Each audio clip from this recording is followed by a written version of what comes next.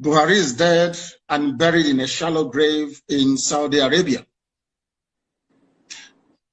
Aisha Buhari was there. Another Savior, holy, holy, holy, holy, another Savior, holy, holy, holy, holy, Well, this is Mobien.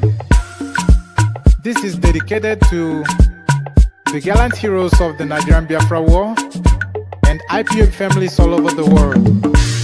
I remember the Nigerian Biafran War, in the thickness of the Biafra genocide. Hey, one man revived the vanishing hope to life.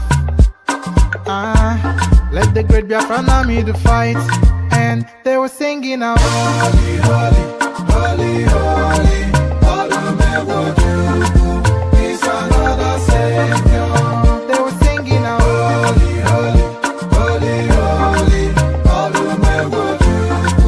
is another Savior. Holy, holy, holy, holy, is another Savior. Many years after the genocide, whoa, yet another great leader has risen up now. Oh, and he's leading the Biafrans to victory. Inyamadika yabika kwa namno. Hey, anamekele mazuche mefo. Manemo, it's an honor having you on board. When I'm singing along, holy, holy, holy, holy, is another Savior. Just sing along, holy, holy, holy, holy, our Savior is another Savior. When I sing along, holy, holy, holy, holy, holy, holy, holy, is another Savior. Getting moving right and getting moving faster now. Holy, holy, holy, holy, is another Savior. Holy, holy, getting moving right and moving faster. Get the freedom. Is another Savior. Yeah, for freedom. Holy, holy, holy, holy, Nnamdi Kanu is another Savior.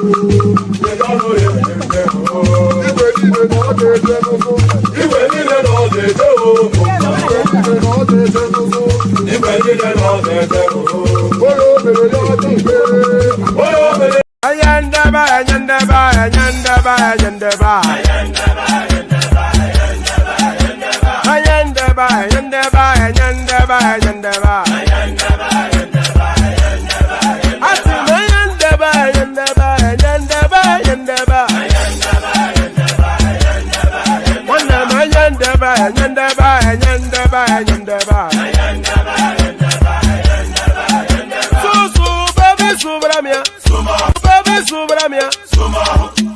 Soko sunu baby subramia. Soko sunu baby subramia.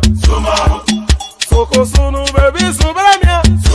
Ejemo, anamana. Ejemeje, anamana. Wana mejemo, anamu. Para tuba jodiri chukuma tuku tuba jodiri ndemawu eguma wego. Para tuba jodiri chukuma tuku tuba jodiri ndemawu eguma wego. Obodo jisike nubo seruna. Oyibo. It is everyone. Befere. Ayandaba.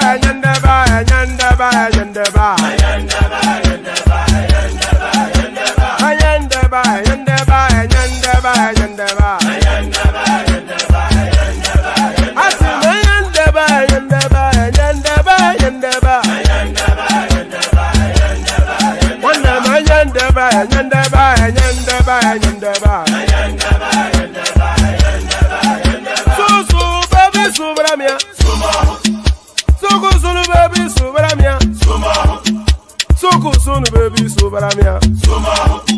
Soko sunu baby subramia. Ladies and gentlemen, sometimes you just have to act like you are drunk, like you are crazy. Confuse your enemies. Confuse them. Oh, that's yeah, we mo.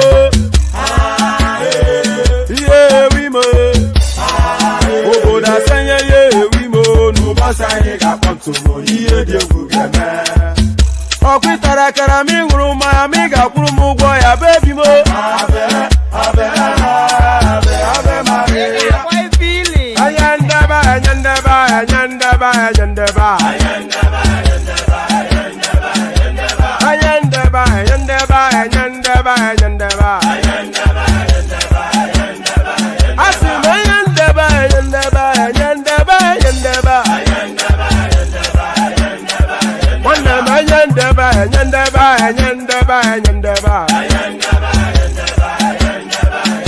So baby subramia.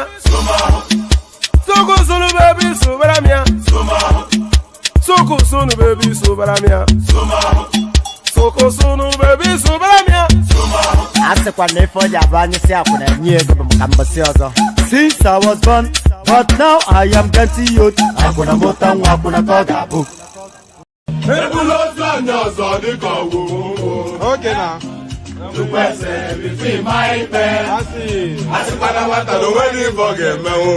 Okay.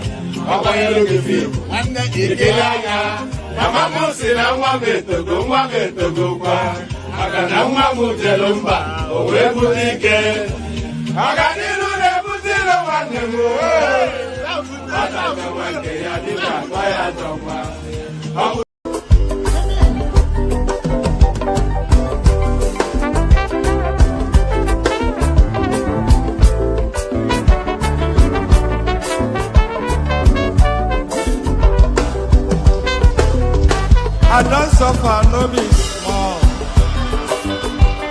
But say I get sense. Poverty no good at all. Now it make I join this business. For one night, don't be it's just again. Everybody will pay up.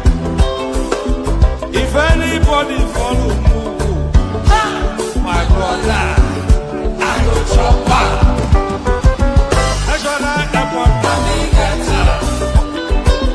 National Stadium, President, my sister, brother, the master.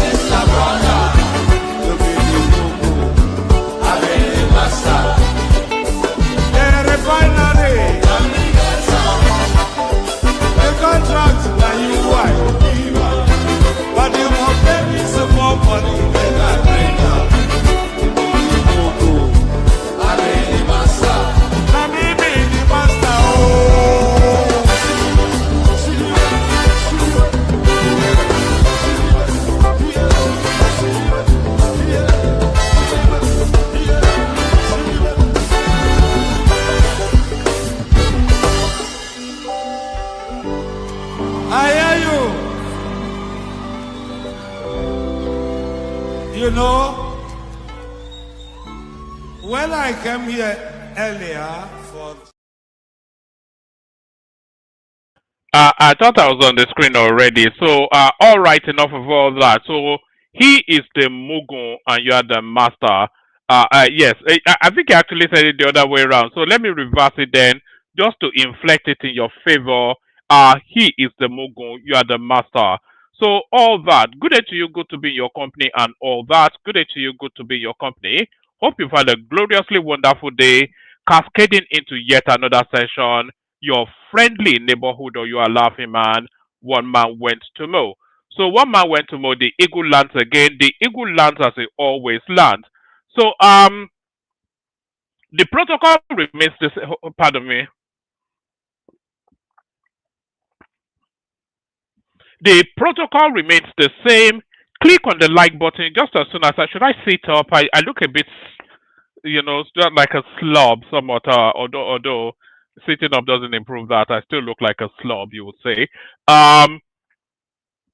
Click on the like button just as soon as I invite you to do so. Do so. Click on the like button. If you are not already subscribed, then please correct that by subscribing. Like and subscribe. So just do those two things. If you are not already subscribed, then you are almost tantamount to a pickpocket. You're like a shoplifter. If you are watching this platform with any degree of frequency and you are not already subscribed, there is no difference between you and a pickpocketer. You are taking something without the entitlement to do so. So subscribe and then click on like, and then you will not be a pickpocketer anymore. So click on like, click on subscribe, click on the hyperlink that says StreamYard if you want to come and join me on the screen. What else do I say? Click on like, click on subscribe, click on the hyperlink that says StreamYard if you want to come and join me on the screen. Share the links just as widely as you can and super chat towards the streams. Those are the five. That's waka in Nigeria, isn't it? So that's like cursing you. So I'm not cursing you. I'm showing you the numbers five. I'm showing you five fingers. So like, that's the first obligation that you have. Subscribe, that's the second obligation that you have. Click on the hyperlink that says StreamYard if you want to come and chat on the screen. So that's not an obligation, that's a recommendation. Share the links just as widely as you can. That's an obligation, not a recommendation.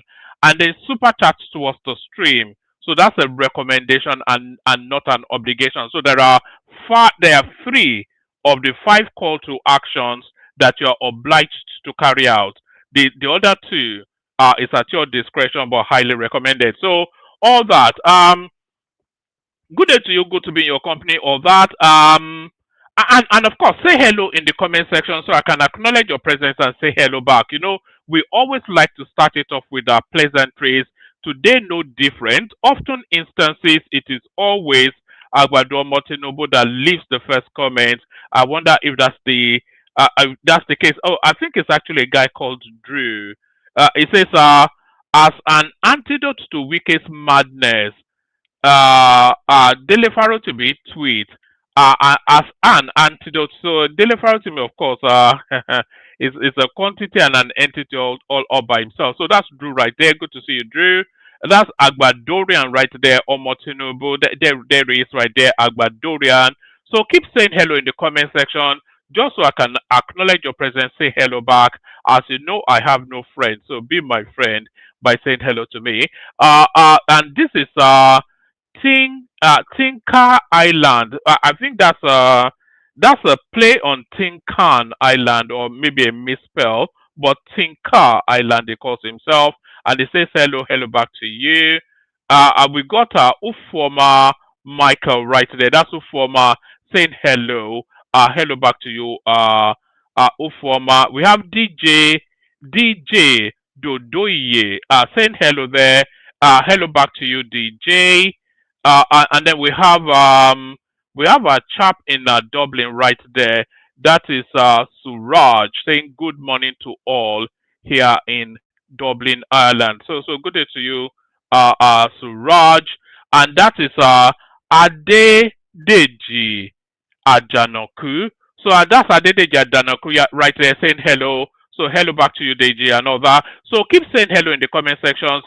Anytime I pop in, I'll say hello back to you. So why don't we just get started? There's really no other story outside of the Wike versus the AK-47. So that's played out, but how has it landed is the wider question. So should we just start from there? Let's actually start from that Wike narrative. So we start from the Wike narrative, and you may think the story starts from here. The man took the Arab, will not allow going on tip on and then for you to carry land. Sir, everything was acquired legally. Will you stop that? You get will you stop that? Sir, I'm an officer, I have integrity. Shut up, your man, good officer. I will not shut up. Will you get out? Sir, I won't shut up. Sir, I was in school, you're not in school. Sir, you can't shut will me you keep quiet? Get me a big food. I'm not you are a big fool. I'm not a fool, you can shoot anybody like that. Sir, I'm not a fool. I am not a fool, sir. As at the time I graduated, you are in primary school. I'm acting on order. Take for which order? You will see whether you will not lose here. Sir, you can't call me a fool. Go and put up your I'm not a fool, sir. You will have killed everybody here. No, we won't kill anybody. We won't kill anybody. We are acting on order.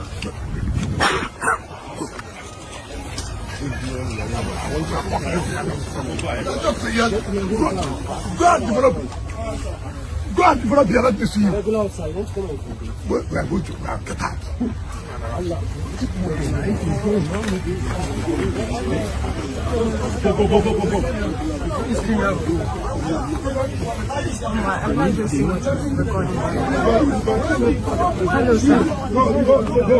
Director press.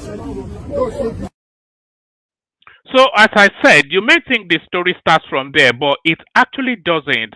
The story actually starts round about 2012, thereabout. So, but it starts about a decade to 15 years back.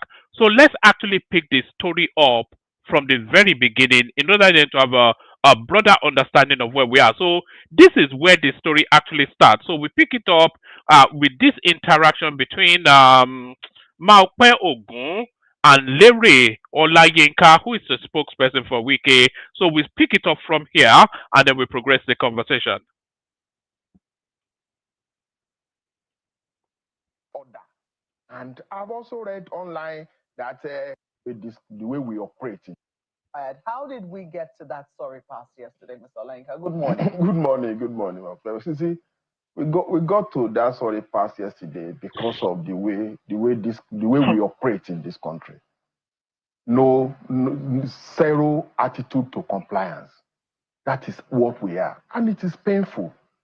I saw the military, the army officer yesterday telling us that he was acting on an order, and I've also read online that a military man should obey the last order and order. And I've asked myself, which order? Like the minister also asked yesterday, you obey order, yes, but that order has to be lawful. The order has to be reasonable. For instance, if I am a military officer and my superior give me an order to go and shoot somebody, or let's say my boss give me an order to go and let me use this last, sorry for use this word, rape my daughter, will I obey the order because the order is coming from my superior? Or somebody because somebody is dragging a girlfriend with my superior, and that superior now see the person dragging girlfriend with him walking on the street, and he say, hey, shoot this person. Because it is another. All right, this is about a 30-minute long sort of a clip, but I don't want the whole of the 30 minutes. There's a particular bit of it that I wanted you to listen to. So, but I've clipped it out. So let me just play that bit. Let's go back to how we got to that level. That particular land was allocated to. Let's go back to how we got to that level. That particular land was allocated to a company in 2007, Santos Estate Limited, for park and recreation. Let me say this again. Allocated in 2007 for park and recreation. The company did not do anything on the land because that place is a parkway, it's a walkway, it's a road corridor. You don't build there. Then in 2022, the company wrote to the FCTA, the minister, oh, I want approval from you to convert the purpose to commercial. From park to build park. You know what park is, a recreation term. Not permanent structures. Probably in anticipation of the minister's approval for conversion. The man decided to partition the land, a land allocated to him for park and recreation. He now partitioned the land and sold to people, including the former chief of naval staff. And that is why I want to say here that the former chief of naval staff was scammed. He was scammed. And he has realized that he was scammed. Instead of him to now come out and seek help, he resorted to use military might. Now, in 2022, the minister of FCT declined that request, did not grant the request for change of land use made by that company. That was where it ended. But he had already sold the land to people, giving them the impression that the land use will change. Wike was not the minister then. In 2022, 2022, Wike was not the minister. Now, after selling land allocated to you for park and recreation, for people to build house, who should the former chief of naval staff go and hold? The person who scammed him or the government? He chose not to hold the person who scammed him, the company who scammed him.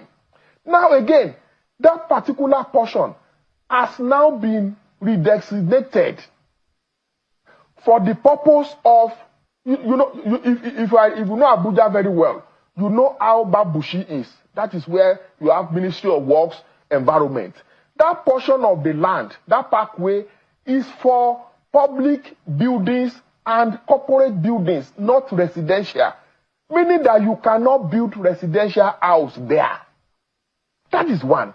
So as of today, Vice Admiral Gambo does not have a document, a title document, showing that he owns the land. He does not own the land. Now, assuming we're not considering that he has title documents and he owns the land, before you begin development of a land, there are processes you must pass through. One of such processes is to have a building plan. Building plan showing what you want to put on the land. And you take your building plan to the development control. See, you take your building plan to development control.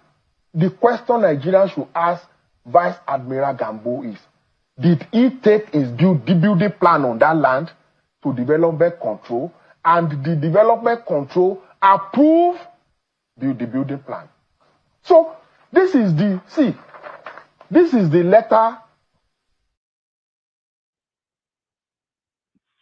So there it is right there. So the story starts to take shape. So what do we know? We saw an altercation between Nyesom Wike and a naval officer. And by the way, that guy was wearing army fatigues.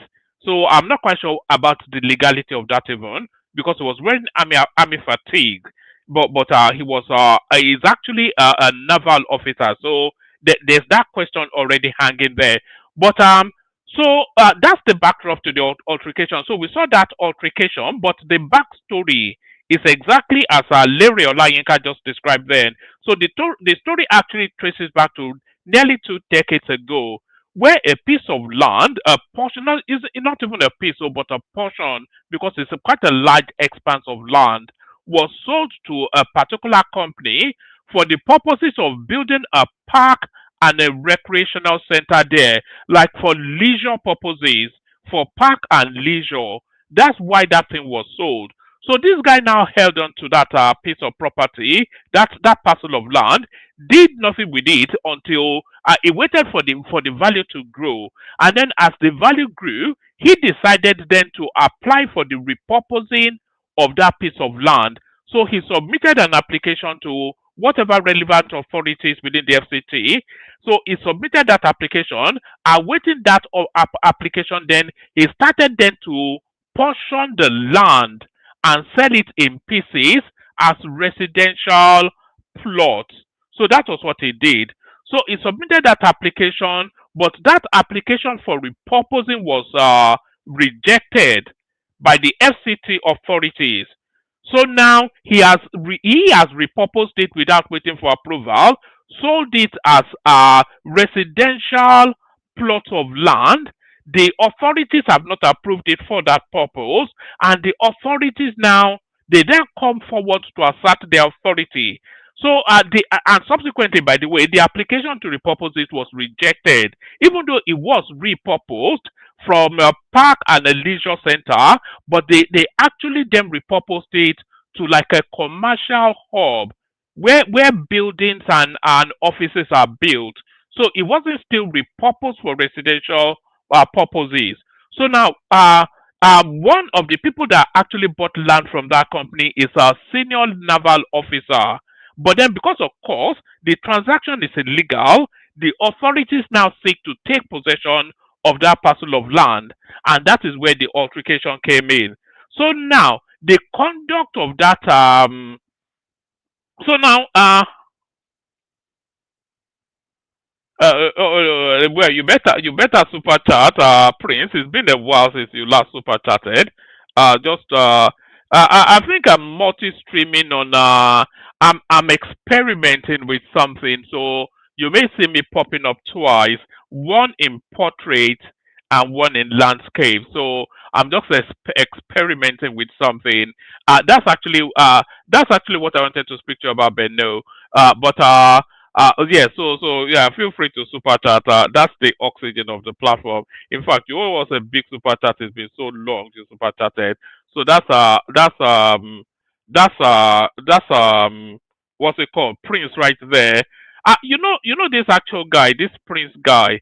You know he actually owns about 2 or 3 factories in the somewhere in London. So he's somewhat of a big boy on the quiet, as we have quite a few of them on this platform. But no. So now so essentially the naval officer that bought that parcel of land was scammed. So that's the first thing we established. But then it wasn't scammed by the state; it was scammed by whoever sold him the land. So for him now to go and assert his and by the way, it's a gross abuse of power for the naval officer to roll out for the naval chief, because it's not, yes, let's call him a naval chief, for the naval chief to roll out naval officers to go and defend his own personal property is an abuse of power. So already an illegal, just their presence there, an illegality has taken place, because it's not a matter of brute force. It's not a matter of it's not a war zone now. It's a civil matter. You are in contention with the local authorities over ownership of a parcel of land. So that's no reason to send a troop of military person. So an illegality has already taken place there. But then the conduct of both that officer Yerima and Nyesom Wike has been the subject of quite fervent, quite aggressive debate within the Nigerian space. So, pardon me. Like I said, I go through a lot of water doing this thing. So the conduct of both the Nyesom Wike and the naval officer has been the subject of quite intense debate. So neither of them came out in glory. No, but no, neither of them came out in glowing colors. So we have to say that. But who is actually at fault? So Nyesom Wike, obviously he's at fault. The way he conducted himself and the way he spoke to that guy is just unacceptable for a senior member of society, for somebody, and speaking to somebody in uniform, by the way, an officer of the Nigerian Security Services, that should command a degree of respect from a sitting minister. So unconscionably, so Nyesom Wike actually damaged himself quite a lot from that altercation. So that's one. But then that officer also damaged himself. The aggression, you could see he was barely containing himself. under different circumstances, he would have physically attacked Nyesom Wike, and there was an undercurrent of physical attack being threatened in the conduct of that guy. So he did not cover himself in glory either. So neither of them covered themselves in glory, but the backlash, the offshoot, the pushback against all that is now coming thick and fast. So first to break cover, to speak to that space, is the former Chief of Army Staff to Cor Burutai. And this is what he's saying. Urgent action required as Minister Wike's conduct poses a clear threat to national security. So this is just a superlative use of words. I'm not quite sure how he poses anything other than just a disciplinary matter. I think Tinubu should have stepped Wike down a little bit. It says urgent action required as Minister Wike's conduct poses a clear threat to national security. So let's quickly whiz through this. The events of November the 11th, 2025 involving Minister of the Federal Capital Territory, Barrister Nyesom Wike, demand an immediate and serious response. Is public disparagement of a uniformed officer of the Nigerian Armed Forces transcends mere misconduct. It represents a palpable threat to national security and institutional integrity. A minister's verbal assault on a military officer in uniform is an act of profound indiscipline that strikes at the core of our national command and control structure. So I have to say, I don't a million miles disagree with that particular statement right there. It was a verbal assault, because we all heard it and saw it was quite aggressive. Under different circumstances, Wike would have slapped him. And if it was a different personality, Wike would have slapped him, because as power drunk as that military officer was, as that naval officer was, Wike is equally completely subsumed and consumed by power. So two power drunk people. So a minister's verbal assault on a military officer in uniform is an act of profound indiscipline that strikes at the core of our nation's command and control structure. So I cannot disagree with that. It deliberately undermines the chain of command and disrespects the authority of the commander in chief. So I'm not quite sure. That's taking it too far. That's that embellishment gone too far. I'm not quite sure how it undermines Tinubu, Wike, acting Wike with an army officer. I think you get what you get what you buy with Wike. They knew his quantity before they bought him, so they cannot be surprised that it's this way.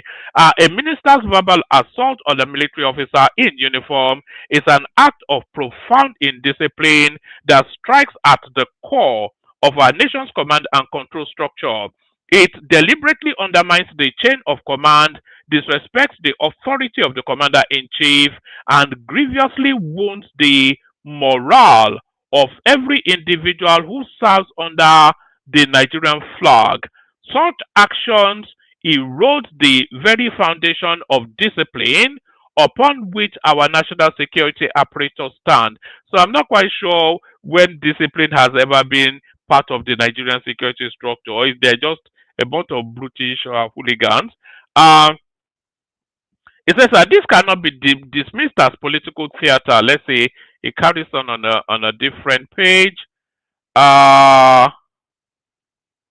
Yes, this cannot be dismissed as political theater. It is a reckless endangerment of national order. This action by Wike is clearly an indication of undermining the federal government authority. So you have to listen under the understanding that this guy, this guy right here, you have to listen under the understanding that this guy right here, Tukur Burutai, is an ADC member. So it belongs to their Atiku camp. So of course they'll make political capital, and it's a misstep by Wike, by the way. I'll play you a couple of clips after this readout, and then you see that is what Wike did is a real misstep, and I'll explain why in a moment. A minister's verbal assault on a military officer in uniform is an act of profound indiscipline that strikes at the core of our nation's command and control structure. It deliberately undermines the chain of command, disrespects the authority of the commander-in-chief, and grievously wounds the morale of every individual that serves under the Nigerian flag. Such actions erode the very foundation of discipline upon which our national security apparatus stand. This cannot be dismissed as political theater. It is a reckless endangerment of our national order. This action by Wike is clearly an indication of undermining the federal government's authority. Consequently, Barrister Nyesom Wike must tender an immediate and unequivocal public apology to President Bola Ahmed Tinubu as Commander-in-Chief, the entire armed forces of Nigeria, and the specific officer whose honor was violated. So I cannot disagree with it. As loath as I am to agree with this, I cannot disagree. Wike does need to tender that apology, and as quickly as early as tomorrow morning. That should be the first news item that comes out. So that apology should be quick and fast, and it should be directly to that officer first, and then to just along the chain that to Koburuta is described. I'm loath to agree with anything he has to say, but I cannot disagree with this.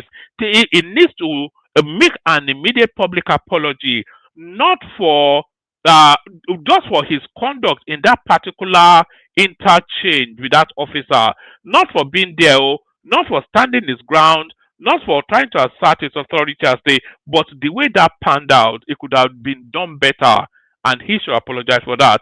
Consequently, Barrister Nyesom Wike must tender an immediate and unequivocal public apology to President Bola Ahmed Tinubu as Commander-in-Chief, the entire armed forces of Nigeria, and the specific officer whose honor was violated. Our nation's security must come first. It is time for decisive action, not politics of military bashing. The integrity of our armed forces demands nothing less. So I agree 30% with what he has to say, but let me play you this clip that goes on to expand just how much of a misstep Wike might have made. Watch this. The part I want to come from is a bit really different. I think and I know that for Wike, before Wike got to that land, he must have gotten information that soldiers were at that land. You see, sometimes as hero where you be, not be every fight. Sometimes you dey fight. You see, there are times you go look some kind war, you vet throw away your face. We strategize. You see what has happened today that is trending everywhere? Trust me, whether you like it or not, you get some kind of people who not feel look wicked for eye before. They know they get small muscle. Most especially if Wike did not enter that land. Some people go say, so this man not be I am that I am. So sometimes it better make people assume, say you dey fear, than make people see, say you dey fear. If Wike had not gone there, people for the say, I beg you, if to say Wike go there, forget it. But say he go there, if they talk, that guy stands. Face am. I feel that, I feel that Wike would have saved himself this embarrassment and keep his crown on his head. What has happened to Wike today that is all over the news, for me, it has reduced more than 30% of the respect that people generally have for him. Knowing that there are human beings in this life that can stop Wike, for me, it would have avoided going to that place totally. That's what I'm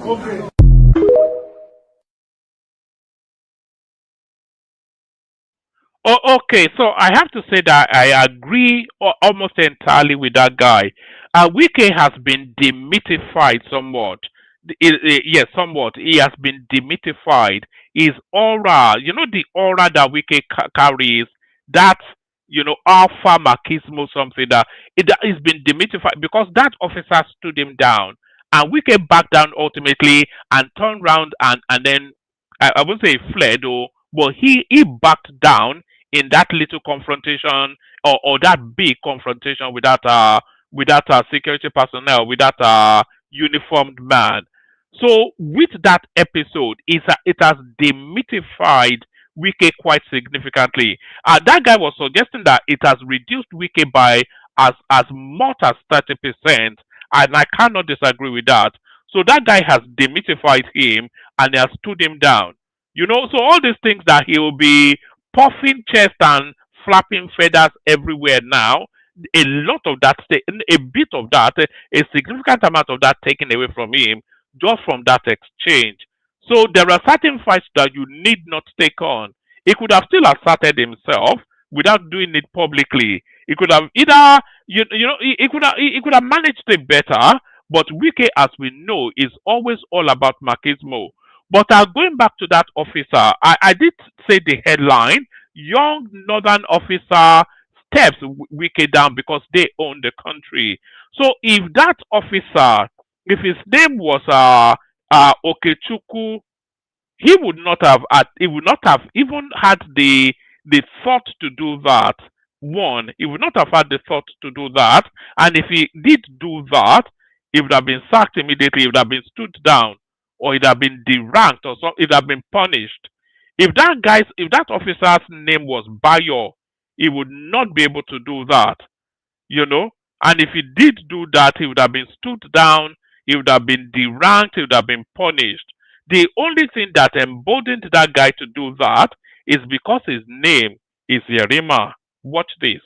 If you look at the name tag of that young military man, it is Yerima. If you look at the name of the retired naval officer, it's also of northern extraction. If that boy standing there was answering Uzodima and the general that sent him was General Okoye, what we are saying now will have been different. If in fact that young officer will lose his job, if that boy was Shola and the general was Debo, the story will have been different. If you have wisdom, you will understand what I'm saying. So yes, exactly as that guy said. I couldn't. I'm finding myself agreeing with people that I often historically traditionally disagree with. Let me play you one more on that space. The repercussions and how this splashes on Wiki and demythifies him somewhat. Wike don't pass person. Who don't meet person with senior ram. I love you, soldier. The man took the Arab, who not Arab going on the and they built to carry land. The guy, will you stop that? Shut up your mouth, put us out. Will you get out? Wike. I will be so you're not Bully, don't meet Will bully. you keep quiet? You get big food. Soldier, we suppose this officer the Air Force fight. I'm not Yeah, a fool. who are you? I am not a fool, sir. After the time I Wike, you think say that everybody in future? You see what else you love me here? Sir, you can't call me a fool. Why you not no beat am, soldier? Why they don't beat am? No, we are not killing anybody. We won't kill anybody. We are acting on orders.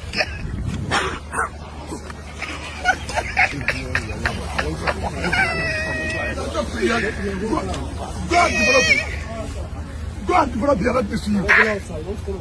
We are going to get out.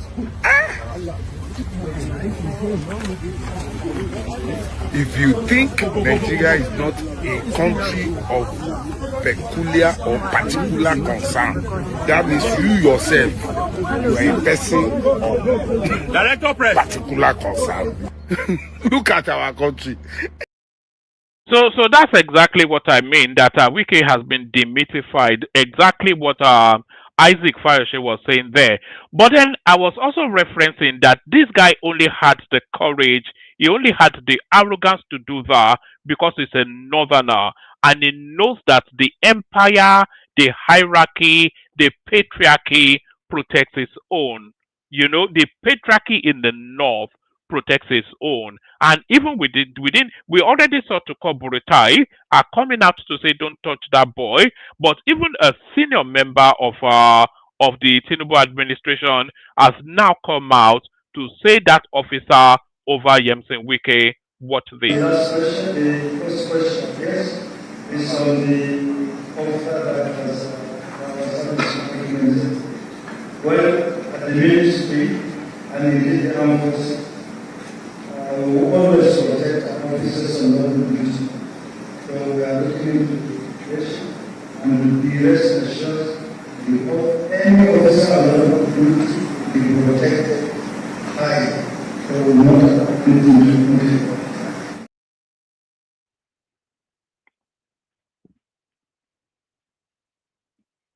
So there it is right there. So that was one of the senior. I can't even recall whoever that guy was. He's a senior member of the security structures within the Tinubu administration, telling us that that officer will be protected. But very quickly, of course, Peter Obi leaps into the opportunity to feed on whatever scraps there is to feed on. So here is Peter Obi speaking to that space.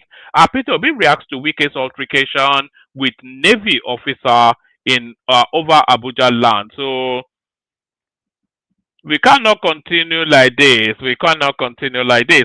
The 2023 presidential candidate for the Labour Party, Peter Obi, has reacted to the recent debacle between Nyesom Wike, the Minister of the Federal Capital Territory, and the Navy Lieutenant or Lieutenant A.M. Yerima over a piece of land in the Gaduwa area of Abuja. In a post made on X on Wednesday and titled Wike versus Naval Officer, a lesson for national reflection, Obi described the verbal altercation between Wike and Yerima as needless.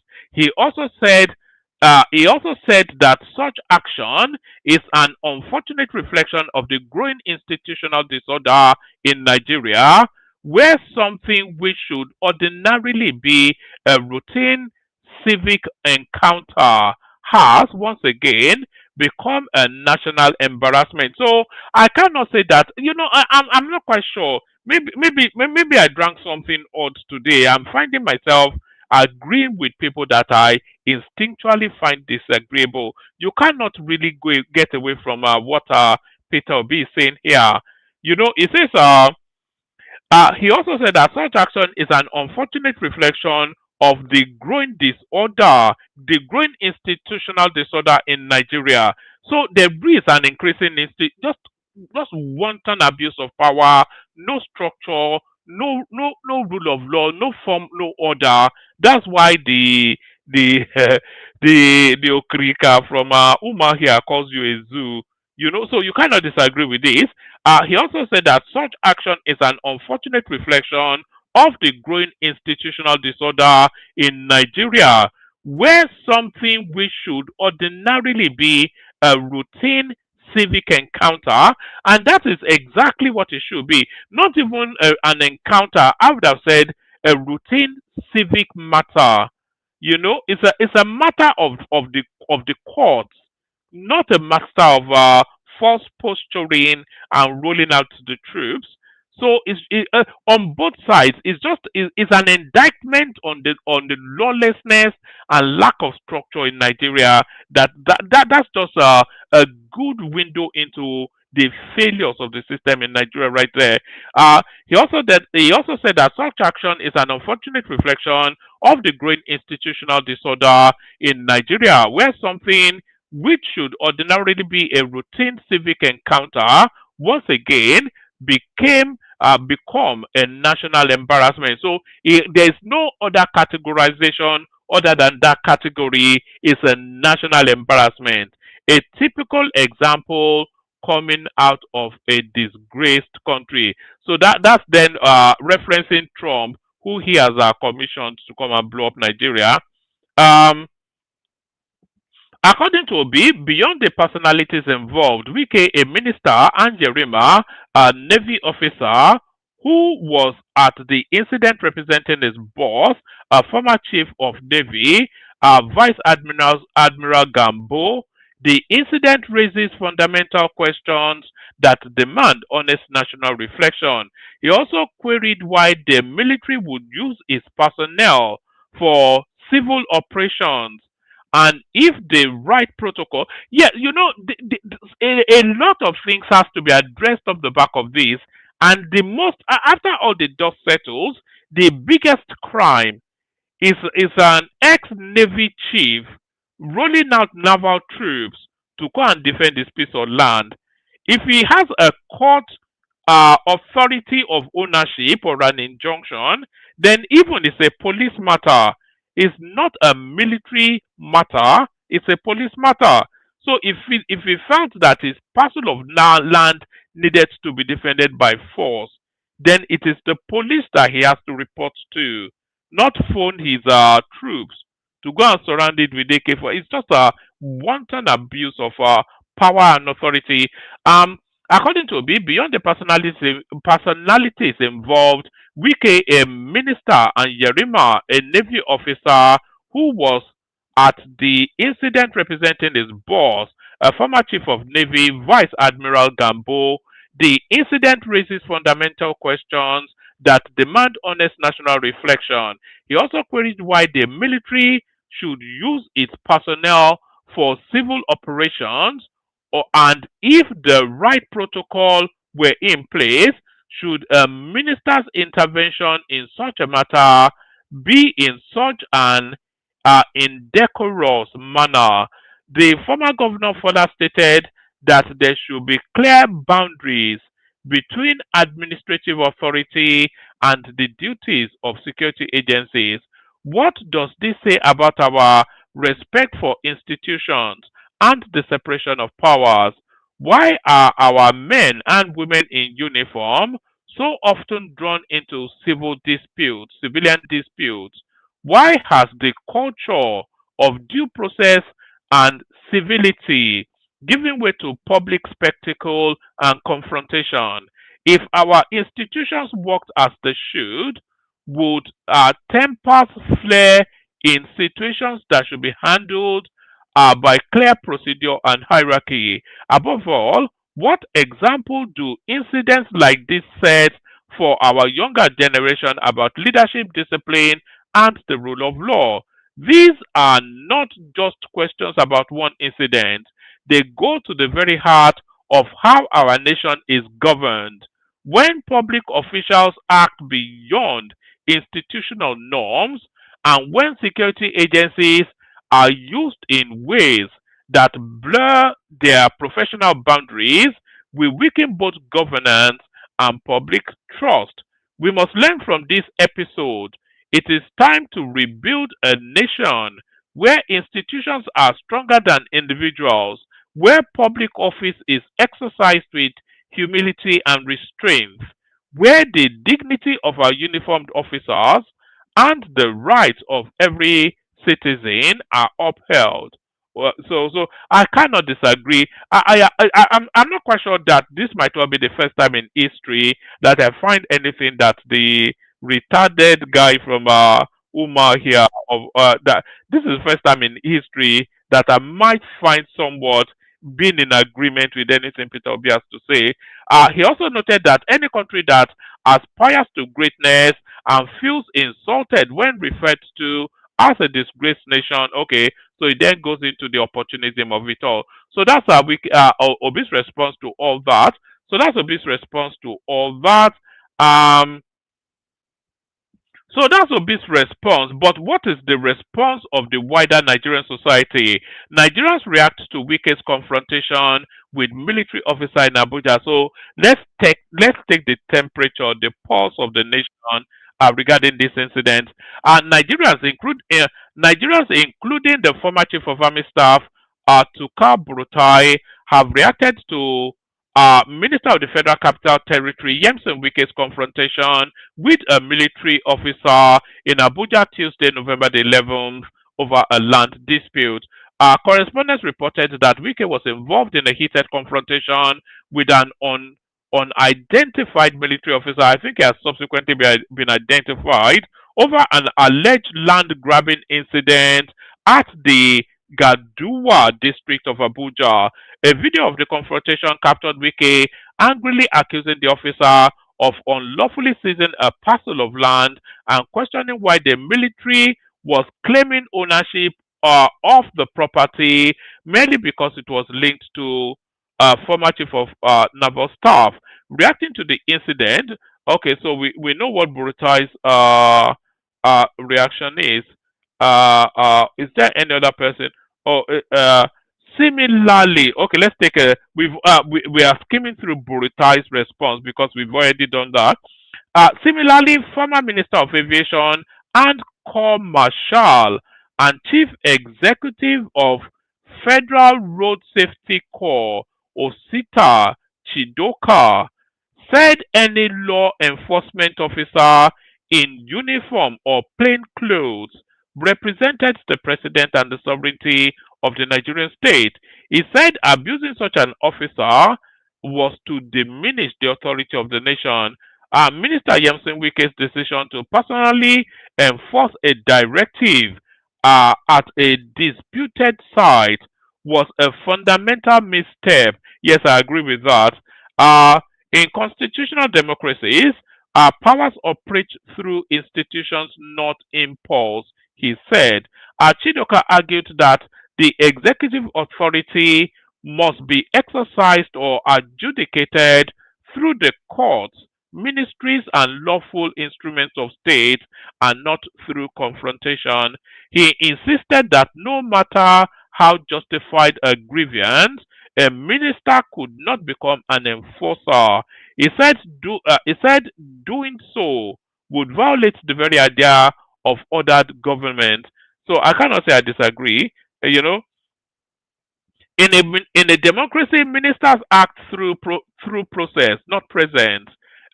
Formal communication to the Minister of Defense, whose office oversees the armed forces, would have sufficed.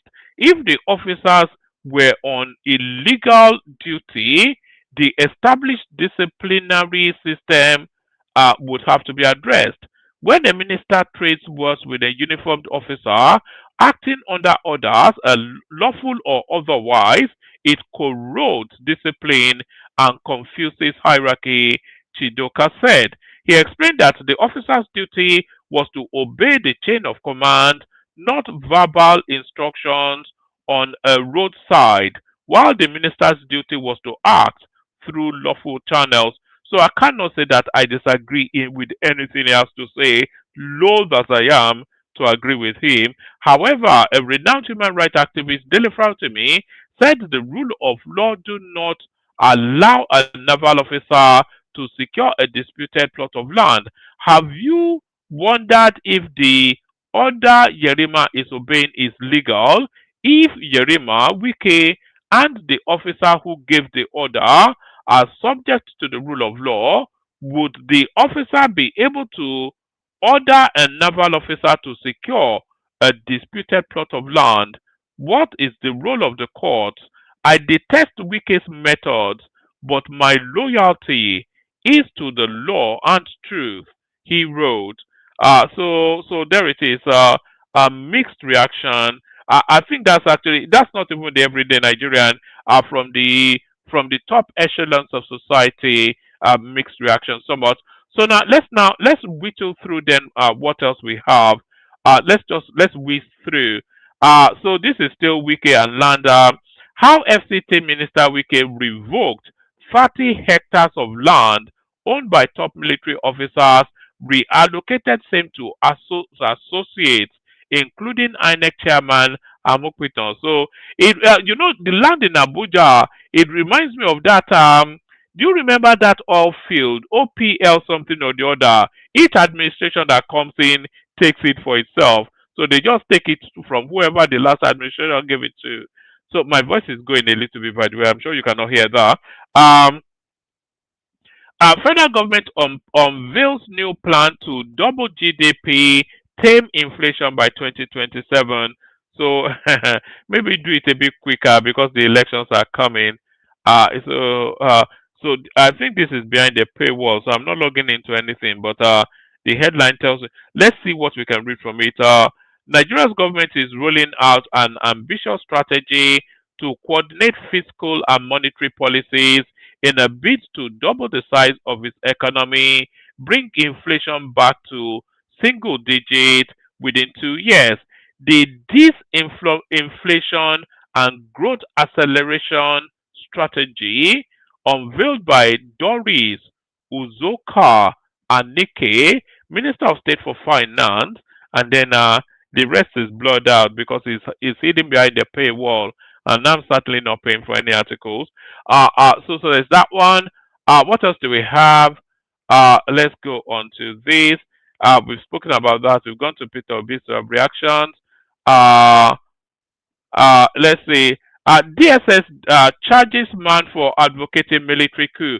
So, off the back of that coup that recently was attempted, I think the tolerance for free speech in that particular direction may have won out. DSS charges man for advocating military coup. The Department of State Services has filed a six-count charge against 27-year-old innocent Chukwuemeka Onekwame for allegedly calling for a military coup in the country. The charge brought before the Federal High Court in Abuja under case number XYZ relates to post Onukwame made on his verified X handle October 2025. According to the DSS, the post encouraged the removal of the ruling All Progressive Congress, the suspension of the federal government, and support for military in taking over the country. In the charge filed on Tuesday by the DSS Council, uh, Onumuka's action were said to have contravened XYZ statutes, cybercrime, etc., etc. Some of the statements attributed to him include a coup in Nigeria is needed, depose APC, suspend the Nigerian government and join the AES, whatever that is. That is all we need now. He allegedly also wrote, it will happen eventually, Nigerian. The military needs your support now. Only they can save this country. The bastard in Aso Rock has basically sold this country to the West, and they run our intelligence apparatus. Only the military can reset this country. In another post, he reportedly stated, Tinubu has to go and APC has to die for Nigeria to have any semblance of normal life. And if you think your stupid votes can remove Tinubu, I am here to tell you you are a fool. The DSS further cited the same post repeated on his account, adding, a coup in Nigeria is needed. They post the APC, suspend the Nigerian government, and join the AES. That's all we need. Anokwame, a resident of Umasayo Layout, Oyigbo local government area of River State, is expected to be arraigned this week. So I think it's going. This is what they call scapegoating or making an example of. So they will make an example of him in order to try and sanitize that space. So that's that. So that's I'm not quite sure that I disagree. I think that is absolutely necessary. Because the space is running wild, so they have to curb the excesses of that obedience space. The election, we are now near the next election, so let go of that one and strategize to fight for the other one. The val and the toxicity is just too much. The kind of files fresh motion to Supreme Court on his terrorism trial. I wonder what latest comedy skit. Do you remember he woke up one morning and said he wanted to subpoena Sanwo-Olu, Burutai, Nyesom Wike, Kenyan people, Ugandan people, people from the UK, the Oni of Ife, Buhari from the so he wanted to subpoena everybody, and then the next day he woke up again. He said he doesn't want them anymore. He has no case. So I wonder what next ludicrous installment in the never-ending saga that is the comedy skit of the terrorist versus the state. Nnamdi Kanu files fresh motion to Supreme Court on his terrorism trial. A leader of the indigenous people of Biafra, IPOB, Nnamdi Kanu, has filed a motion before the Supreme Court seeking to set aside its December 15, 2023 judgment that remitted his terrorism trial back to the Federal High Court. The Supreme Court had, in suit number XYZ, ordered Kanu's continued prosecution after the Court of Appeal discharged him and acquitted him in October 2022. However, in a motion filed on November the 6th, 2025, Kanu is asking the Apex Court to nullify the judgment on the grounds that of lack of jurisdiction. He argued that the decision was based on laws that were no longer in force at the time it was delivered. The motion, filed pursuant XYZ of the Constitution, lists Kanu as respondent/applicant and the federal government as applicant/respondent. Amongst the relief sought are an extension of time to apply for a review of the judgment and leave of court to formally request that the December 15, 2023 decision be set aside. Kanu stated that due to his detention in the custody of the DSS, he's only recently gained full access to his case files on October the 26th, enabling him to review the judgment. He argued that the ruling was delivered per incuriam, claiming it relied on repealed statutes instead of Terrorism Act 2022. He maintained that the alleged error touches on the jurisdiction of the court and therefore should be corrected to prevent a miscarriage of justice. In a supporting affidavit, Kanu's younger brother stated that the restrictions in DSS custody limited Kanu's access to legal counsel and court records, which caused the delay. So another delaying tactic, but we'll see how that pans out. A 210 trillion probe. Senate rejects NMPCL's explanation, insists firm must refund money to government. So they've long shared their money. So the money is beyond recovery. They've moved it out. It's in Dubai, Switzerland, and all of those money laundering Caribbean island spaces. So that money is. I wonder how much is that. That's the better part of $30-40 billion. 210 trillion naira. My God, these people, man, they don't see us finish. Yeah, so that's that. Let me just leave that there. And by the way, there's nobody in the room at the moment. If you want the conversation, you have to come up. And if you don't, then you don't. All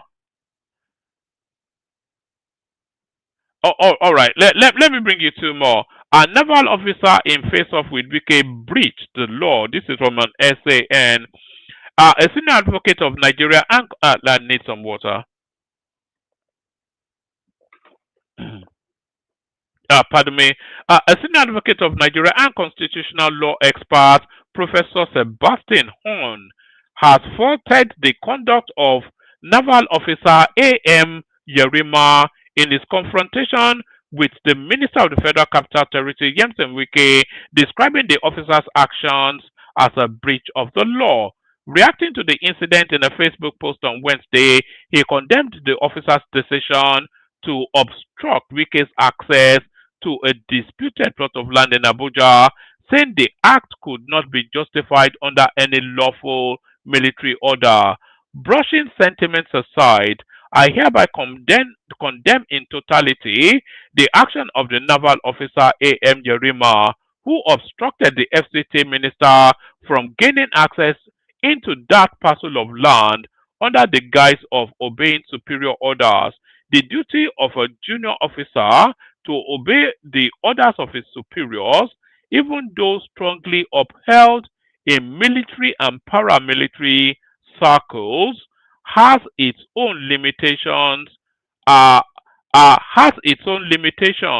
Recognized by no other authority but the Supreme Court of Nigeria, he wrote, he cited the Supreme Court ruling Onanze versus State and Nigeria Air versus James, which according to him clearly established that military officers are not bound to obey illegal or manifestly unjust orders. Yes, well, I don't think that that could have been stopped. Let me just bring you this one as a headline. APC senator increased to 76 as Jarigbe dumps PDP. I wonder how many senators the PDP have left. So that's that. Let me send the link again. Actually, if anybody wants to come in. I'm keen to have the conversation around Wike. That, of course, is if anybody else is keen as well. I'll send the link. Nobody in the studio at the moment.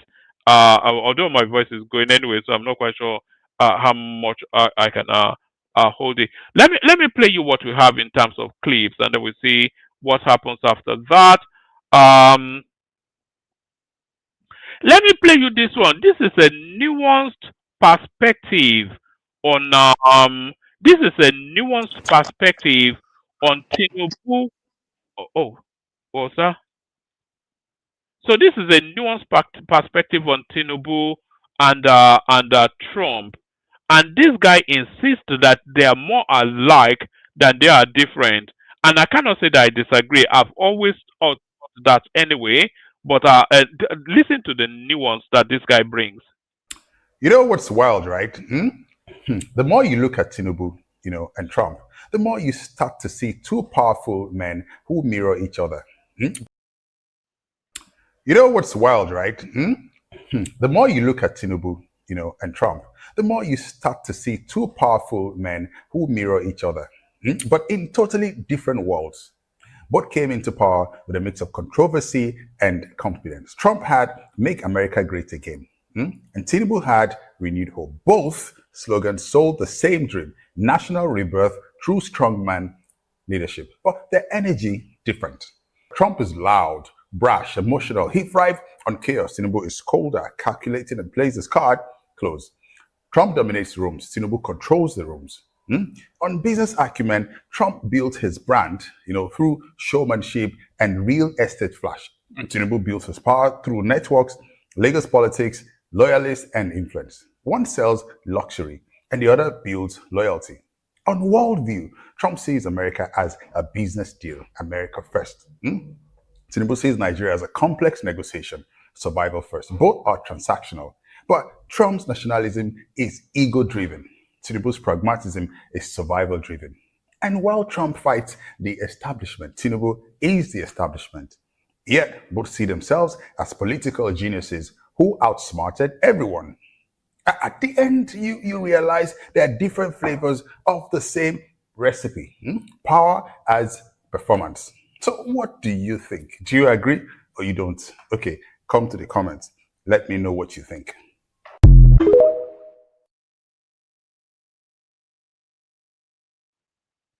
I have to say that I agree with that guy. There is Tinubu and Donald Trump. They are one and the same person. Tinubu essentially is Donald Trump, but with brains. If Donald Trump had brains, he would be Tinubu, and if Tinubu was dumb, he would be. But both their instincts are the same. The only difference is that Tinubu has a brain and Donald Trump doesn't. So that's the only distinguishing factor right there. Let's just go back to the Wike space as Wike comes out to explain Justice's take on what's going on. I don't understand how somebody who attained that position, I see that. I don't understand how somebody who attained that position, I see that he has a problem, cannot approach my office to say, look, this is what is going on, this is what is going on. But simply because he's a military man, he could use that to intimidate Nigerians. I'm not one of those kind of persons that will succumb to blackmail or intimidation. And you can imagine where you cannot even prove where are the documents. And the director of the Bureau Control is there. I said, look, I was there. I said, bring the documents. You don't have the documents. Bring the approval for building. You don't have it. And how can we continue to allow lawlessness to prevail in this country? What about those who don't have the military? What about those who don't have security? It has gotten to a level where when government officials are doing So that's Wike then explaining just he needs to apologize, Wike. There's just no getting around it. He needs to apologize. Let's take a little snippet from Asari Dokubo from the Lunatic Fringe. Let's see what he has to say about what's going on. So when I talk about Wike,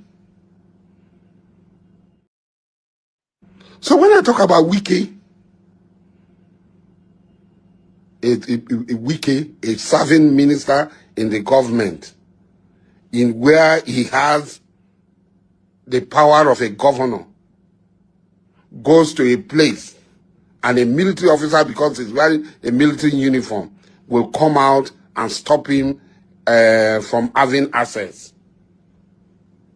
And people are applauding that he's courage. If he's courage, let him go to Sambisa now. I think they're looking for people in Sambisa. Let us not make an excuse. Is it guiding private property? Is that why they engage him in the military?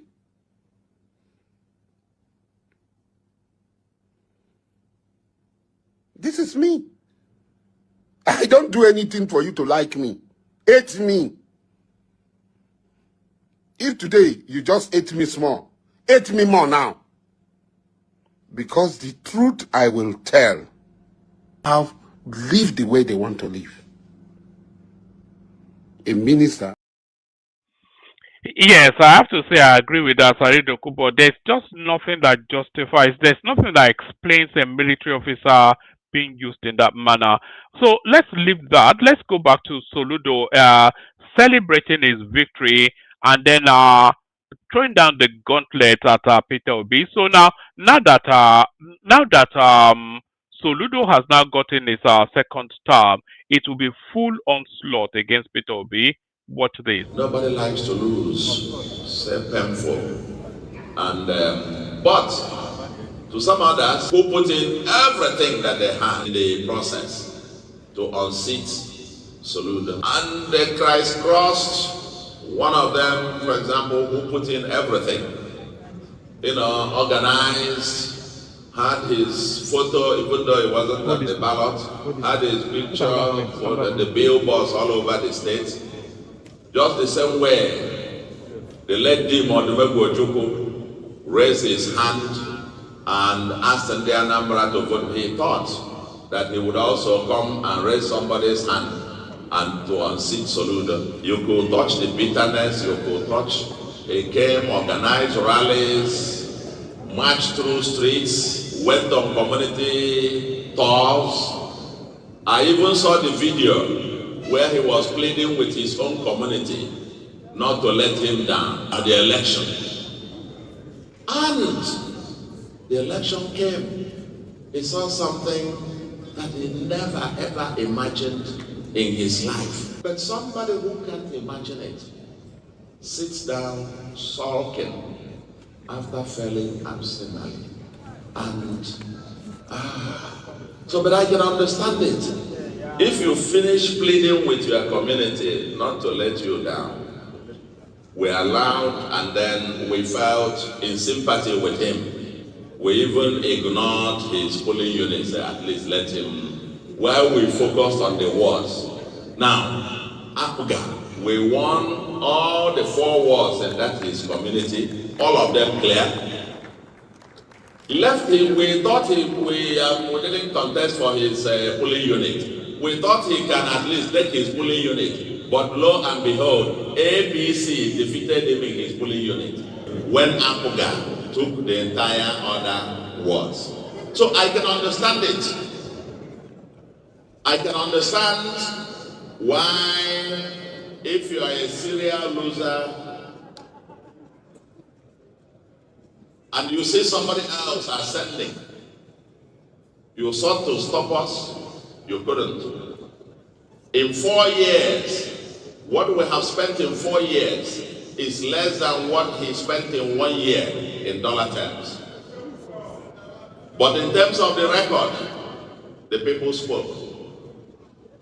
The people from his polling unit to his ward to his community to Anambra, all over 21 local governments, and so on and so forth. So I can understand if somebody is feeling that frustration, why that it might be getting to his head a little bit, maybe. And so you now see him talking. Somebody showed me what he was saying on the about the election and that kind of thing. Then I laughed and I said to somebody, I think something is beginning. I'm going to call a meeting of committee of friends so that we can get to him to advise him, my brother. Or at least we can take him to Fun City so that he can relax. Otherwise, when you now get on, we try to coach him to play in League One after I had finished playing the World Cup. You know, we coached him to play in League One, but he just left. So that's Soludo right there, essentially declaring war against Tinubu. So there it is. We play the Kegite music, and then we see what happens after that. Only water, only water, where they see ma. Water,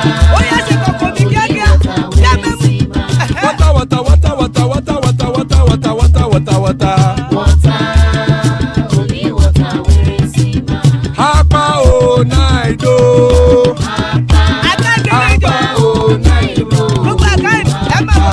Hapa you don't come o.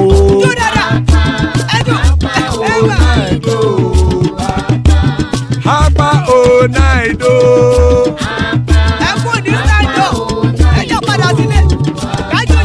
Oro kẹ̀kẹ́ ẹlẹ́mù yé o. Ilé sọ́dí kẹ̀kẹ́ ẹlẹ́mù ré o. Bobby master kẹ̀kẹ́ ẹlẹ́mù ré o. Chifu Wile ti kẹ̀kẹ́ ẹlẹ́mù ré o. Eruku lẹ̀lẹ̀ ẹlẹ́mù dé. Eruku lẹ̀lẹ̀ ẹgbẹ́ ẹlẹ́mù dòde ojàre o. Eruku lẹ̀lẹ̀ Ghana ti dé ẹgbẹ́ bọ́dì o. Ọmọ ẹlẹ́yẹ ẹyẹ o ó dilé o. Olúyẹ̀lá ẹyẹ o ó dilé o. Petrosonama ẹyẹ o ó dilé o. Petrosodunke ẹyẹ rẹ ó dilé o. Ẹlẹ́kọ̀ ọ̀run mú ìní o.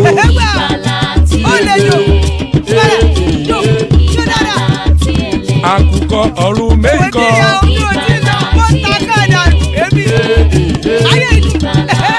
Ikú kò ní ríwà gbéṣe o.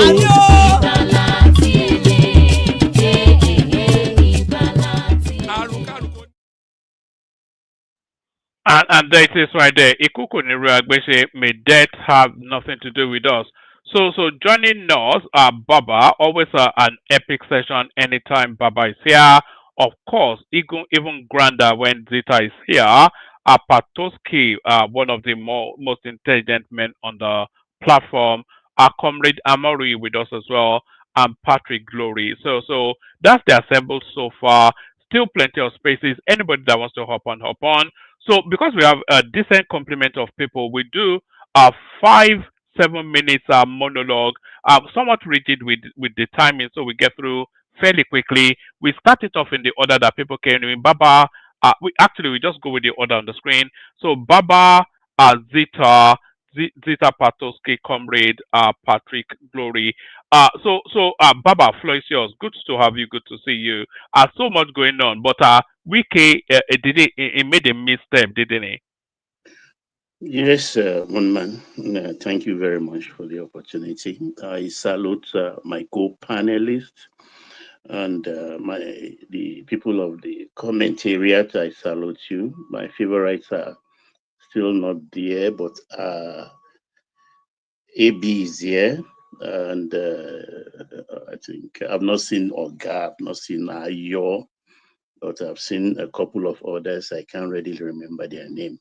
I formally salute you too. And to our esteemed viewers, click the like button. And if you have not subscribed, please do so. And don't forget to share this stream. Yes, thank you, woman.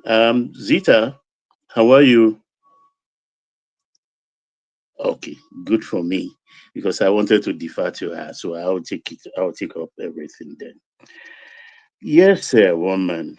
I think I need to. I like to look into issues like this from a broad perspective,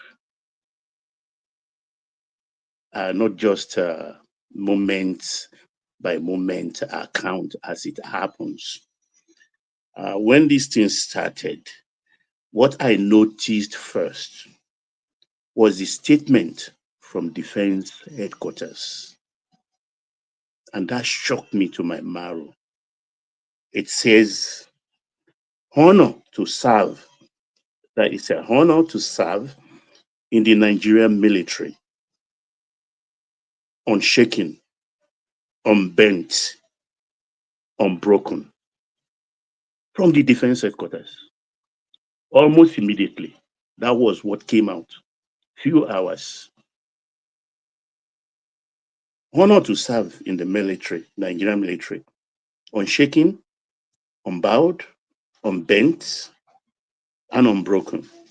Then followed by the ministers the Minister of Defense, the man whose I think clip, I won't say clip, photo you showed in one of the newspapers. That was Badaru Abubakar. He's our defense minister. He made also a statement. You know, it's Remembrance Week for veterans. So they are celebrating that, and he also made a statement that he stands with the Nigerian military.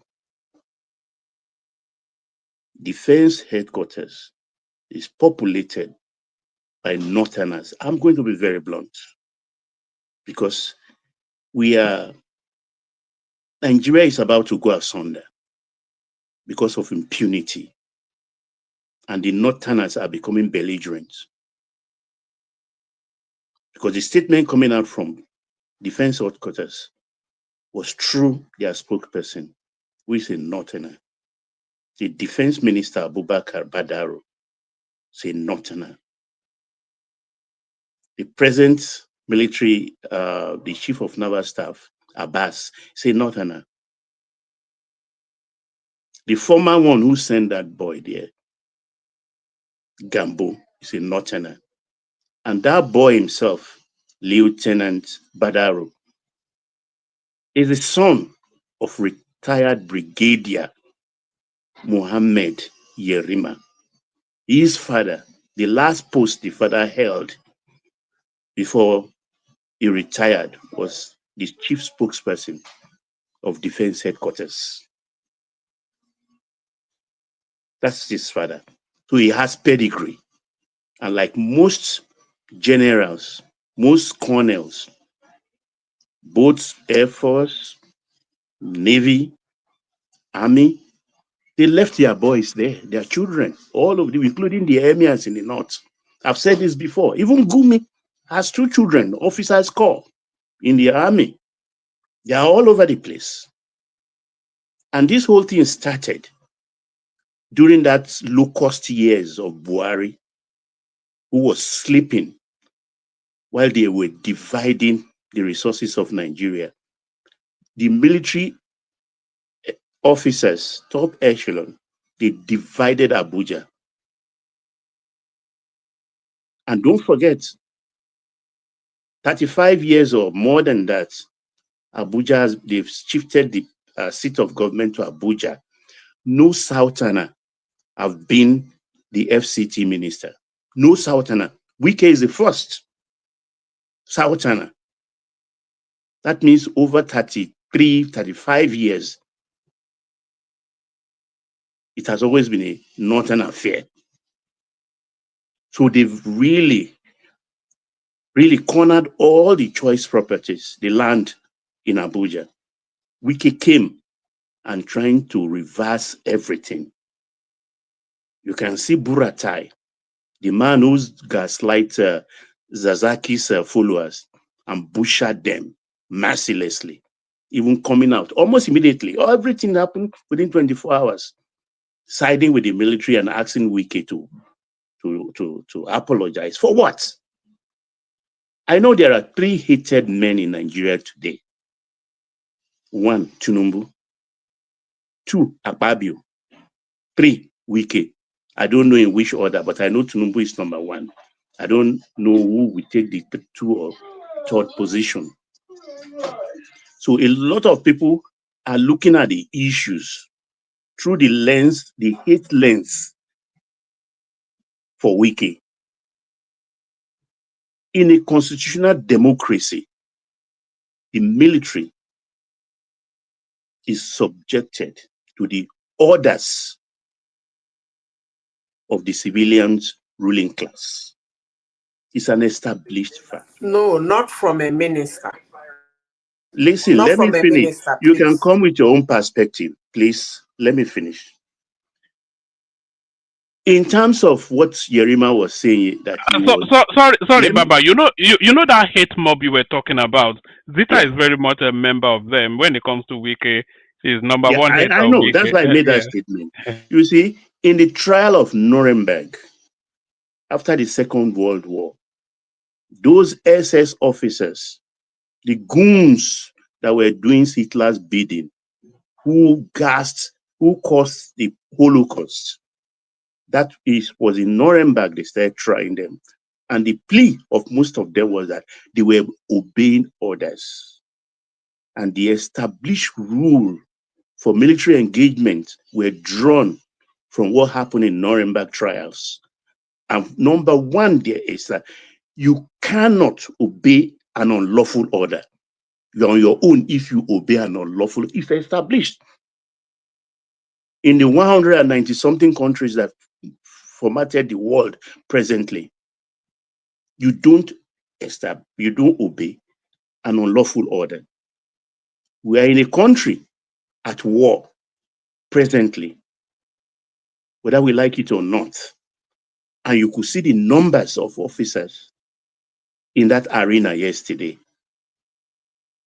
A lieutenant headed that. That must be more than even like a platoon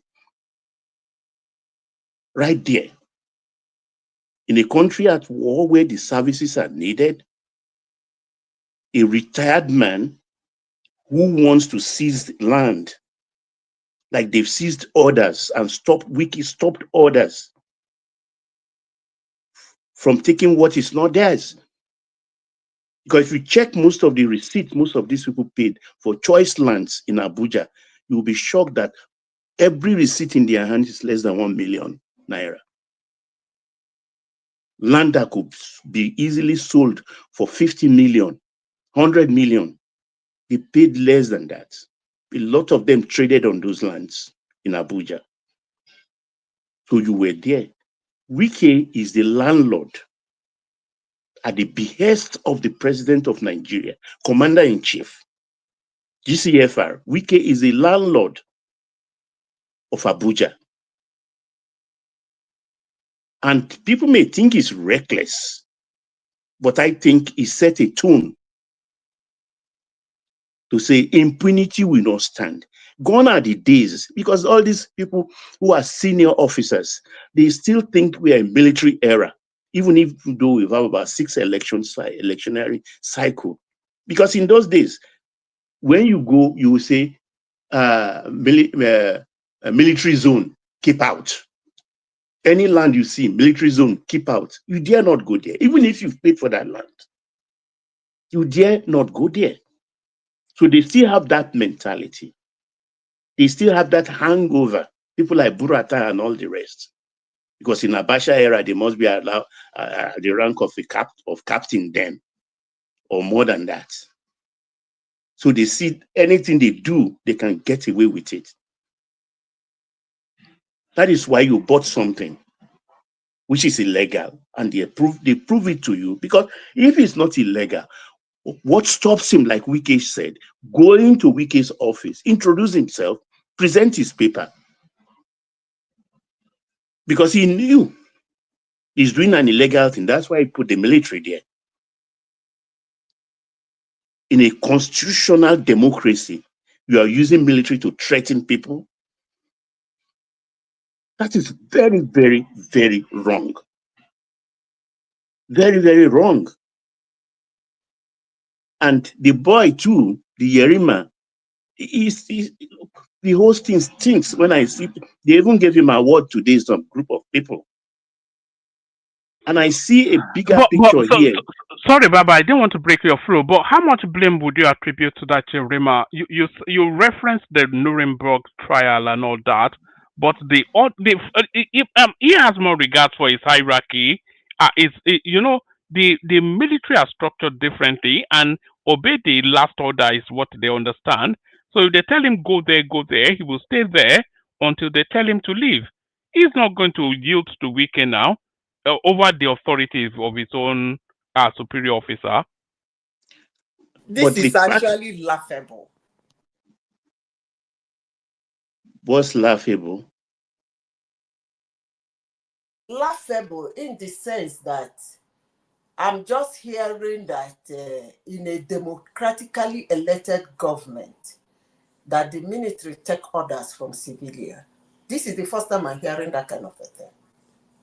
I don't understand. Do not take orders from civilians, please. No, can you say that again, please? Slowly, I don't understand. The military do not take orders from civilians. What are you talking? Where did you come up with this? Oh my goodness. A democratically elected dispensation. In which country? Can I finish? You ask me a question.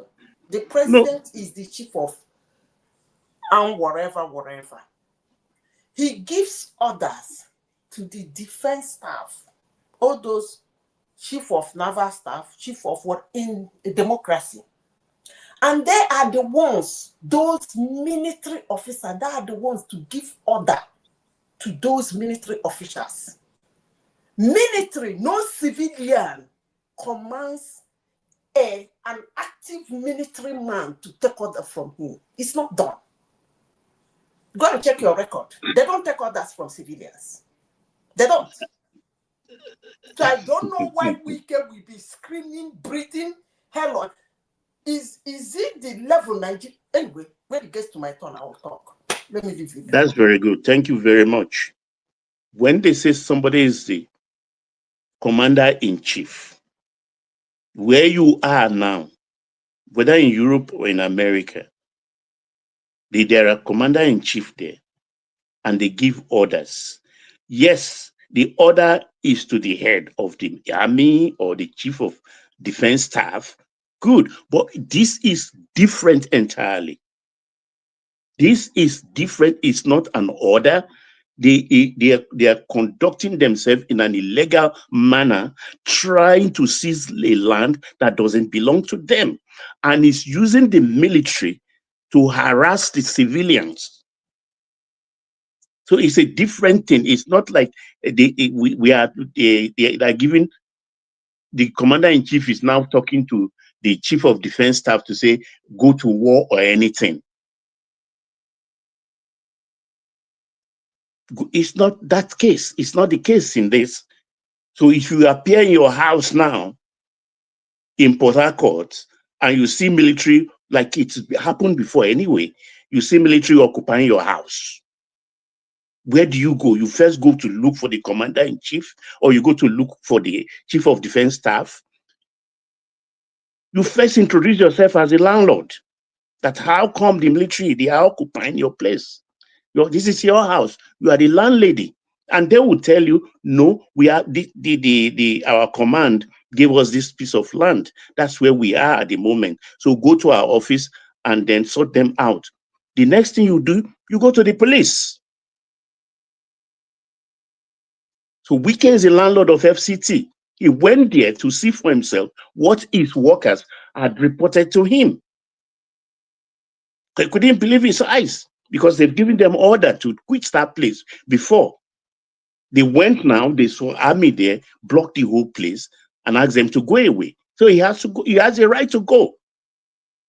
So go and see what exactly is happening. Well, the altercation, the vituperations I don't support. But nobody can convince me that Wike has no right to be there. He has the right to be there. He's in charge of Abuja. And I see all the northern officers and the Fulanis coming out to talk rubbish. Is that the kind of country we are now? We are on our way to Golgotha anyway. And this is the time and moment we will know exactly whether we're going to stay as one or not. Because when Buhari was there, this kind of thing would never happen. Will never happen. We've had the unfortunate period where we have military men ruling us in a constitutional democracy. Apart from Jonathan and late Yar'Adua and Tinubu, they are the only civilians. Obasanjo was a military man. Buhari was a military man. Combined together, they spent 16 years. 3 more minutes, Baba. 3 more minutes. So nobody can tell me otherwise. The Yerima lieutenant is there on illegal duty, even though his superior officer gave him that.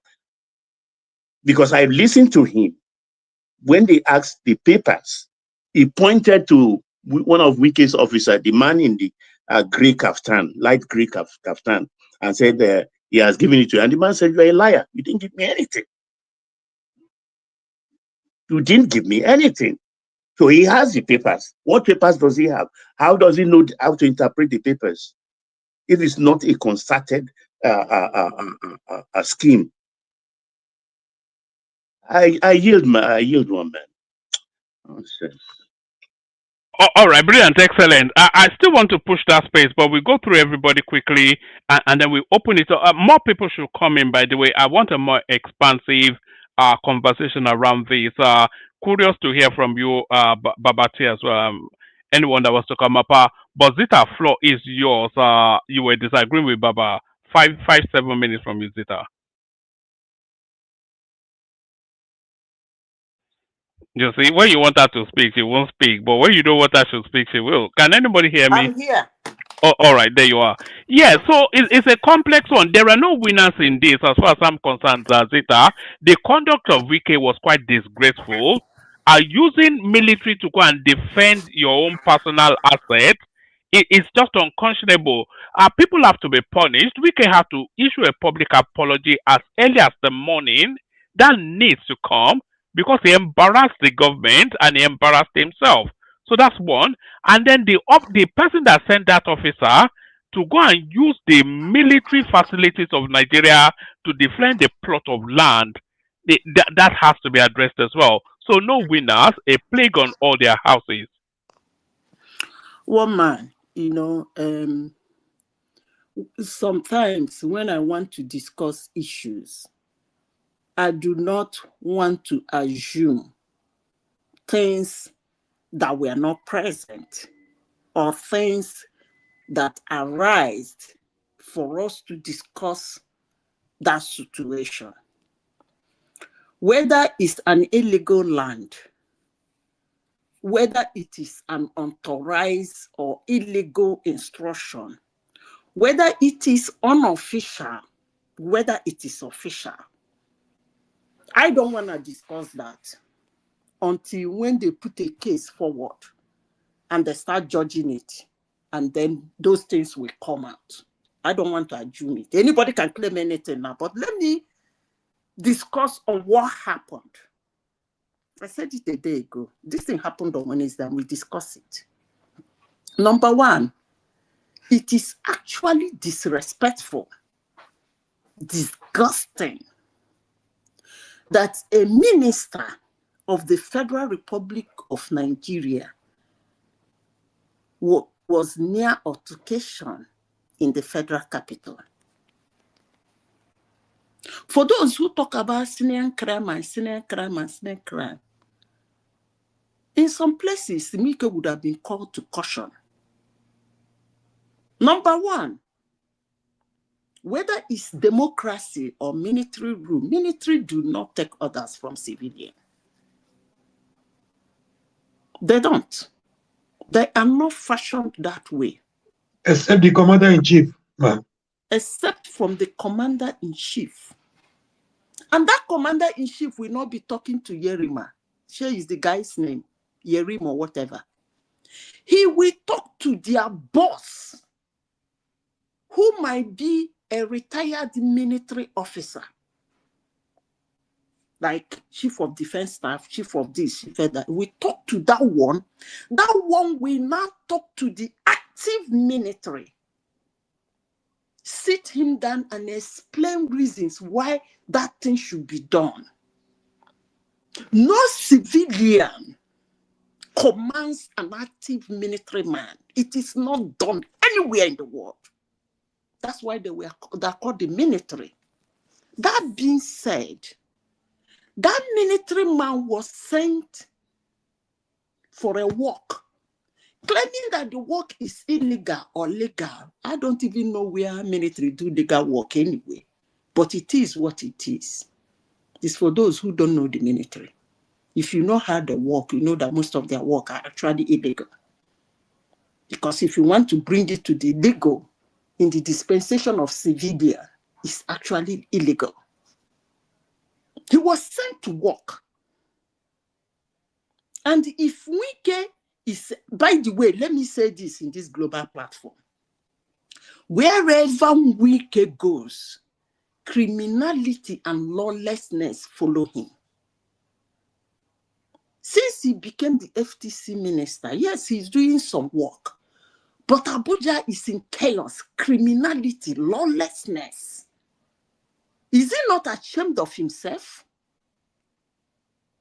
If you are going to a land, by the way, before we can get to that land to have a confrontation with that military man, he has already gotten the intel that military is there.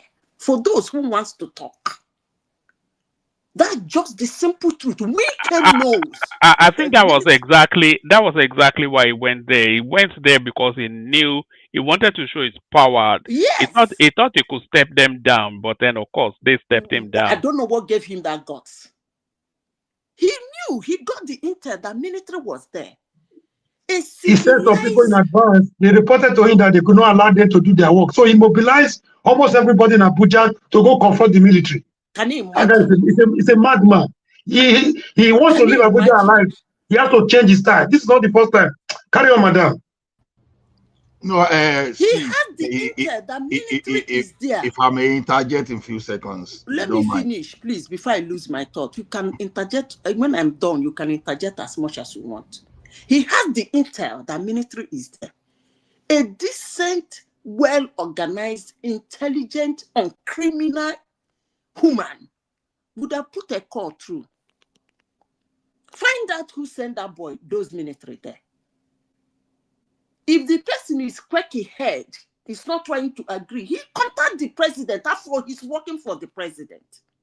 He reports to the president. He doesn't report to the military. So why did he go there? He went there to show and to display his lawlessness and criminality. And to think that some Nigerians watch a minister of the Federal Republic of Nigeria having a near altercation with a military young man that was able to defend his job. And they sit down in a global platform and say a military man should apologize to a civilian. Wow. No wonder Boko Haram is running helter-skelter in Nigeria. No wonder Isawa and the WWAB and the headers. Because if you can diminish your military this way, I wonder the strength and the urge and the motivation that we have to defend the nation. If somebody can call for a military to apologize to a civilian in Nigeria for doing his job. I think one man, there's a need to interject in this matter because there are some misleading and misinformation here that when you get to your turn, you do that so that you go. No, just hold on, Omori. Sorry, Mr. Omori, you have to remember that Ola is a host. Carry on, Ola. You see, one thing we need to know is this: there's a difference between operational orders and the one where you are deployed to do what you are not supposed to do. We are sent to do a was sent, megad job. is that if a military man was sent to Sambisa Forest and Wike is commanding him, no, he has to write. What the military officer was asked to do was within Wike's jurisdiction. As a matter of fact, the military was blocking civil authority from performing their own duty, and constitutionally, that is like a treason. Now, because we stay with military for a very long time, so suddenly we forgot that we are in democracy, and we forgot that rule of law that the Constitution established. Are you asking me a question? Are you telling That's your it. story? No, I'm just giving my own interjection and perspective of it. And people forgot that Wike is representing the commander-in-chief within the jurisdiction. So, see, what we are defending here, just because we don't like Wike, we are actually joining in promoting anarchy. See, let's separate sentiment, let's separate morality from legality. Abba, it's just like say military cannot defend. Let me finish this one man. It's just like say they must obey the last order. So if a military man is sent out to individuals to go and buy someone's wife, just because it's a military must obey order, he must go and carry that one and go and commit murder. Haba, maybe they calm down now. Thank you. All right, Zita, you have 3 more minutes, but Zita, let me introduce a little video clip. I think this may well lend to what you're saying. I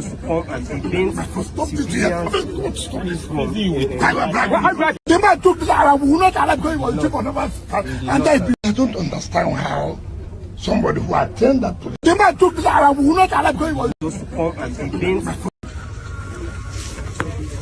Who are you now? Who are you now? Be quiet, my friend. Who are you now? My friend, get out of here.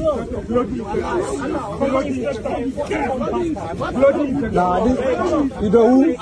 You know, I stay old like this now, I know the sense. He's the inspector and I'm supposed to get sense. They will talk to inside, just to show annoyance. It is that you can go take care of your family. Let's go, Joe. It is that we will go there. It is that we don't know how to fight. We will respect where we come from. When things happen like this now, your family go suffer. You there, Oga is fine, Jare. Oga is fine. Oga is fine. Oga is fine, Jare. It's fine. Thank you, sir. Thank you, sir. It's fine, sir. Yes. Thank you, sir. Everything is fine, sir. It's okay.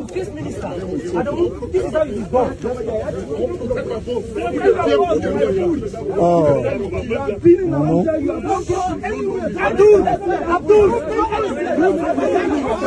I think I'm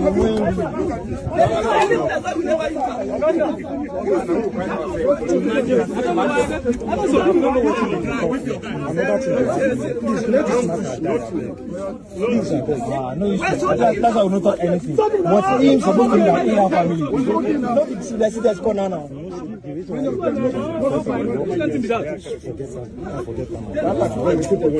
They don't go anywhere now.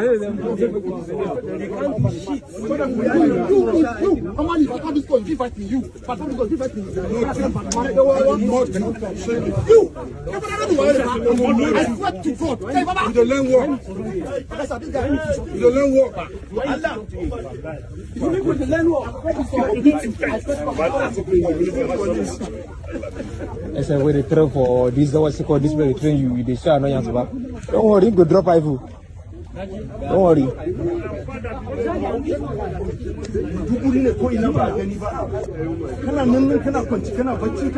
Don't know what is happening in this country.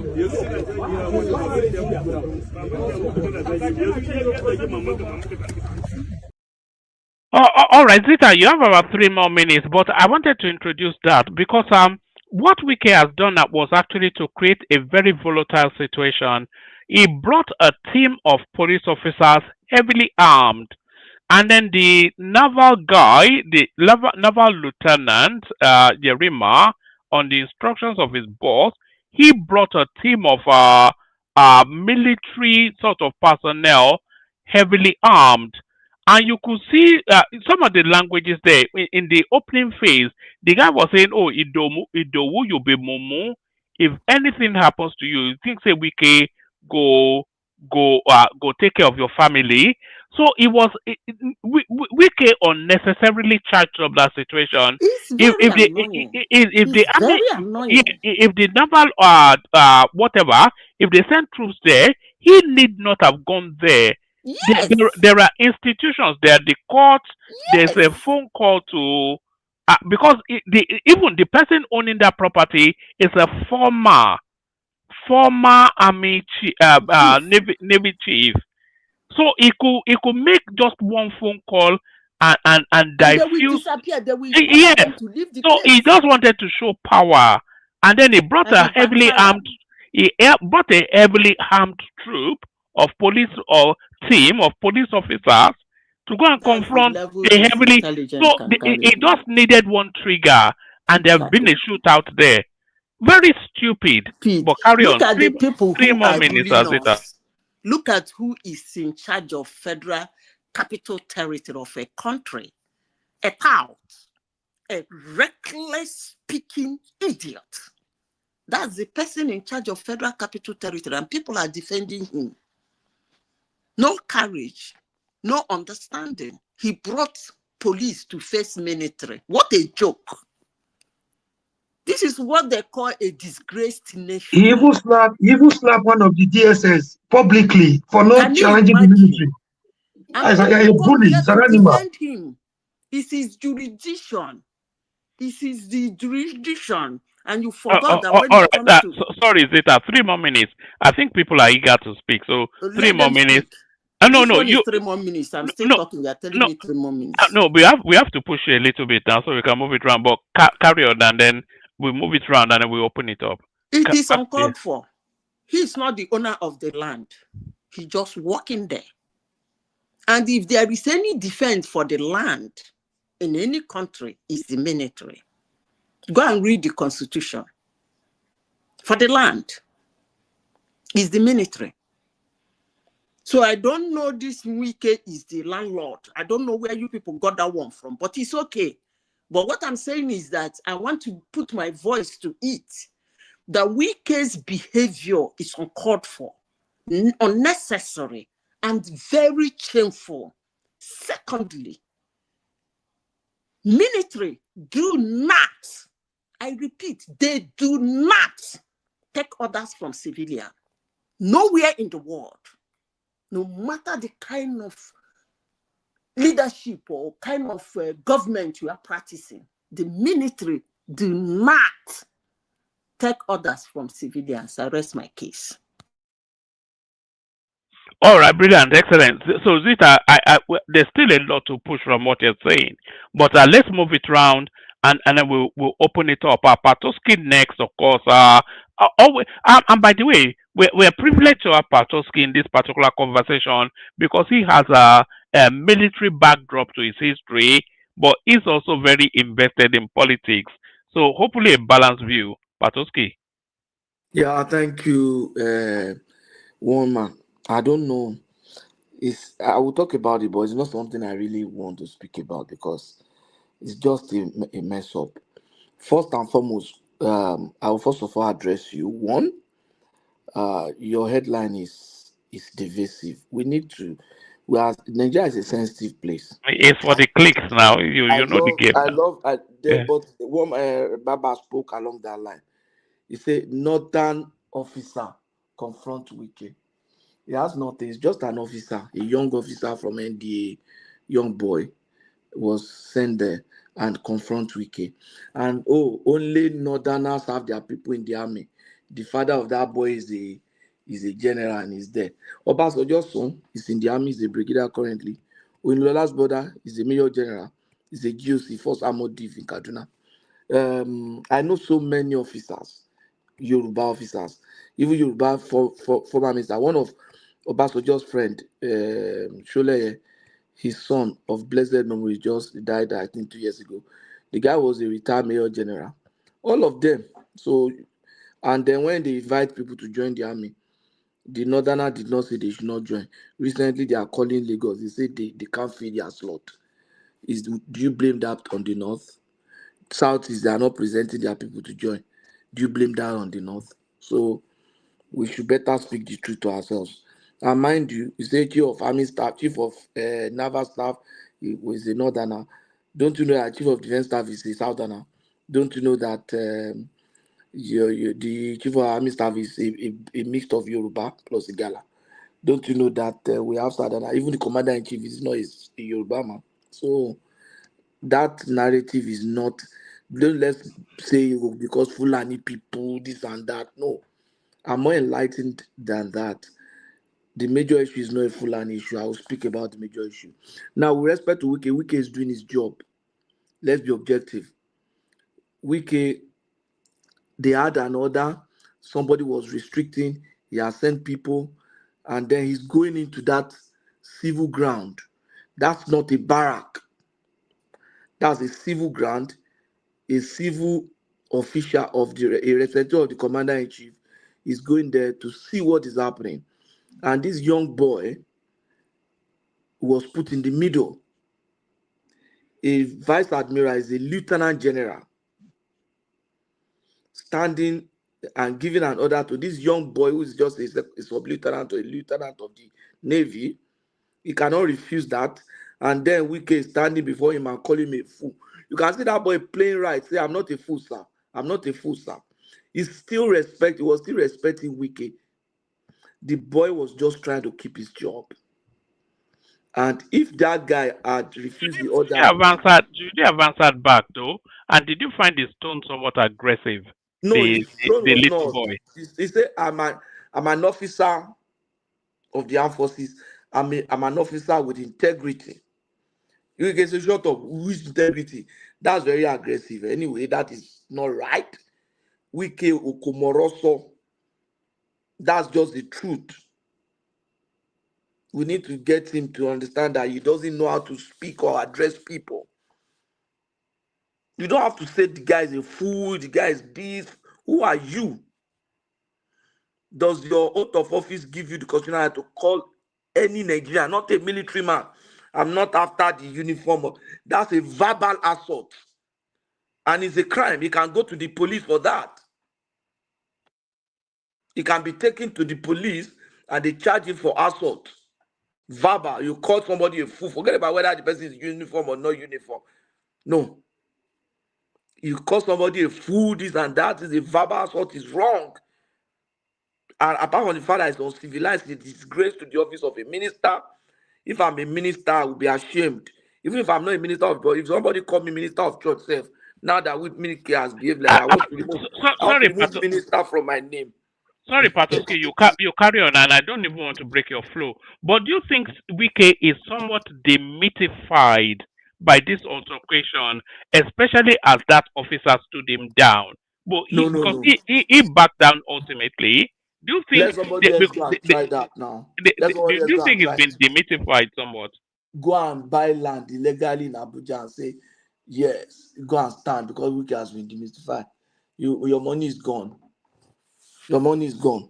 So Yeah, Patoski, let me explain because my system froze when you were saying things.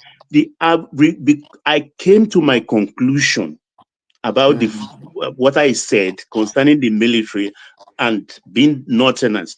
All the officers, including defense headquarters, that had come out since the last 24 hours to defend the position and thumb their noses at the civilian authorities are all northerners. I will explain to you why they have to do that. And They it's are in the all interest of, northerners, I will from explain to you defense why. headquarters to defense minister. I will explain why they have to do that and why it's in the interest of Tinubu and everybody. I'll explain to you. You see, in the army, there's that Buratai was a service chief with Gambo. Gambo was chief of naval staff when Buratai was chief of army staff. So they are like colleagues. They probably were the same set in NDA. They probably were in the same battalion, like what you call being in the same hall. If you went to UI, maybe you are in Zeke hall, you are in the same hall together. And then you all both became chief of staff together and retired together. Sorry, you want to support your guy. Say, oh, is it because he's retired? Remember, Burata is also retired, so you expect that. Now, the chief of defense staff has to respond for that boy.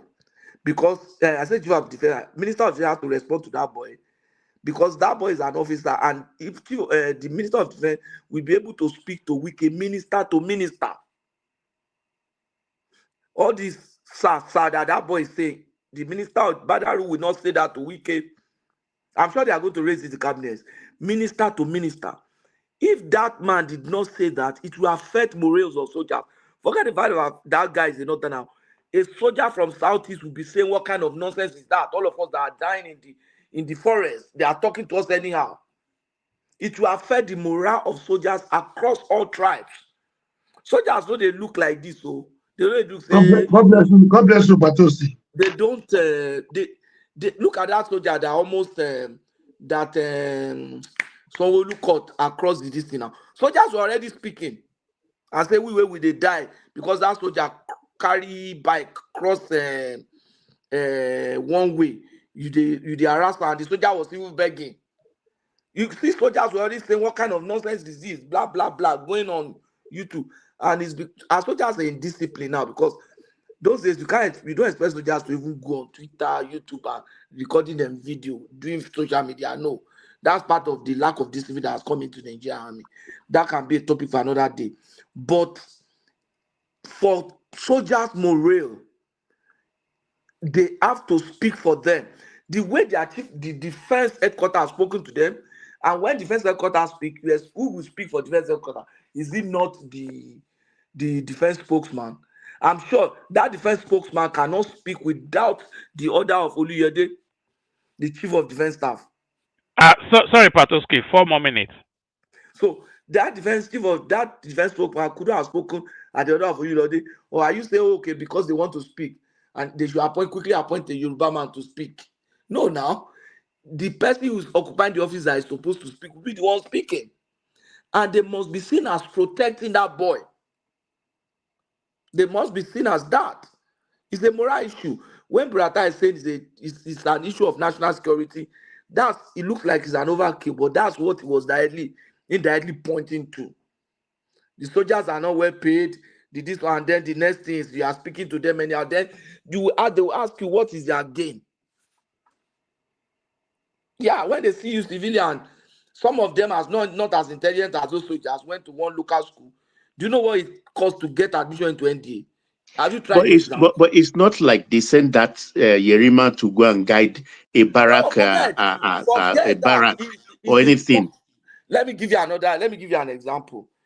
A retired general, as a benefit of his office, he has certain things. One, the staff car is going with him. He has some other benefit. Part of his benefit is his personal staff. He will have a Batman. Yeah. But two at his level of vice president, he will have 2 Batman. He will have his orderly permanently with him.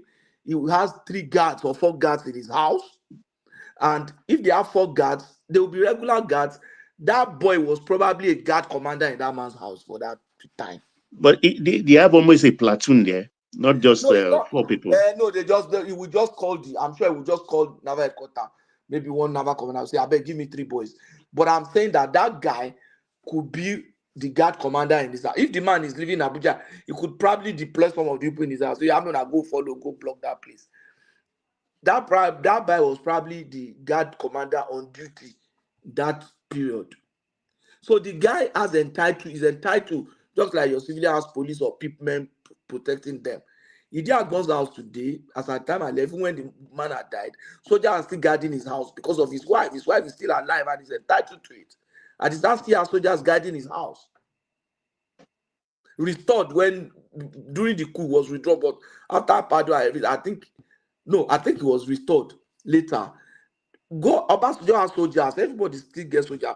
The Obasanjo soldiers, they don't wear uniform again. You know, Obasanjo is very civilized.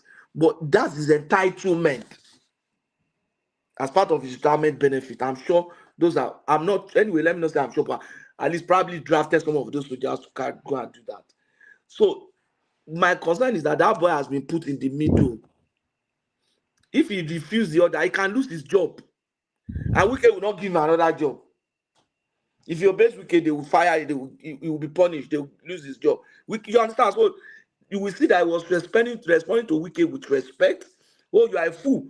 As I am now, we cannot call me a fool. I'll call him a fool 10 times. But that guy didn't call Wike a fool. You know, Patoski, I didn't actually like, and I don't even like the people like Yerima, but I don't like the idea of a Wike calling a uniformed officer a lieutenant a fool. No. I mean, we have to have some sort of decorum now. Repeatedly, not once, not I twice, thought they say repeatedly. he's a landlord, Repeatedly. and therefore he can So call let me him a just close. fool Let and me an just close He with is the this. landlord of Abuja. Whether you like to hear Let me that just or close not, with this. he's in Let me charge. just close with this. He Let me is close right. in with this. charge. Go all take right. land there and say you are a military person without his authority or approval. Let me close with this. All right. Let Lapatoski land. Omoruye next. Larry. Ola, of course. Yeah. Sorry. Back to Wike you. has gone about, to me, Wike has gone about his lawful duty. You can question his method, but Wike has done nothing illegal by going there. That's the truth. Wike has done nothing illegal by going there. That guy is sure if there's anybody that is illegally there, is the chief of naval staff that is illegally occupying that land, and those boys guarding that place are illegally there. The approach to Wike's approach might be wrong, but he's done the right thing. But tell me, I respect the officer because in the way he was able to maintain the balance. You understand? And he should not allow himself to be swept into politics and say, correct boy. No. And then the response of the armed forces is appropriate. The comradeship is there. It's for the morale of the people and of the boys, and they should be seen as being protected by their Minister of Defense, their National Security Advisor, and their Commander-in-Chief. If you want their morale high, because these guys are lacking morale currently, they've suffered enough. So, one man, I would love to talk about that, but I will not register. I will not fail to leave. I will not stop without mentioning that we are still here. We are, as Nigerian Christians, we are still hopeful that help will come. Our people in the north are still being suppressed. I have some information that suggests that Nigerian Christians, their children at times are being adopted and married out illegally, unlawfully by some emirs in their community, and the people cannot speak. I have also an authority that Nigerian Christians are enslaved even in their own country in the north. They are forced to farm for Islamic terrorists, and if you refuse to farm, then they will come into your farm and take your produce. So these are the kind of things that is happening. It is not something that is recent. It's been long, so forget about bandit or anything. It has happened since for long. Remember, even for issues that does not concern Nigerian Christians have been known to suffer. The Danish cartoon, the Miss World contest, even for Riyad Bonki Crusade, 300 people gone for ridiculous thing at the slightest location. Then say you are burning churches, you are burning mosque, and people have been unnecessarily protected, and nobody has been brought to trial. Somebody who in self-defense fought a headsman, almost got the gallows. Even he was sentenced to gallows, only for people to be pleading for clemency for him. It is so sad. These are very important issues Tinubu need to address. We don't have to But why are everybody they not decide. naming all these people? Why are they not? They are not faceless. Baba, we're going to That's the point. So I'm leaving will. with that. Please. No, don't leave.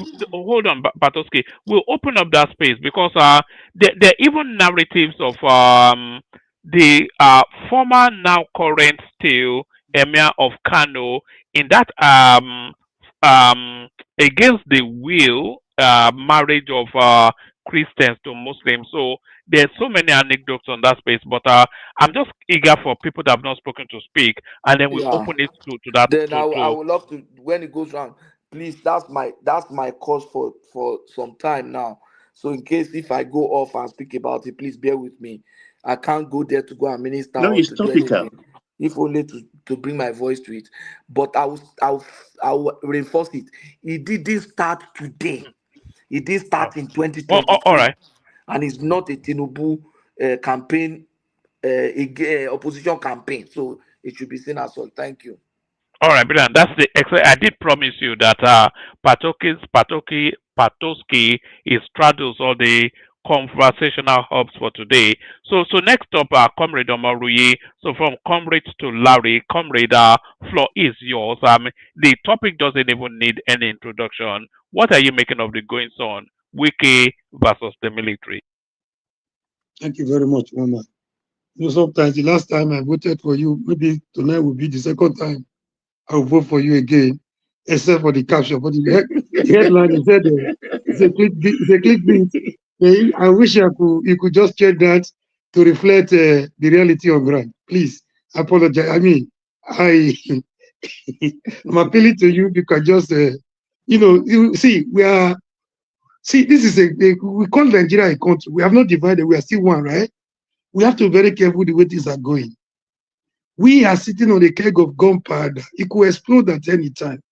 We have to be very careful.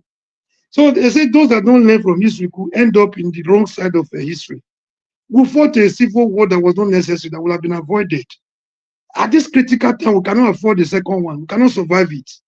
So having said that,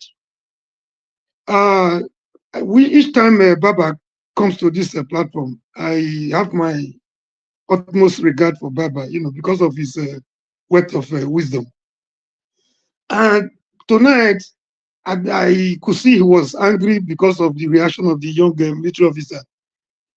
He made some valid points, but it was not. He didn't try to look at it from the other angle. He could not balance. He was just one-sided. He wasn't saying the wrong things. He said the right things, but there was need for a balance. I'm happy, Madam Zita, for the first time. I agree with her. She was able to, balance, come up with a balance. And the last week or two, I dropped my heart for you. You see, Wike politically is a strong ally of Tinubu, no doubt. He contributed immensely to the victory of Tinubu, no doubt. But he has to be cautioned.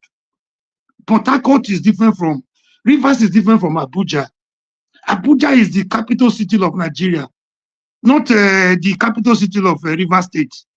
So this is not the first time Wike is doing this.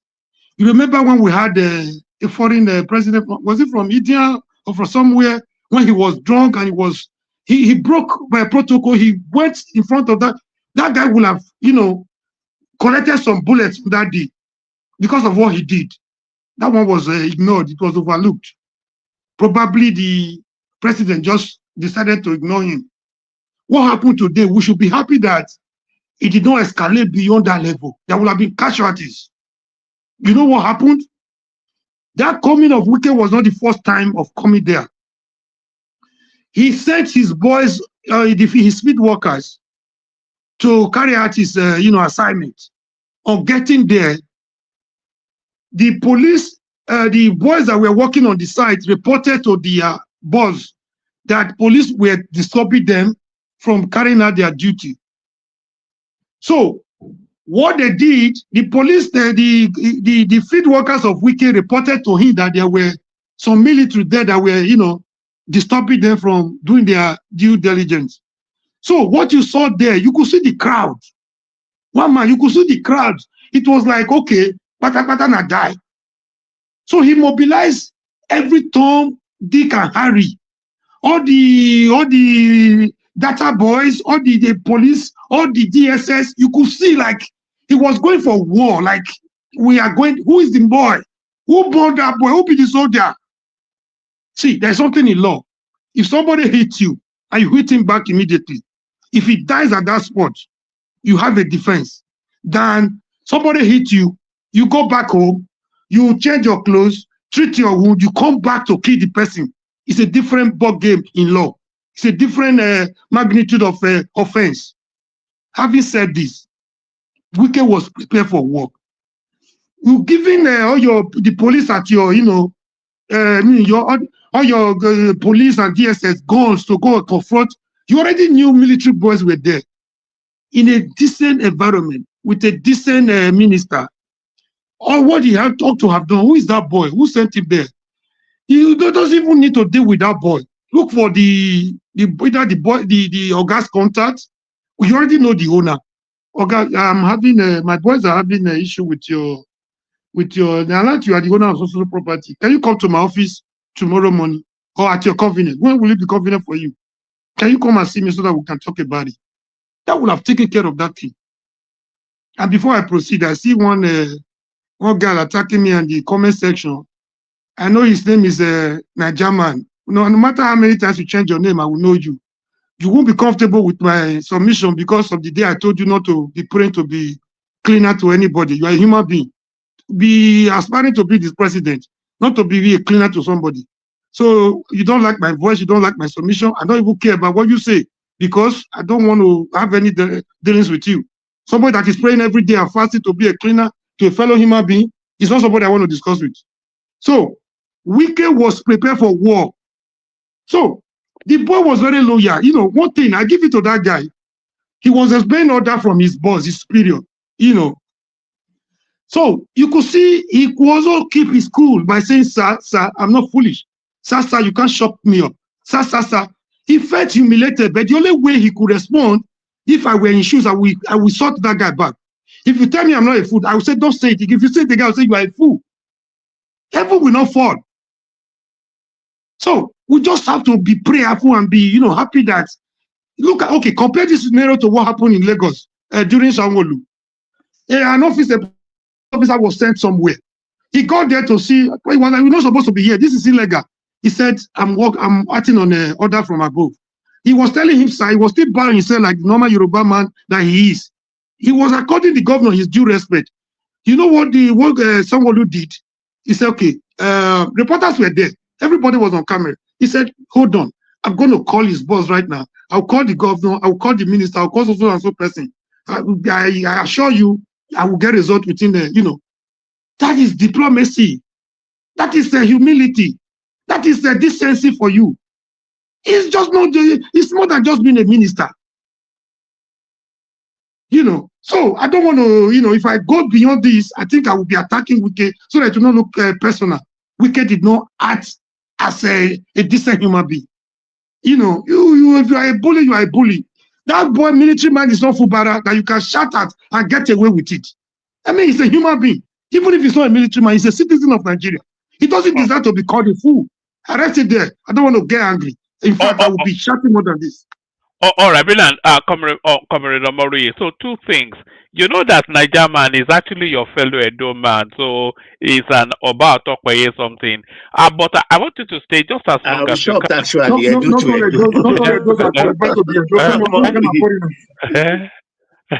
I want to stay with us just for as long as you can because I want to hear from you as well on this headline: 210 trillion stolen by the NNPC under Buhari. So if you dollarize that, that's the better part of $40 billion thereabout. And then everybody leaving the PDP, we're turning into a one-party state and all that. So all that. So stay with us, but we document everybody and then we open it up. And Patoska has also presented the silent, atrocities against the Christians that is going unreported. So a lot of conversation still, but we go on to Larry, and then from Larry, Ola and AY, and then we open it up. Larry, floor is yours, and I know you are very much an Abuja man. What's going on in your city, Larry? Yeah, man. Good evening. How are you? Good day to you. Good to have you. Yeah, so everybody, I know a lot of people have talked, and I will still base everything I want to say on what Patoski just said. Number one, we all know Wike is doing his legitimate work, right? The only thing I think Wike did not do right is the fact that he was trying to enforce things when he has the commissioner of police with him. All he needed to do at that point was to make the commissioner of police stand the boy down And if the commissioner of police gets there, the commissioner of police can stand the boy down, can make the police disarm him and get him arrested. Because all those territory, all those terrain, it's within the... Larry, sorry. The commissioner will disarm Yerima. Yes. Ah, now what Yes. for you? Carry on, Sha. No, I thought I didn't hear you Baba, well. Baba, this is Huh? wait, this is it. Before Wike got there, Wike called the chief of naval staff. Before Wike got there, Wike called the chief of defense staff. The next person Wike is supposed to talk to is the police. It's the police that will... You see, most of all those things, right? It's easy. It's the police that will talk to the military. That place is still within the jurisdiction of the police. All those things Wike is doing, I'm calling chief of... No! If you do things within the right channel, right, things will be done rightly. If an army officer commits a crime now, before they take him to army guard room or whatsoever, he will be arrested by the police. The fact that you are a military does not give you an immunity to commit any crime. If you commit a crime in Nigeria, you will be arrested and locked up by the police. So that's the only thing I feel he didn't do right. Only you've talked to the chief of defense staff, you've talked to the chief of army staff, then talk to the commissioner of police. The commissioner of police will officially talk to them. Because obviously, what the boy has gone there to do, it's illegal. And all you just need to do is to, make the people that are vested with the power to enforce the law rightly. If the police had gone there yesterday to do what they are supposed to do, I am telling you, there's nothing the military can do. That's why anything that is civil, anything that is a criminal offense, it's the police is the first point of duty, is the first line. Even when you go to election and everything, the army stand behind the police. So what I think Wike did wrongly was the fact that he didn't go through that channel. I've heard about people orders or no order or no order. Order does not supersede committing crime. If you've committed a crime, they will stand you down. Forget about it's military. No. Several, if you go to, I've seen instances where military, they are arrested. He has rifle, yes. Does police not have rifle? But because the boy saw that Wike was trying to enforce that thing, because even the boy seeing the police, what's his rank? He's a lieutenant. So that's the only thing I feel that Wike did not do right. And, it doesn't, all those unnecessary altercation, talking to the boy, no. All those things are actually even beyond what Wike should actually be doing. Because you sent your boys there. They were stopped from doing their legitimate duty. Why do you need to go there as a minister when you have a commissioner of police? When you can actually do the right thing? You do not need to go there as a minister. Going there as a minister, carrying everybody, it's very, very unnecessary. And what will happen thereafter? Just like Wike said, that property, that man will not build that property. I do not know, except probably presidency just come in and they feel, okay, they should probably change the master plan. Because the master plan of that place in Gadua is basically for parks and recreation. So I don't know if probably because of that man, they will now change the master plan. Then I don't know if probably Tinubu wants that. But as far as this is concerned, yes, people applauded. And a lot of people, yeah, they don't like Wike. Some people were saying, oh, Fubara, bringing a lot of unnecessary things into this. And for me, let's just be candid with ourselves, right? It's just so unfortunate that we could bring our military to that level. And that's why a lot of people do not respect the military. And it's not just this guy, a lieutenant. You turn him to, some people call him a guard. That's just what he is.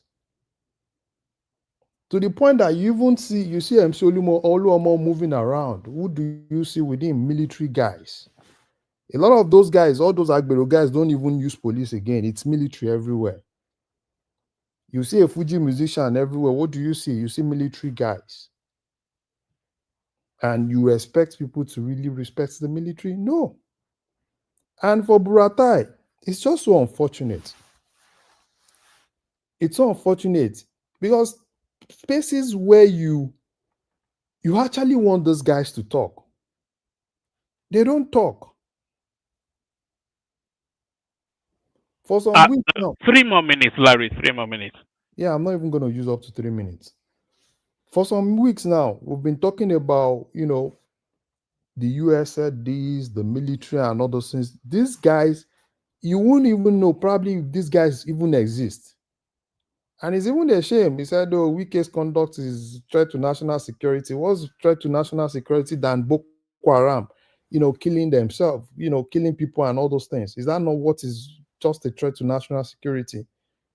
Yesterday, Boko Haram and ISWAP were fighting. You can see all of them pushing, oh, look at them. And I was telling myself, so if Boko Haram is not fighting at ISWAP, so it should be probably military clearing all of them out. So as far as I'm concerned, Wike, except the fact that he didn't go through that channel, I felt he ought to have gone through. He did what he's supposed to do. It is vested with that power. Nobody else has that power except probably if the president decide otherwise. Also by insulting the officer, right? By trying to bully the officer. Yeah, please, I still have my time. I just have a question. It's just a simple question. See, I still have my time, please. Let me finish. You can continue with your own as soon as I'm done. So, I just lost my train of thought. So, whatever the case is, right? I want to see what will come out of it.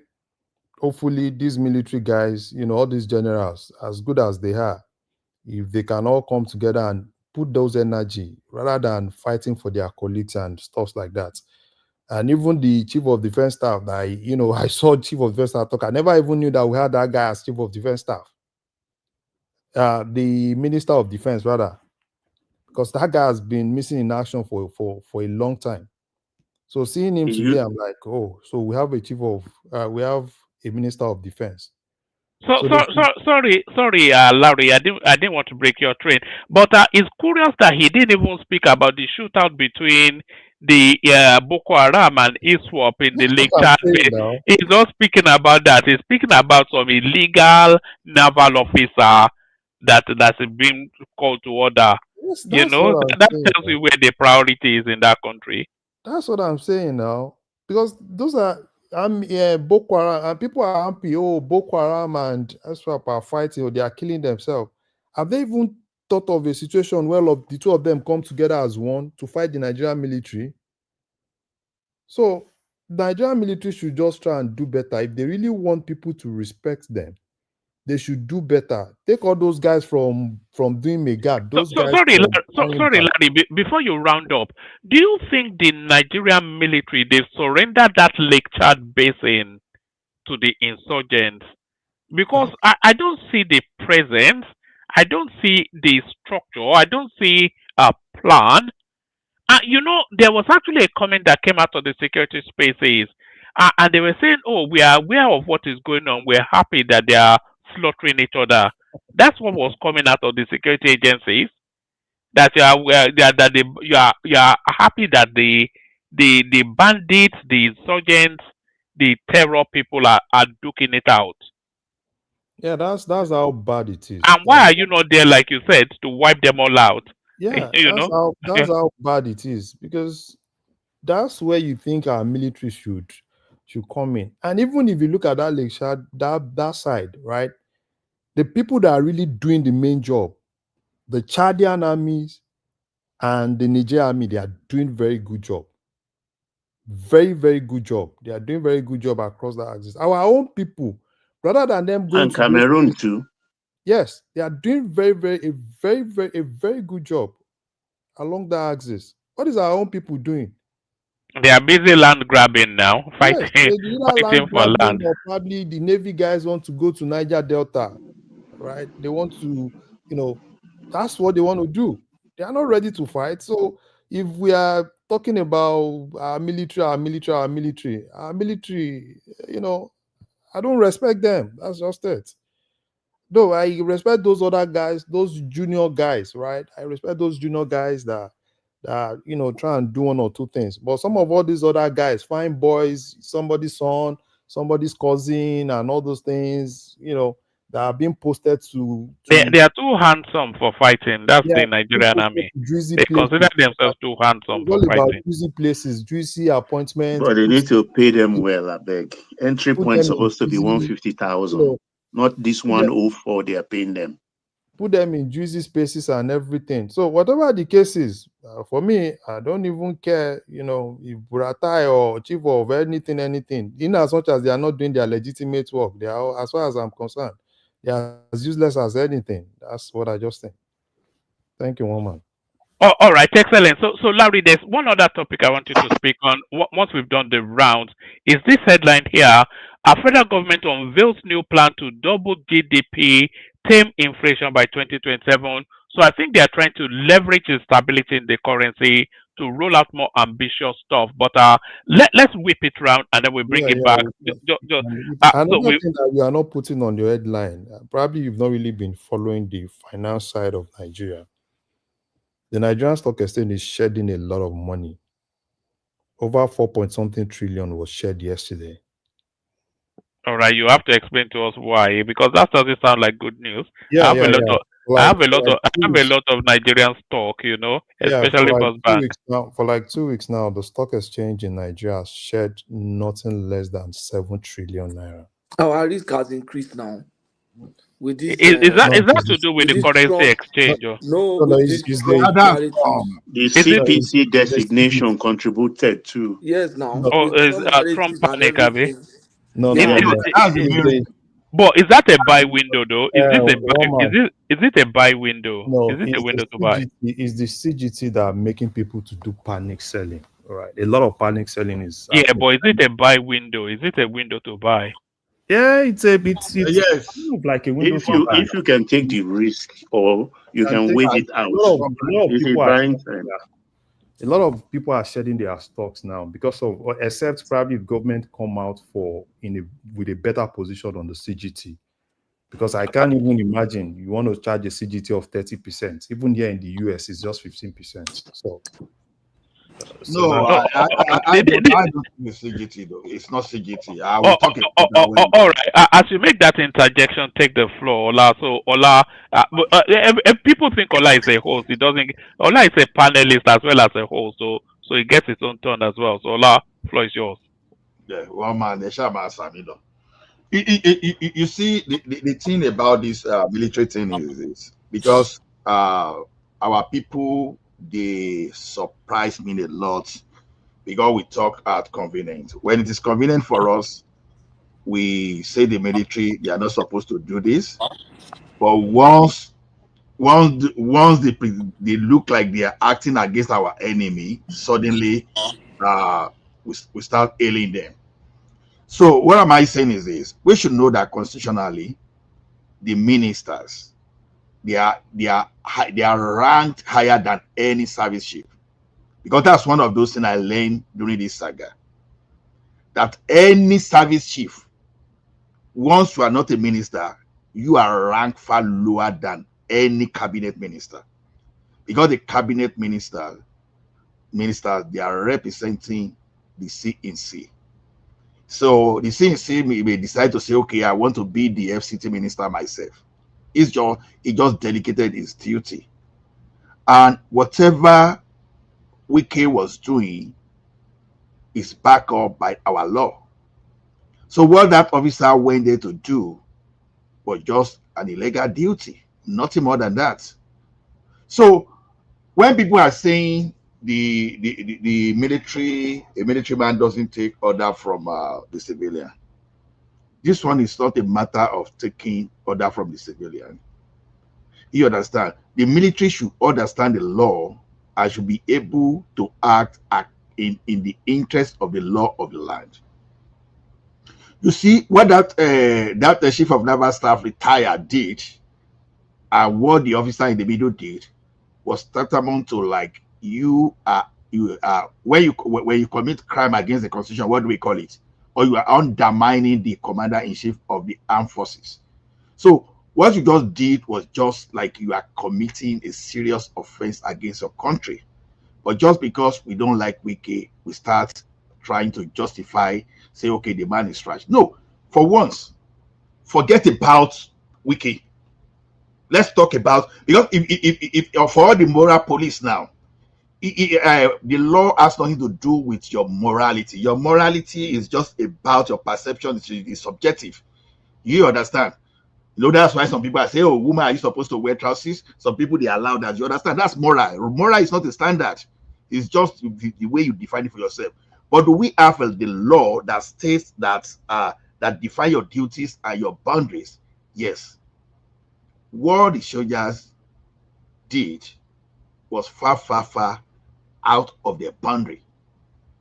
So saying Wike, using that one to judge, you see, you are not supporting this democracy. We should know. We want democracy, then we should support democracy. But he who wants equity must come with clean hand. He was talking about impunity. Who is wicked to talk about impunity? When he said himself is impunity personified. Yeah, let's not. Comrade Omoroyi, you know one funny thing about you, comrade, is this. You understand that you're convenient. You fight for human rights. You do all those stuff, the rule of law. But when it is not okay for you, you argue against that rule of law. That's exactly what you are doing. Forget about Wike's moral side and look at the legality. You understand? So if that if the boss just ask him to go and slap you and beat you up, you will stay here and be say, okay, just obeying the order. So is there any law in Nigeria that directed the military to go and beat up a civilian just because you're a civilian? Let us look at this thing. Let me refer you to a chief of naval staff then that harassed a civilian. It was 2008. That Arogudade. When his naval ratings just beat up that lady, is it Okeke or what's the name of that woman? You understand? They court martial all those naval officers. As a matter of fact, even Arogundade himself was removed from a particular position that was designated at that time to be was redeployed. All those soldiers were redeployed. Later, the court awarded 100 million naira against the naval authority. So let us keep looking at something from the lens of the law, and let's forget our emotion. Because if we want to use our emotion, we can have, we are 230 million Nigerians, right? We can have 230 million perspectives. And that is an avenue for chaotic situation. We just have to focus on the legality of the situation, because that's the only thing that we can use to resolve the matter at hand.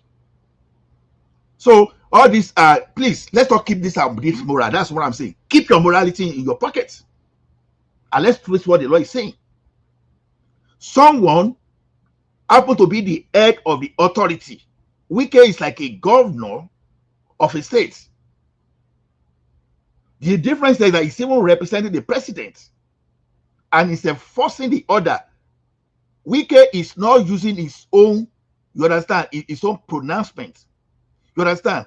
To enforce that order. That place was designated for a particular purpose.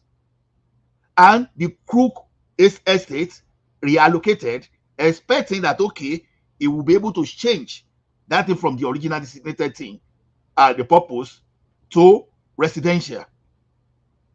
Then the former FCT minister was there. He tried to change it. They did not approve.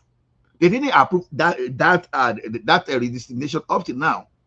And someone now want to use force just to put that in there. So are you saying that when you build where you are not supposed to build, you don't even know the reason they designed that plan of Abuja like that? Maybe there are some kind of ecological security, and one person that's supposed to be facing ICC now, ICJ now, is talking that what Wike did was undermining national security. You that you're supposed to be in Hague, facing judgment, you open your mouth, you are talking. See, let me tell you one thing. You are not even looking at this. This is a threat to the presidency. This is a threat to our democracy. When soldiers act against the civil authority, what are we talking here? Sorry, Ola, 3 more minutes. And look at what minutes. you see what defense headquarters just posted. And we are just talking of the recent coup plot. Why are we like this? Please keep your opinion to your pocket and let us talk about the legality. Thank you, one man. All right, Brian. I was actually wanting to get to Q fairly quickly, but I think it's dropped. Q, come back because I want to hear from you on this. Or AY, you're up next.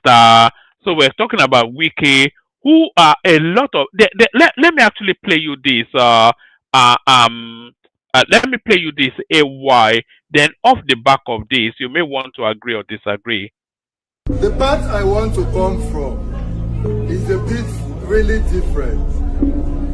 I think and I know that for Wike, before Wike got to that land, he must have gotten information that soldiers were at that land. You see, sometimes as hero where you be, not be every fight. Sometimes you dey fight. You see, there are times you go look some kind war, you vet throw away your face, we strategize. You see what has happened today that is trending everywhere? Trust me, whether you like it or not, you get some kind people who not feel look wicked for eye before. They know they get small muscle. Most especially if Wike did not enter that land. Some people go say, so. All right, anyway, that goes on for another minute or so, but I don't want to hold you for too much longer. But do you think Wike has been somewhat diminished by this approach that he took? AY? Yeah. Yeah. So I kind of agree with that man. I also agree with Ola was the last speaker, right? Yes, that was Ola. Yes, I also agree with Ola and that man. You know, I also feel Wike was aware of what was going on that land. So I will say this, right? Wike is wrong. The Sodia and the Sodia men were wrong. Especially the young guy was just a messenger, kind of, right? So Wike did not handle the situation very well. But thank God that did not escalate more than that. It's not that Wike have right to go there, right? Obviously, because like Asola said, he's the de facto governor of FCT, right? So, but I will strongly believe that he was aware soldiers were on that land. They are stopping people from doing their job. That's why he came there. So if I were him, because this is somebody that have access to the top military guys, if I were him, I could call the chief of army staff and tell him order the guys on that land to leave. You know what I mean? You could discuss at that level. Going to the land to go and be having exchange of words with the young officer. I think it was unnecessary and it was demeaning too, you know. Wike has a way of acting, you know. He's a very funny guy. He's a very funny guy in the sense that he's too power drunk. He's too power drunk, one. Secondly, the Nigeria attitude is something that I worry about a lot. This I pass my neighbor attitude. Because what you see there, it was just show of power. So it's more like the military guys are telling Wike, I'm gonna deal with it. I'm gonna tell him I was a top military guy. That's what I see. You see how all of them were supporting the young man. I even heard one of the former military guy, a leader, was telling Wike to apologize to the country. You know, even the former chief of army staff, right, Borutai. I know Borutai. You know, he's also play a lot of politics. He's a very close friend to Amechi. Yeah, I think he's a DC now, isn't he, Buruta? He's with the article group. Yeah, it's with ADC. I don't know, but I know Boruta is a very close friend to Amechi. If Buhari didn't die, he would have been in this government. If Buhari didn't die. Yeah, so connect the dots, right? So he was Buhari's ambassador to Benin Republic during Igbo's saga. Yeah, that was after he left his office. I know. Yeah. So he's also very close to Amechi. So connect the dot. So you know, Wike has offended so many people the way he behaved.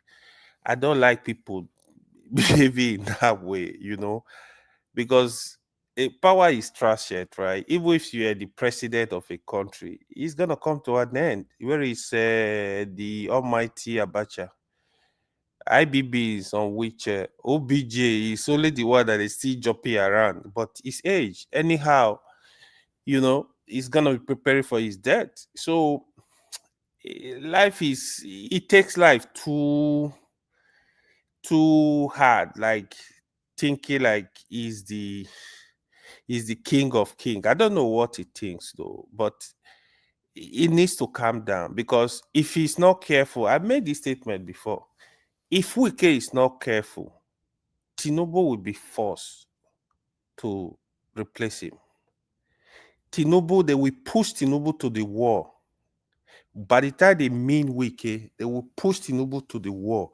Tinubu will not have option than probably push him to another position or just drop him from that position. This is just the truth. He's not representing the image of the president in a good manner. Yeah, you know, he's doing dirty job for Tinubu right now. So that's why you see Tinubu still watch him. At least look at what he successfully did with PDP. PDP is gone. That's because of one man. You know, so I'm sure, of course, Tinubu is jubilating because 2027, if care is not taken, he will not have opposition. He will just say true. All the senators, they are all in APC now. Rep member, they are moving. Governors are even begging to join the APC because PDP is done. Even Adeleke, they didn't allow him to come. Taraba governor is preparing. I'm sure Soludo is preparing too. These guys. So that's where we are as a country, you know. But I will really, really blame Wike because I expect him to conduct himself in a more professional manner, you know, have some decorum. He kind of reduced himself, going to be having altercation with the young officer. You know, he could have had that discussion at a much higher level. You know, okay, talk to the chief of army staff, say, okay, so Percy, what is going on with this land allocation, right? To be honest, it's surpassed my neighbor all over Nigeria. Because we hear cases of demolition of people's houses in Lagos. That is what is still going on in Abuja. You go verify your land, they will still tell you later, oh no, that place is, they will just grab your land. Just imagine if that was not, that land was not held by a top military officer.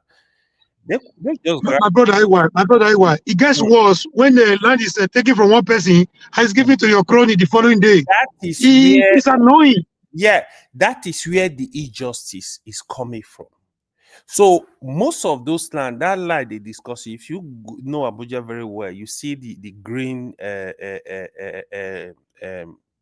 land that they are just green spaces. So they go ahead, they keep allocating this land. So I can tell you for a fact, a new minister will come now, a new FCC minister will come now. They will revoke, they'll tell you, no, this is not supposed to be here, this is not supposed to be here, because it's just funny. We don't know how to do this right. In Lagos, they will sell fake land to people, waterways, they will sell all kind of land just because they want to collect money. As a matter of fact, they will go ahead and give approval for houses on those land. Those who they don't have who to fight. So who to fight for them? They will end up losing their land, losing their money. Why can't we look for a permanent solution? Even the way it's happening in Abuja, in Lagos, that okay, if government has approved land for anybody, they've approved building plan for anybody, and the person start building, you want to demolish it, you have to compensate for that, because at that point it's not the person's fault. As long as it's in that office they approve that land, you can't find this kind of stuff in abroad. It's gonna be hard. So we have to look for solution to this kind of issues, right? I think Wike should again learn to calm down. He should, I mean, he has the power to revoke any land in Abuja. That is the truth. We are not saying he cannot do it, Two more minutes, why? 2 more minutes. but he should look for a way and learn to work, because he seems he were there. One of the stuff he was saying, this country belongs to all of us, blah blah blah. I mean, you talking to a little boy, man.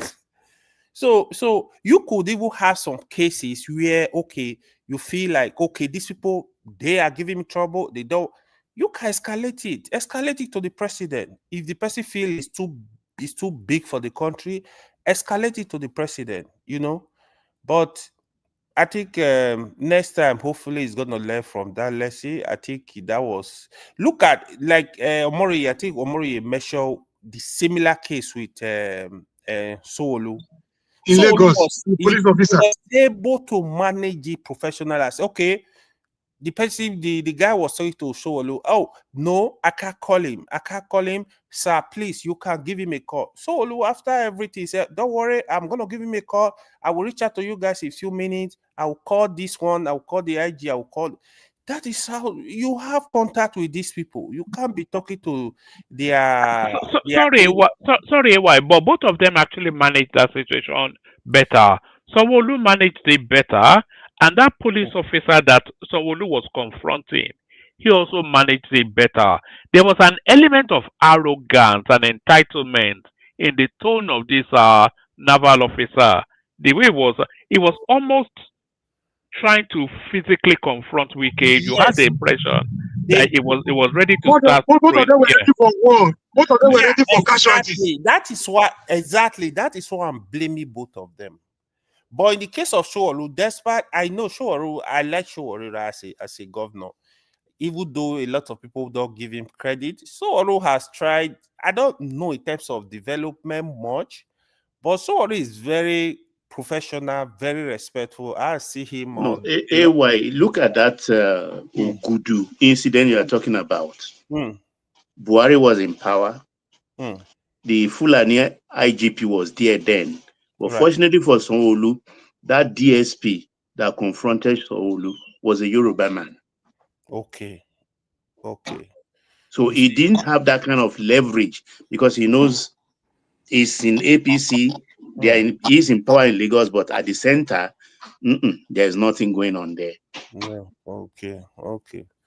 So we can, I mean, to be honest, even the other thing, we can do this thing respectfully. Like I said, Nigeria, a past my neighbor attitude of Nigeria is a big problem. Show of force, show of power. If you go to Nigeria, to be honest, people, you have a country where you are not respected if you don't have money, if you don't have positions. people just want to take you for granted. Like they feel you are nothing because the laws we have, they don't work for anybody. It's who you know. That's how the system is designed. It's still like that. It's even getting worse. We cannot let the law work for the common man, for the ordinary man, you know. So everybody will have peace. Everybody can live amicably, you know. This is how society progress. Thank you, woman. Oh, all right, brilliant, excellent. AY, of course, one of the established voices on the platform. So we've gone around everybody. I was rather hoping that Q will come back because it brings just a very, very unique perspective. So Q, if you dropped and intended to come back now, or if you've changed your mind, then that's a pity.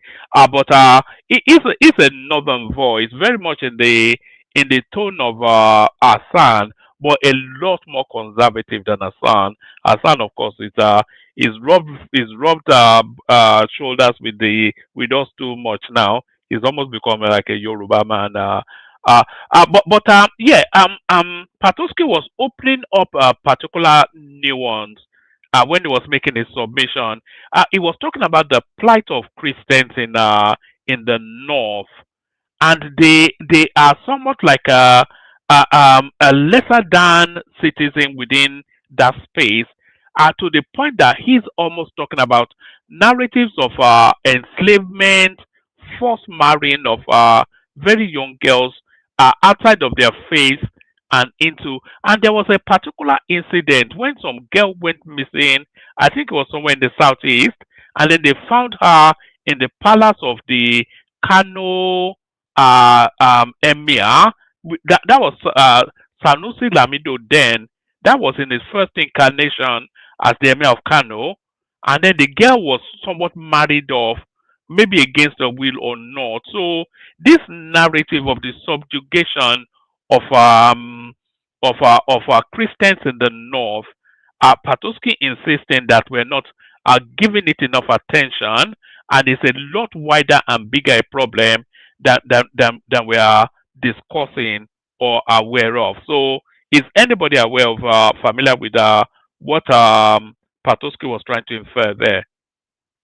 Well, we've been hearing stories about this a long time ago. Actually, it's not an issue of today. It's been festering and it has come to the fore because most of these things actually are the clergy from Plateau and Benue axis that have taken this up extensively worldwide, and they anchor eventually in United States. And fortunately for them, the Bible Belt of America has taken it up to the White House. So it is very good because this problem, I think we have to solve it now, not even tomorrow, because the rhetoric is coming from the northern elements, the Islamists in the north. It's not encouraging. It's very damaging to their position even, and they don't even realize it. They don't realize it. Because what I expected from them is to tell the Nigerians or the world at large that, look, it is Islamic jihadists that are doing this. They are not doing it in the name of Islam as a religion. But rather than they saying that, they are saying it as if, well, there is not much to it. They are killing Muslims and they are killing Christians. Fine. They may be killing Muslims. No doubt about that. That will be the Islamist jihadists on Muslim. It's like the goat of the king eating the yam of the king. But when it comes to a Christian belt in Nigeria like Benue and Plateau, then the picture is different. It becomes a Muslim crime on Christians. And they've been doing it viciously over the years. Viciously. Before we dissolve your water, another one happened within 36 hours. And it's unrelenting. It's unrelenting. And I don't know why the president is silent about this. Maybe he has a better intelligence on this. I do not know, because it's something that calls for concern and immediate action. And if it took the United States interference to get him working on this, fine with me. because it's very, very wrong. You can't be killing people every day, just like that. Even 2 days ago, it happened. And those ones Patoski talk about, they are just elemental side issues that are also at the moral heart of religion in Nigeria, because they have different, that is not even being done by the Islamic jihadists. It is being done by the core Muslims, the emirs, the village head, the malams, marrying out Christian girls, trying to convert them by marrying them out to their people. And that is why you see they do mass marriages all over the north, buying bed for them and everything. Most of those girls I hear are Christians. Because automatically, if a Christian girl marries a Muslim young man, the little girl becomes a Muslim automatically. And in a country where they say it's not a secular state, non-secular state, and you say this kind of thing is happening, hell no, it shouldn't be happening at all. It's very dirty, very, very dirty. I hope the president will wake up. Thank you, woman. Hello. All right. All right, Brian. No, we are here. I was hoping that Patoski, who actually introduced that, would, but no. Yeah, We have too much of a two-tier system within the Nigerian space. I'm here now. Yeah, no, yes. It was that, pause for caution that you brought forward. Floyd Yes. Jones.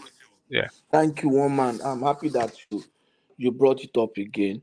I'm saying this because not because we have not said it before, but because we don't know who might be listening.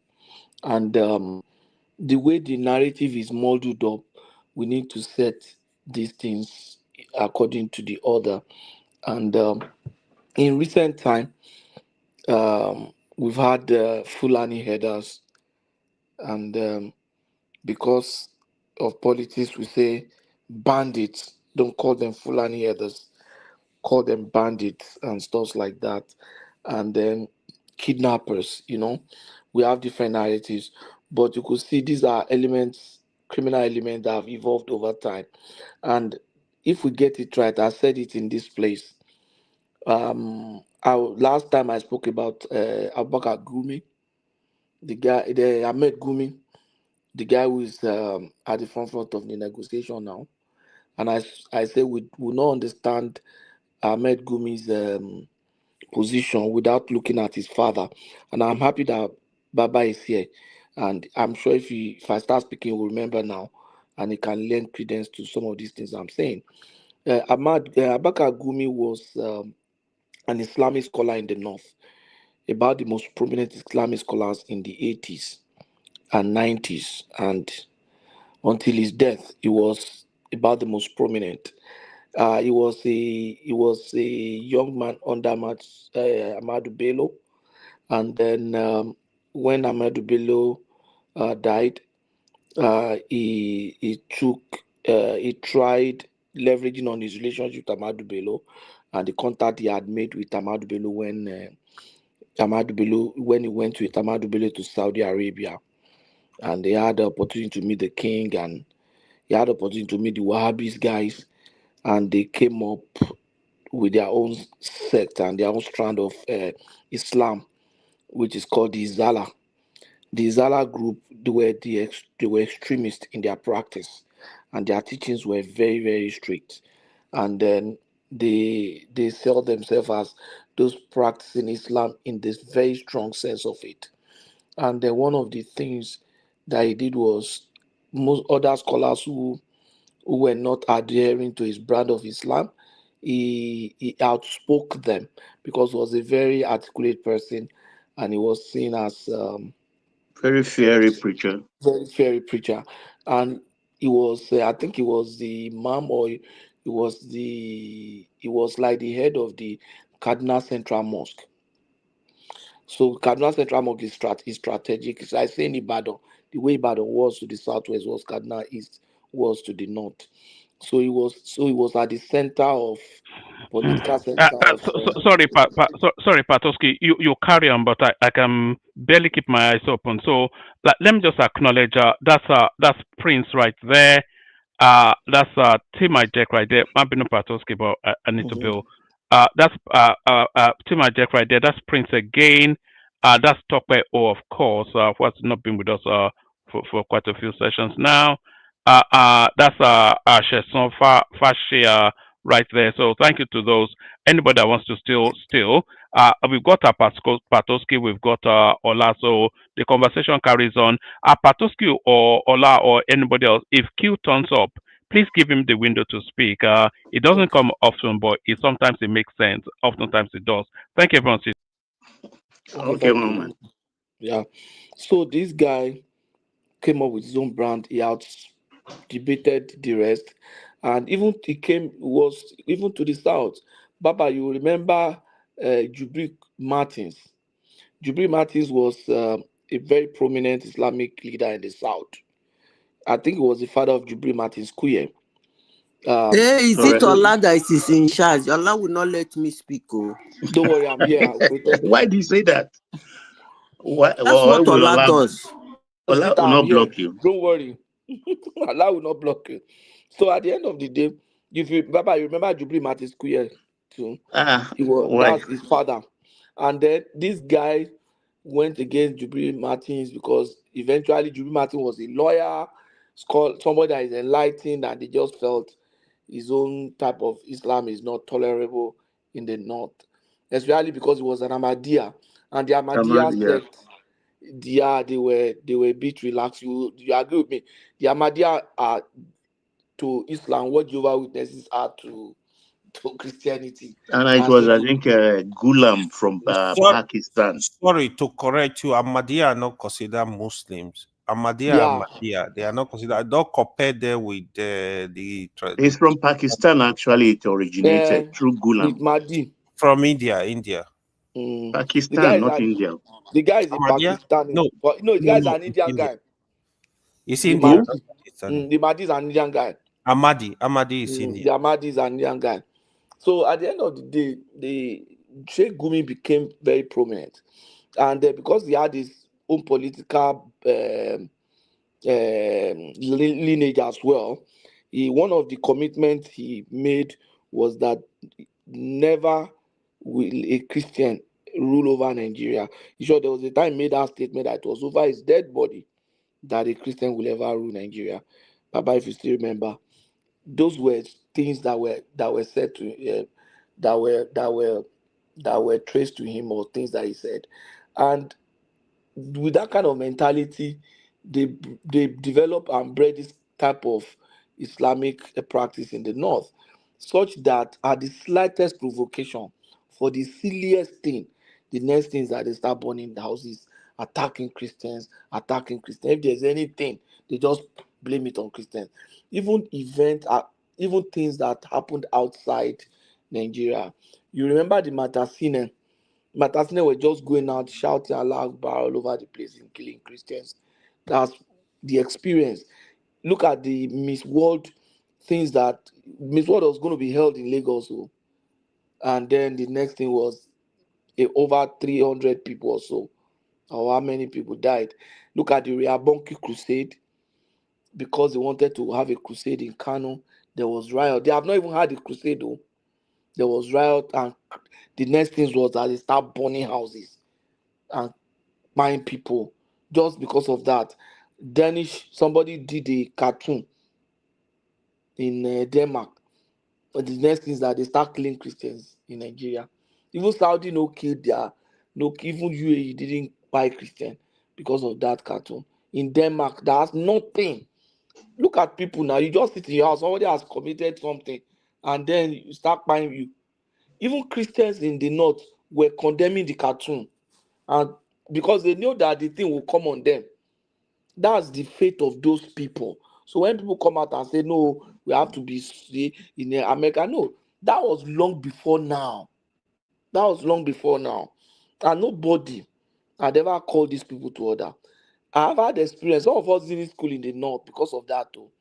We have had better opportunities. Not, I know friends who probably were writing jam to go to Ife, that if they are taking ABU would have just gone in.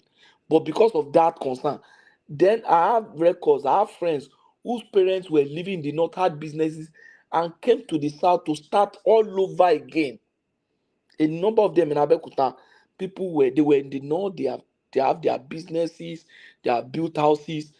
Baba, I have a senior friend who was in my fellowship, youth fellowship that we had in Ibadan. He was in the north. He had 4 kids and a wife. Do you know he lost all his children and his Jeez. wife to this thing, and he's back in Ibadan, pastor in his small church and lecturing in Ibadan Poly. Wow. Somebody that is my, like, we started you when youth fellowship after my secondary school days. You know, we started fellowship in secondary school, the youth fellowship in Ibadan. He was older than the rest of us, but he was part of our youth fellowship. Then you will be in Everything. Bado when Professor the Northern move something when he was VC of Ibadan with the cross on the Muslim church. I mean the Yeah, Christian that I church. was in Ibadan that time. Oh. I know it because it's around that period. I was in Ibadan that time. Oh. What's the name of the See, professor now? do you know Ango Abdullah. Ango Abdullah. Ango Abdullah? Yeah, and do you know, even with some of us peaceful stuff in places, whereas We've tolerated too much. yes, if by any instance or any mistake their people are affected here, we send emissaries to them to beg them.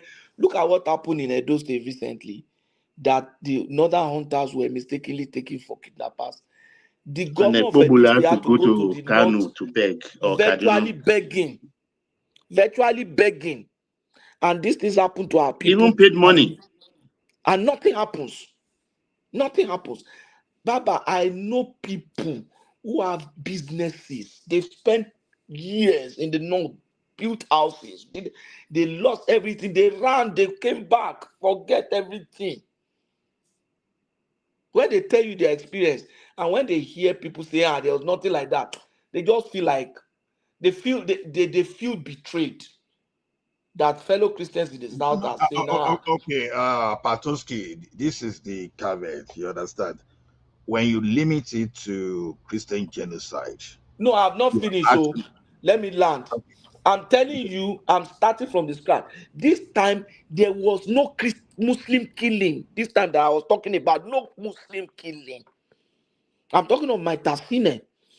There was nothing. They were not killing Muslims.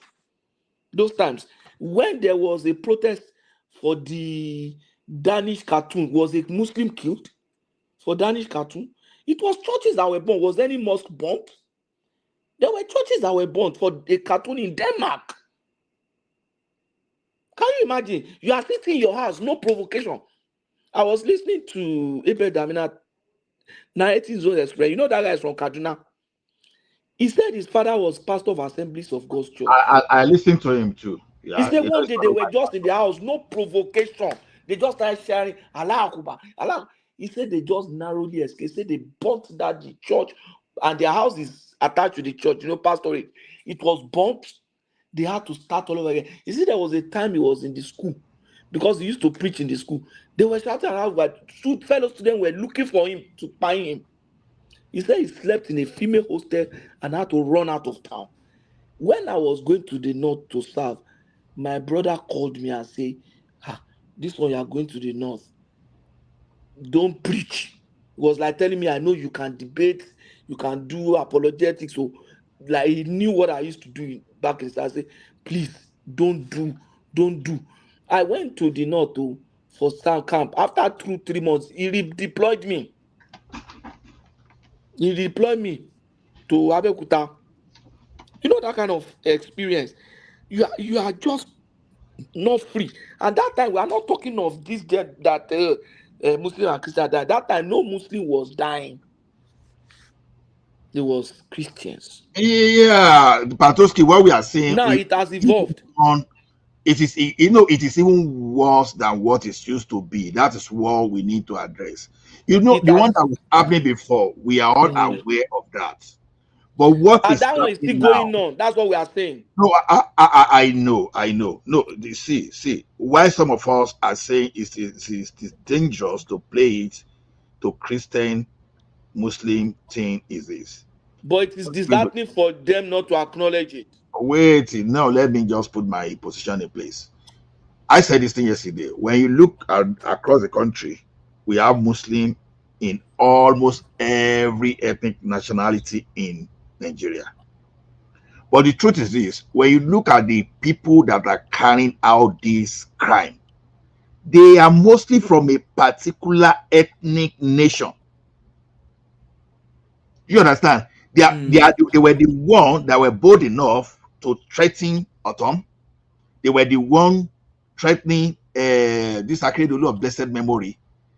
When you now go to, when you put that in on percentage, on proportion, who are those people?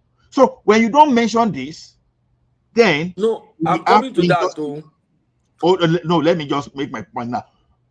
We are doing injustice to some Hausa, you understand, that are already tired.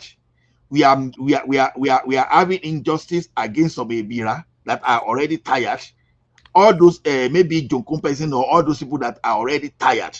Because this question is this: even because you are talking of a religion related, but how come that a particular ethnic nation is the one that you can that you can say is occupying about 85%? Let me just put it, let me just be conservative. So when you are having a particular ethnic nation, then it's not just a simple thing as Muslim versus Christian. It's a particular ethnic nation that are interested in wiping others out. And the thing Okay. has escalated since 2015. So why some of us maintain this position is that anytime they do it, they shout Allahu Akbar, Allahu Akbar. So I'm not able to know whether they are from a particular tribe or not. The only thing I can generalize is that Allahu Akbar. And because No, of no, no, that, no. The problem is no, those Obla, ethnic let me nations finish that now. we are You will talking take your about, you will take they your always claim, you they will take always your back it up. position. You will say your own. They shout Allahu Akbar, Allahu Akbar. And when I hear that, I know that Christians don't shout Allahu Akbar. Traditionalists don't shout Allahu Akbar. In short, let me tell you the people that first suffer most. Forget about, I know there might be incidents in civil war. There was time Igbos were being killed madly in the north. There was a time like that in that north. So when the Igbo say they feel threatened, at times you can't really blame them. There are people they are communicating out of their experience. And in their arrogance, they just do it and say it, and they are very sensitive. Look at what the Supreme Council for Islamic Affairs is saying. Look at what and I remember when General Irabo launched a book and Father Kwa was reviewing. Father Kwa mentioned that thing. And when Father Kwa mentioned it, the Sultan spoke after. That was even before America. Father Kwa said that we need to speak to Christians, persecution, how they are buying them. Sultan say any religious leader, any leader that said this is being unfair, we cannot minimize it. We cannot minimize it. And it will be unfair to people who have lost their loved ones along They are that actually minimizing it. by saying that, oh, everybody, you understand? Yes. So after all, everybody, no. But They're most times, minimizing it. They're for the putting the whole slightest thing thing, together. look at they say somebody in the WhatsApp group, somebody say something about the one prophet, and everybody was back. Let me tell you one of the things that caught my attention when I came to this platform. Do you know that before now there was a time on this platform, this issue came about, we're discussing Christianity, blah blah blah. But one man was okay talking about it. I know people say anything, but when one guy was, and I started speaking about Islam, the guy said, one man said, you don't know so much about that area. You will see him trying to caution me. It wasn't like he didn't want us to speak. He was really concerned that these people are very intolerant. Very intolerant. very intolerant. And you cannot imagine living in the midst of those kind of people. And then the people that are supposed to protect you are not protect you. And then your brothers in the south who are supposed to speak for you are not speaking. And they are minimizing by saying everybody. Or thinking that, oh, it's because they want to destabilize somebody's government. No. Most of the incidents that they are reporting where things happened 2000, 1970. But let me ask you a question. Yeah? There is one question I always ask every Nigerian that they have not been able to answer me. Maybe I will answer you today. Computer, more especially the internet. I said this in the platform and I'm saying it again. There is nothing like I have deleted, or there is nothing like a reputation defender. All you need to do is that anything you remove from the internet, you are removing it from the front end. The cloud is the back end. You can always go there and pull there it back. forever. There is not no Nigerian that has a voice who have not spoken about Christian genocide in Nigeria, including the present president. That's the question I'm asking Nigerians. Is this something America just wake up and start saying? Before the first administration of Donald Trump, Nigerians in all walks of life that have a voice. Although some will say they said it because of politics. No. It's only when something is happening. You can use it as an edge for your political push. We all agree. But you cannot use something that is not happening as an edge. It was happening. Somebody can capitalize on it and use it to campaign. That person used it for politics doesn't necessarily mean it was not happening. Tinubu, Atiku, Obi, Showore, FK, who has not dated back, I don't know how much time I have, but sorry, dated back as far back as 2002, when Pope John Paul II came to Nigeria on a visit. He raised the land. He pleaded, he begged that there should be a coexistence. Is it Pope Benedict? Is it Pope Francis? Is it this one that entered a few months ago? And all of a sudden, somebody showed interest. And now, some people are pushing it that it's political, trying to destroy the politician. Are you saying that it has not been happening? The question I'm asking Nigerians, if somebody from in Denmark do a cartoon in Denmark, the question I'm asking Nigerians, if you say there is no Christian genocide, why would a cartoon in Denmark cost the life of over 1,000 Christians in Nigeria? That some of them do not even know that there was a country. Some of them don't even know there's a country called Denmark, let alone knowing about the cartoon. But because their neighbors knew they're Christian, they run into their house and buy them anyhow. I don't want to lay a curse on Nigerians that are denying this. But if they push me, this is where I have a problem. No, please, AI, go ahead and lay a course. This is the problem with we Nigerians. We behave as if we want that country alone. Please go ahead and lay a course. See, there's some things that when we have this in a public place, we are trying to solve a problem. I'm a strong Yoruba nation advocate.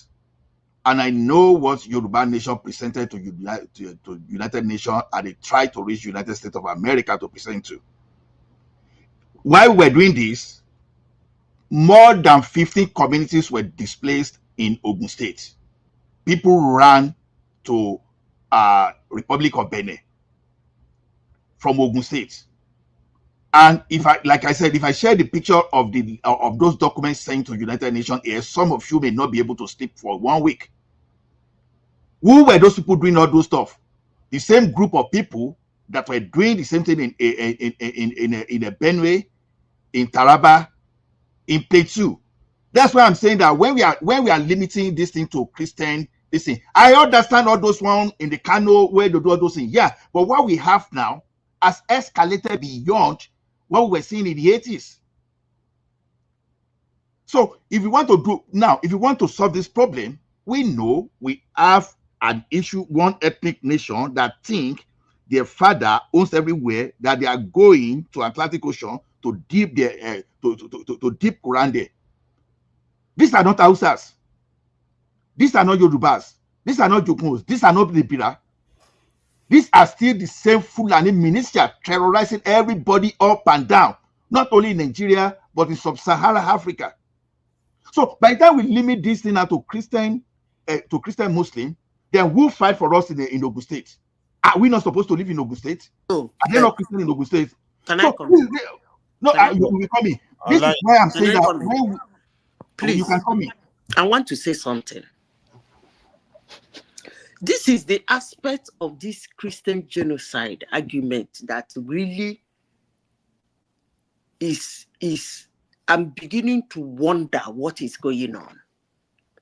I have said this, and I will continue saying it.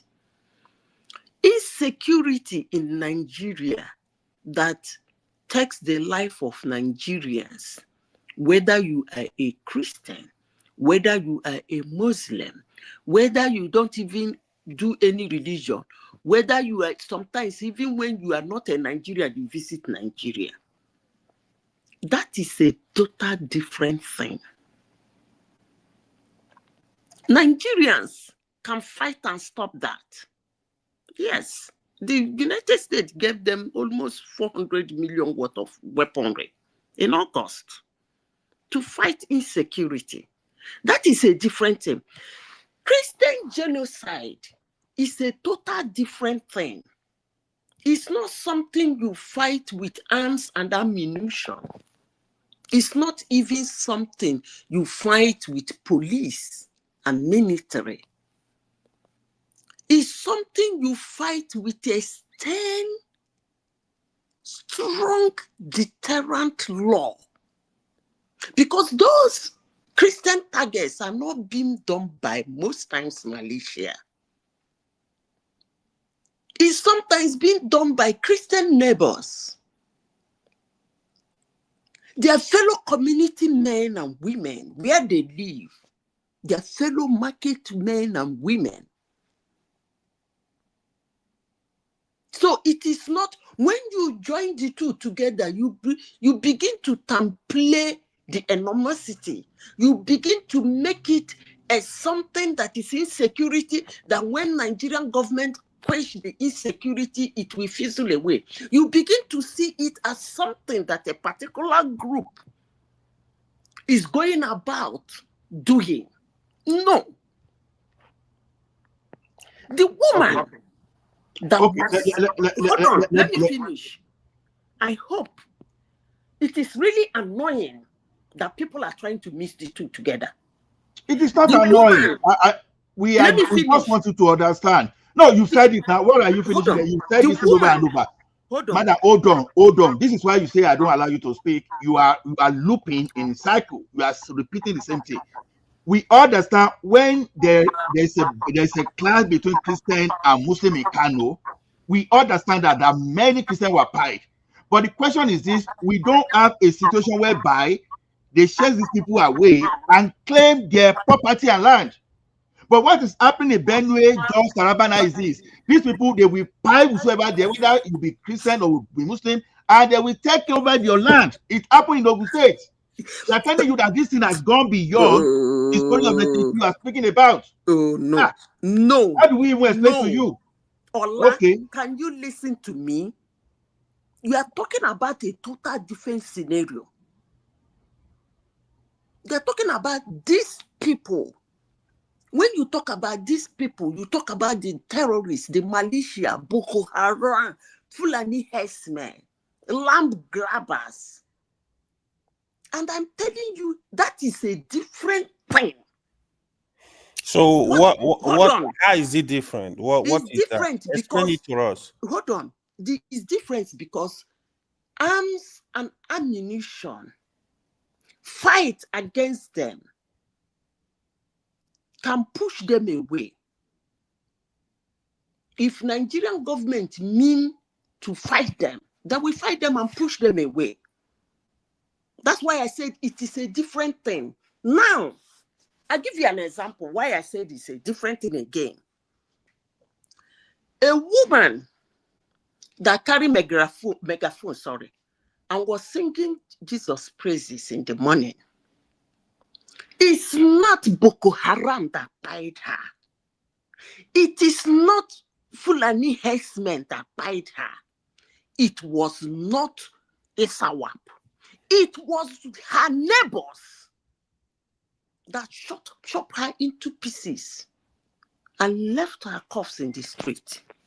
Nobody is denying. Hold on, please. How do I piece this thing for everybody to understand? So that's not Fulani militia. That's what we are saying. That's what No, we are trying to say. Hold on. No. It is a total. Listen, this thing is not something you use military Let arms the and conversation ammunition go to round, conquer. please. What Exactly, can that's the thing. let me That's the conversation. can I So finish? when someone speaks for like 8 minutes, we allow anybody other to interject. He has been What is speaking this now? I've all been along. interjected. I kept quiet for an hour. People Let are me talking. So why did I start speaking and now speaking? We are conversing. I think it's free for all now. No, you are the only person talking actually. No, it's when you want to take my thought, I stop you. After all I interject. I didn't even talk. Since this guy left at the it's you and Patoski, really. It is a different thing. It's not somebody you know, or somewhere you wear, or something you have, or something you are. That is what it is. Something you are. So you know Boko Haram, you know Isawap, you know WhatsApp, you know all those shenanigans. You see them coming with arms and ammunition, you recognize them. They invade villages, they grab people's land. That is a total different thing. They even invade churches, they invade mosques. They go to farmland. That is a different thing. The girl that was set ablaze in Sokoto State was not Boko Haram. Actually, it was his schoolmates. It was her schoolmates. So how else will I say this for people to understand? That you cannot bring the insecurity in Nigeria and match it up with Christian genocide. That are two different things. Insecurity in Nigeria with strong military and everything, you can stop that. But this one is what that needs deterrence from Let me add something. You see, I like the way Ola is handling this issue, right? We kind of miss it. Like Patoski was saying that, yeah, he saw Muslim, you can't live with them. I wanted to actually ask him. I know you are from the Southwest. In Southwest, you have No, I like didn't say you can't live with them. Oh. that. You said that actually. So Okay. in the You can live, but Southwest, you can't live with those kind of Muslims, yeah, that will hold buy on. you. In the Southwest, you have literally like 50-50 Muslim Christian. And I'm pretty sure you believe it with this issue we were born. That's why I My was wife now Muslim family ain't come from now. I live with them, but what in I the mean is that those who hold that are on, buying us, we can't live with them. hold on. No, well, maybe now you are changing your statement. That's why it's always you gotta be No, cautious. that's why I You gotta be started careful. with I said the strand Hold of on, that is the point Allah is raising, right? He is telling you you have Muslim in all the tribe in Nigeria, right? You have a particular people doing this stuff. You have a particular people. So the reason the even if they were all Muslim, this tribe, right? It's not sufficient for you to say Muslim. I think you should point out to this set of people, right? Because as it is today, both Muslim, Christian, pagan, whoever, unbeliever, they are all suffering from the crisis going on in Nigeria. I think It's that not the same as Christian genocide. hold Why on, you hold people on, matching hold this on, thing up? hold on. Just let me talk. So the one AI say, right? Say, okay, who kill the lady? It was the classmate that killed her in Sokoto. That's true. You look at it, right? We have those kind of incidents in Nigeria, all over Nigeria. Like in the south, what you see is illegal, especially before now. Ole, they don't put tire, the person don't go. In the south, That we is a have cases. different thing. Hold on. You don't let people talk. That is your problem. Be patient a little bit. So in the south, you have cases of, oh, this old woman, she's a witch. They burn the person.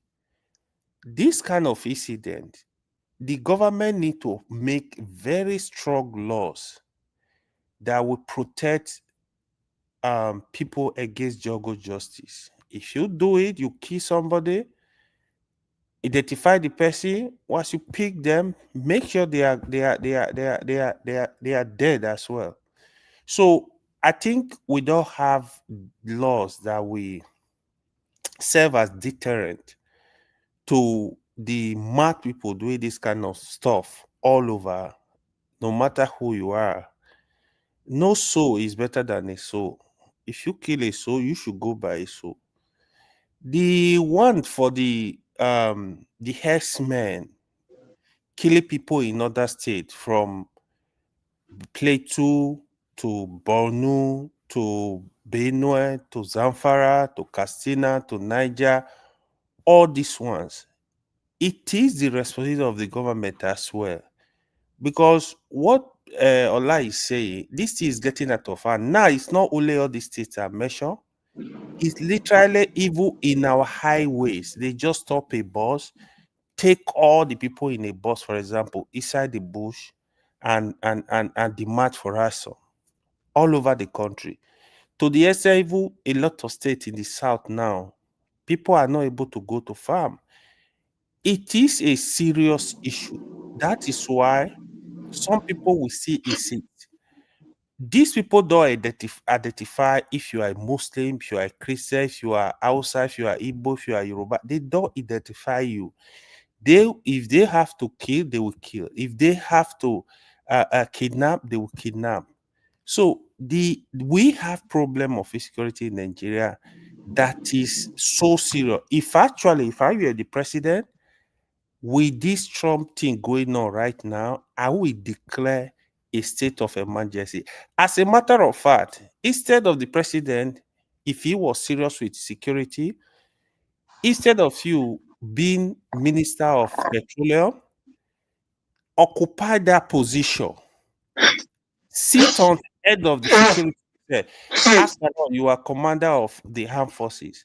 Sit on it. Leave Minister Petroleum Ministry. Sit on it and make sure you give the military marching order. I think what the other thing that is going on is the massive corruption going on all over the country that is also in the security, in the military. You have to look for a way. The all of them, the police, the DSS, the NIA, we need intelligence. Things are going on that it's very frustrating. You cannot even understand what is going on. Okay, now here is the fear of people that are saying, no, I'm not going to support Trump to come into our country, American military will come into our country without the approval of the government. I'm never going to support that. You cannot come into a sovereign nation and come and do whatever you want to do. If you want to give help to Nigeria, you have to go through the right channel. Work with the military, work with the government, get government approval, work together. You know, if you want to give them equipment to fight, do that. If you want to give them intelligence, if you want any Can I ask you a that you question? want to give to them, Can I let me ask you a just finish. question? Let me finish. Any assistance you want to give to them, give it to them for them to be able to fight these terrorists, clean them up. But you coming to Nigeria, where are you going to drum bomb? Do you know where to do? If you want to drum bomb in the bush, good. But if you want to drum bomb that will kill innocent people, you don't want that. You're going to create more crises in the country. Thank you. Can I ask you a question? What part of this discussion are we not understanding? Are we not understanding that there is a separate issue, that somebody is being targeted because of who he is? Probably his race, his ethnicity, his religion, or There are his cases tribe. like that. Please, I'm asking you a question. That is target. He don't find you trouble. You are not kidnapping him. He's not in your way of terrorism. You are not going, he's not on your way of rampage. He's not on your land you want to grab. He's not in the town you want to go on rampage. But just because he is in a particular religion, you just see him the waka, you buy him. What part of it are we not understanding? That this is not the usual insecurity, that some headless mob go to some places and buy everybody, take their land, destroy their farm. That some headless mob carry their cattle, go somewhere, kill people. That some headless mob go to the farm, kill anything they see that is a human being. On rampage, the headless mob, they call them militia, they call them Boko Haram, they call them Fulani Herdsmen, they call them Isawa, they call them all manner of names. They're in group, causing chaos all over the country. Which part of this thing are we not understanding? That they are people we know have labeled. We know what they are doing. What part of it are we not understanding? That your neighbor can buy you just because you are a Christian. Why are we busy? Since this discussion started, why are we busy joining these two together? That is the one that is actually getting me really, really worked up. Why are we busy putting these two together? That we have some headless mob of different groups in Nigeria going on rampage, killing anything and anything and anything that has breath. The army is running around them. They are running around army. They're buying army. Army is buying them for God knows how long. Countries that have given us weaponry, have supported us, have even carried placard concerning that. What part of it are we not understanding? That the issue we are discussing about Christians is not a case of people on rampage killing everybody. That the issue we are discussing is just that because you are saying, hallelujah, praise God, you got your neighbor upset and he slit your throat. What part of it are we not understanding? That because you are a Christian, a reverend father carrying your castle, wearing your castle, moving in the street, just because you are identified as a reverend father, they buy you. What part of it are we not understanding? That anytime you bring this issue, Nigerians will bring the insecurity in their country and put everything, model everything inside the water. What part of it are we not understanding? that the insecurity in Nigeria needs military action. Okay, can That we now this respond to one your question now? needs a law. What part of Okay, it are we not understanding? okay, Come on can we now now. can we now Stop respond to doing your this. question? How can Okay, a we hear you. question last for 5 No, no, 10 minutes? well, please, no, let me respond to her. Okay. See, this is where I want you to see. You understand? Let me clear something. Are Christian being pied? Yes, we know. Nobody. Let me tell you one thing. A Fulani Christian came openly to condemn this. Hausa clerics, they came out to condemn this. You understand? Hausa Islamic cleric, they came out to condemn this. Both Yoruba land, everywhere, they've condemned all this. But this is the sensitivity of the issue. Probably we have Christian and Muslim about 50-50 in Nigeria. And when you want to solve this problem, you don't want to alienate anybody, because it is easier now to say, well, America is coming. And you pitch yourself against your Islamic brethren that should even help in this matter. Now, Christians are being pied. Muslims are being pied. Just understand that. You understand? The question is this: who are the people paying these two people? Now, if I hold on, you see, madam, you spend 7 minutes. Now. You spend 7 minutes. So I've not spent 2 minutes. So you spend 7 minutes. Now, who are the people paying this other group of people that are that are Muslim too, that are Christian?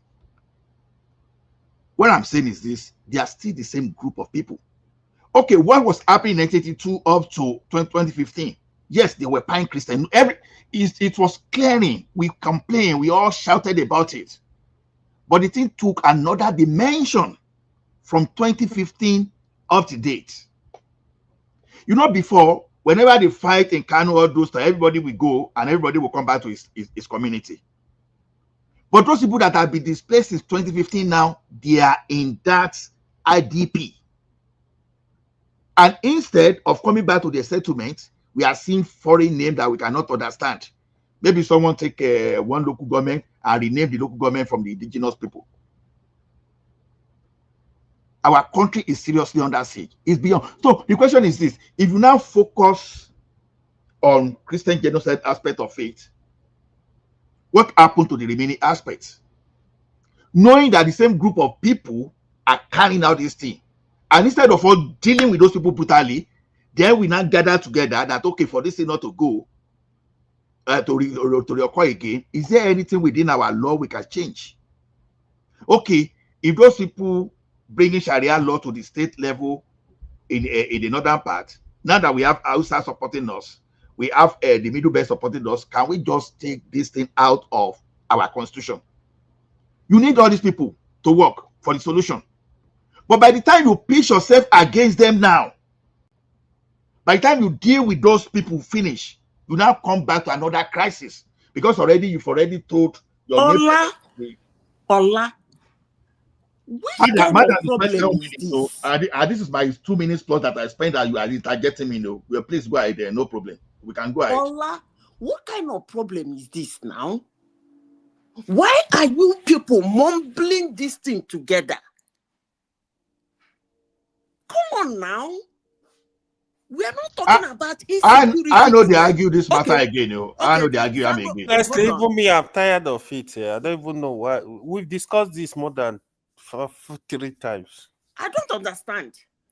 You don't allow people to talk. That's why you will not understand. Why should I allow you to talk? Then what you see? Hold on, please let me explain. Hold on. Why would I allow you to talk? I'm not going to tell you. No, if you don't allow people to talk, how will you understand? Hold on. Calm down. You be talking Calm then. down. Only you be talking I like to yourself. making joke. I don't care anyway.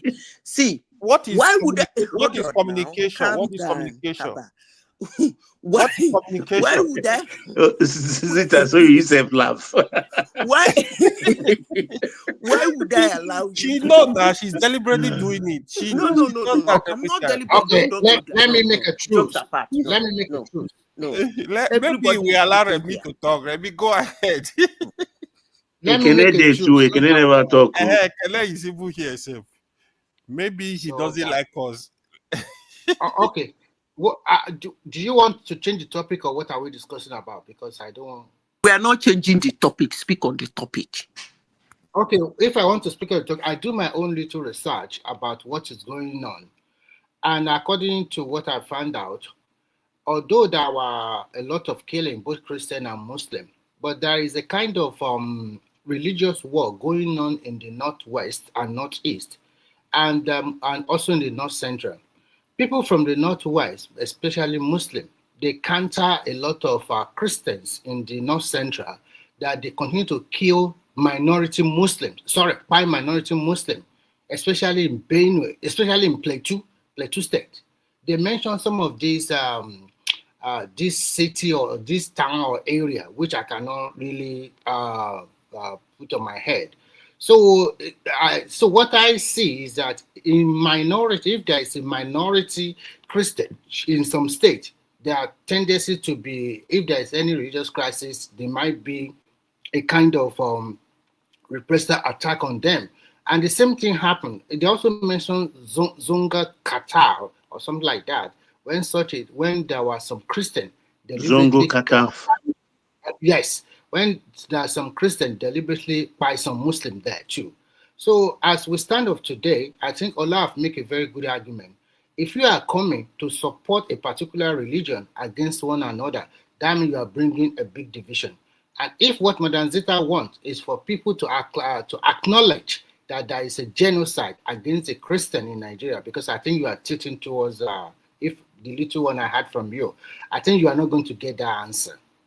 I'm sorry to tell you that, because no religion, because if they do that, they will not look at it from the genocide. They will look at it that they are trying to be inferior to the other religion, because there is a kind of what I would say complex or superiority. Everybody want to claim superiority among these two religions among themselves, so they won't say that. So what we should be looking at is this: if we want our country to still continue to be our country, whether we like it or not, at least we cannot take all our family member or relatives abroad. And if anything suffer or anything untold hardship occur in Nigeria, it's going to affect all of us that also live in diaspora, whether we like it or not. Yeah. Even Can I respond to you? Remy, excellent submission. Maybe Zita Let will me- understand this. Let me respond to you, Remy. ahead. I don't go need anybody to accept in Nigeria now that there is Christian genocide going on, because they have already accepted it several years ago. So I don't need them to accept it now. You can go to the internet and pull out all their tweets, their Instagram, their editorial on Christian genocide. And those people are still in government today. So I don't need anybody to accept it now. Listen to me. I don't need anybody to accept it now. Sorry, do you also accept that there are some Christian majority also by some Muslim minority in their domain? Do you also accept that? Where? In Plateau. In Please, can I come in? Go in. Sorry, let us Yeah. finish. Come in. Yeah, allow Princess to talk, please, just for 3 minutes, if she has to. Let her contribute, I beg. Zita, I'm just sorry, hold on for her. Let's sorry, I'm hear in. her perspective. Yeah. Good evening, everybody in the platform, and I enjoy listening to all what you're saying. But I think one thing Madam Zita is saying that she's not being understood is this: there are two issues that is going on. There is insecurity all over Nigeria. People are grabbing land, kidnapping people. That one is it's one issue. But the issue she's talking about, it's not these militants causing this thing. It's like in a community, the Muslims in that community would decide that, oh, these Christians, we don't want them, and then they start buying them. That's why she's giving an example of somebody that is preaching on the street. They chop her up. Something that happened in Denmark, then the people in Nigeria is being quiet, not by the militants, not by the Boko Haram, not by this Fulani band, but by the Muslims in that community going to Christians' homes and killing them. And that's what she's saying, that these are two different issues. God bless you. At least somebody understood. There is insecurity all over the country. Princess. Wait, let me finish. Please, let me finish, please. No. Take this along. Take this along. Please make a balanced argument. If you are talking this way, I'm trying to listen. You take along. Please let me finish. I will not Please. take I more beg than you. 10 seconds of your time. When I was making my submission, majority of the Muslims in the Northwest also accused majority of the Christians buying the Muslim minority Muslim in their domain as well. But because it does not come to the media like you guys shout about. But can you compare the proportion, the ratio of that Christians rising up and buying? Can you compare that ratio? You don't understand. Let him give you evidence of where Christian kill Muslim. There is Okay. Hold on. Princess, hold on. They will just be saying it. Hold Look on, at what Guinea said. Look at what Guinea said. People are burying empty coffees. People are burying empty coffees, claiming that there is a Christian killing. Hold on, Ekene, please. Princess, where is please, the evidence? I want to put this question to you, because if you look at what they push and what Cruz and Mike Arnold are pushing, they say the type of genocide is that they clean up the people, they are displaced, they are in IDP. Mark that word. Those people they are referring to, they are in the IDP, and the government is not doing anything to help them. Don't let me even not you somebody understand. that survived the fight. Pushing to Princess. No. Hold on. Is it not somebody that Madam Zita, I've signed out on this thing. I'm speaking because of Princess. I don't want to engage you on this matter. I want to engage Princess. No, but the issue is, let's understand. No, Princess. Let's listen together. Because I follow how they designated Nigeria, Arnold, Ted Cruz, and co. I followed. I'm not just speaking from just somewhere. Look, now because if you are calling this name, so you don't know this issue is this. Look, the problem is this. Many people have gone to seek for refugee. Don't let us dialogue. You will continue with your discussion alone. Okay. We are saying let us engage in discussion. But let me explain. Let me finish now. I'm not finished. I'm putting a question to you, and Madam Zita interrupted. Allow her to finish. Let me finish, and then I will answer your questions. Okay, please. So there is insecurity all over Nigeria. They are kidnapping people. They are buying people. In the East, there is insecurity everywhere. But this particular one they are talking about is issues that comes to religion differences. Like that woman that was crying on the street. Was it the military that came to buy her? The thing that happened in Denmark that those Christians in Nigeria suffered for, is it the military that came? Is it people in the community that are living together with them? So like so many Christians have gone to seek for refugees. When they go to seek for refugees, they produce pictures. They explain, this is what happened. This is what has happened. They will show. So based on all this intel, or based on all this information that they've been gathering, they have now come to a conclusion that apart from that insecurity that is all over Nigeria, there is still targeted Christians that are being pied. That's the issue. So Madam Zita is saying, don't mumble the two together. Fumi, let me ask you a question. So the first one is the IDP camp in Nigeria, in the north specifically. Which people, is it the Muslim or the Christian are more in IDP camp? That's they are mumbling it together. Hold on. The second thing is, you just mentioned that Nigeria go seek for refugee.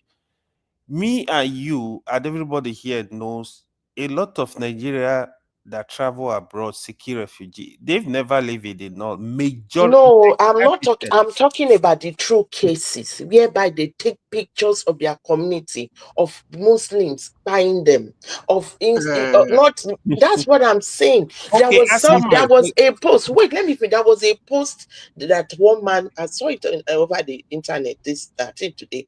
The man was showing names of people, over 700 names. Those people, all the names were Christians in that community.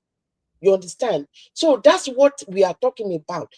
we are not saying there is no insecurity. That's insecurity that is fine both Muslims and Christians and pagans and idol worshippers and everybody. Don't that mind one is them, they're one. pretending. But there is a particular one that it is like this is targeting Christians particularly.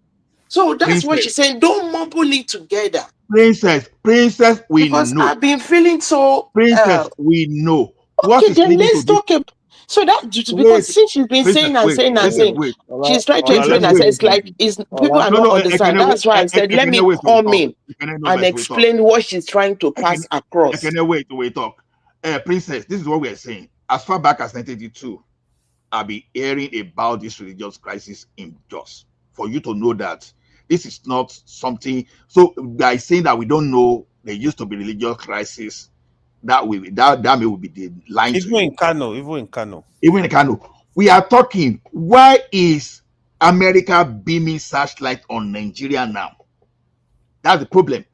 Who were those people that let me say petitioned? something.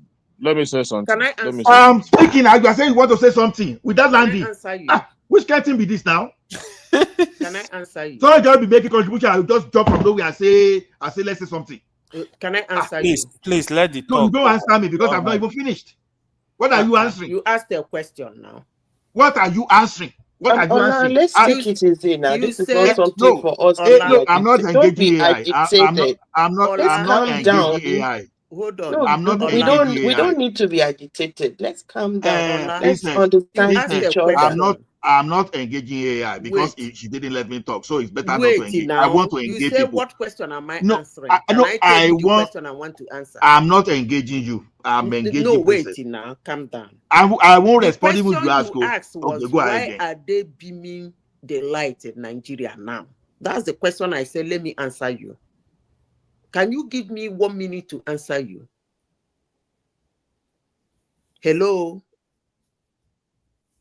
No, you can go ahead, yeah, but I'm not engaging you. I'll say my own because I've signed out on engaging you on that matter. I really want to discuss with someone that we can dialogue and solve our problem. Dialoguing. I don't know why you can go ahead for the audience, but for me, I won't respond. You said, why are they beaming the light in Nigeria now? Why now? Why not all this time, right? So when we say that, that means we don't know the genesis. If I want to take back some steps backwards to figure out the first time, let me call it the first time I noticed them beaming that light in Nigeria was actually when the president of United States was a bloody Muslim and the president of Nigeria was a bloody Christian. That was the first time they beamed the light. Which president of America was a bloody Muslim? Barack Hussein Obama. Oh, Obama is a Muslim? And the bloody Christian. Oh, was, Obama is a Muslim? Hold on, please. Go and check your record. Don't ask me questions. I've said what I want to say. I'm not here to explain. Madam Sisa, please, if I might add to what you are saying, this issue yes, came up. What I'm trying to tell them. Trump wanted to handle this issue. It was okay, what I read today, Trump wanted to handle this issue because he said Nigeria is a nation of concern. But when when Trump was displaced, right, Biden came and now he took Nigeria off the list. It was Wally. It was Wally, the Nigerian man that was Secretary of Treasury. Yes. He went to convince them. Yeah. No, and he went to Nigeria. He went to Nigeria and they told him to go and get it off. And then they took it off. You know what they call it? You know what they call it? Silent, quiet deal, loud silence. Because they removed that thing. No explanation, no justification, no announcement. So sorry, Madam Zita. So, Madam Zita, okay, hold on. I want to say something. See, let me tell you one thing. Hold on. No, I say hold on. At least I'm here. No. You know what I want to say? See, guys, if you use any foul language in that statement today, I will place a ban on you. Don't just try it. I will place a ban on you and I will track your IP any day I will keep What pushing is you that? out. What is it me? Don't ever use. Is it No, me? I know, not panelists. I'm talking to people in the comment Okay, section. okay. If you use any foul language on any of the panelists, I will just ban you and throw you out forever. Be respectful. If you want to contribute, come in us and come and say your own. Don't just stay there and just be saying rubbish, please. Thank you. Ola, what I want to infer is this. It seems that some Nigerians, even on this platform, Madam Zita and the other lady, you guys are happy that a country of equal standard, they put Nigeria the way you no, let me Don't finish. take it that way. We are not happy. We are expressing our opinion. We are talking about a problem. Why are you saying we guys are happy that America is coming to fight? You guys let people talk. Let Remy talk. I allow you to talk now. It seems that you guys are happy that they place Nigeria on concern, blah, blah, blah, that American place on us. A sovereign nation. And it says that you guys are here to promote one religion against another one, which is not supposed to be. We all agree that we have insecurity problem. We all agree that there has been a religious infighting among the two major religions in Nigeria. Not now, not today, not yesterday. It has been there for a long time. And these so-called our friends, they did not help us. They didn't do nothing for more than 4 decades, 40 years. So many tribal, religious infighting, especially in the north that time. Till today, they didn't help us. Now is the time that the country is turning around economically, or the geopolitics of the world is changing. That is not the we are your friend. Can I respond? I think you guys are not patriotic. I'm sorry. Can I respond? Go ahead. First of all, let me respond to what Ola So, said. sorry, Ekene, whenever you want to call me, you can signify. So we clear the road. I want you to allow Madam Zika to talk. I want you to allow Madam Zika to talk. After Madam Zika, I will talk. Okay, that's good. Let me answer, first of all, answer the question Ola asked. I said it was during the time of Obama, if I can remember vividly, that alarm was raised and the concern was shown. And then we have a Christian president. So for someone to say, why are they beaming the light now? It actually means the person has not been following what has been going on over the years. And the concerns that I mentioned here right from the time of Pope John Paul II, that was a long time ago. A child born then is married. Then coming to the question of Remy was saying that we are happy. Maybe you didn't find a way to put it very well, but Madam Zita, that's his opinion that we are happy. That's his opinion. Let me respond to him. I am someone you don't meddle with your emotions to get answers from. I don't even talk from my emotions anyway. But let me say this. The question I am not talking from emotion. Now. You say we are happy. Your submission. You are happy. You are happy. To be frank, you are happy. Wait, hold on. And that is totally unbiased of you. Okay, you are not like that. Let me answer you now. Let me answer you. The question would have been, are we happy? Will we be happy if US attack Nigeria? The answer is obviously no, but they never said in the first place they are coming to attack Nigeria. So I don't even know why these lies and denial. They said they're going to take them out. So if you're here arguing that United States is coming to Nigeria, they're not coming for Nigerians. Madam Zita, let me we are all finish. educated. We know how America operates. Let Stop me finish now. Hold on. When they are not coming to your country to help anybody. Now. What is all this now? They have a drone base in Niger. They have a drone base in Cameroon. What do you mean? The time they took out Qasem Soleimani, they didn't bury Iran. They know them. If they want to take them out, they will be about to enter their car. They will hear way and they will be on the ground there. It's not going to affect any other person. So I don't know why everybody is making it like America has declared war in Nigeria and we are happy America declared war. No, I am happy if they do it the Qasem Soleimani way. I will be very glad. And I am sure that's what they mean. So if you are here thinking that America coming into is a terrible thing, the question I have to ask you, are you targeting Christians? Because if you do, they know you.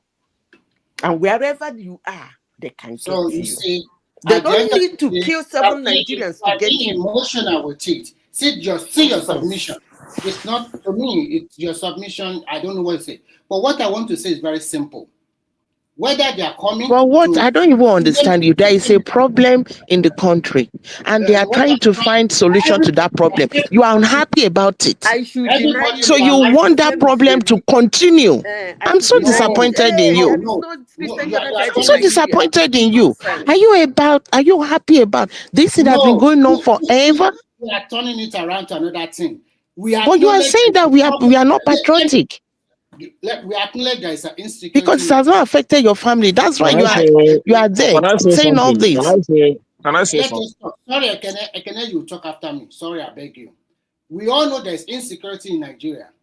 And we all know that all hands must be on deck to solve this problem within ourselves. We are not talking about insecurity. Don't mumble the two together. We are not talking about insecurity. Remy, we already know where they are just you start. intentionally Hold on, refusing to Remy, understand you can't it. be loud here with this woman voice.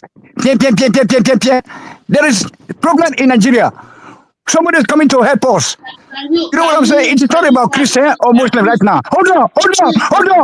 People can't go into their camps from your state right down to Bayelsa, Edo, Ondo, Akwa Ibom. Hold on.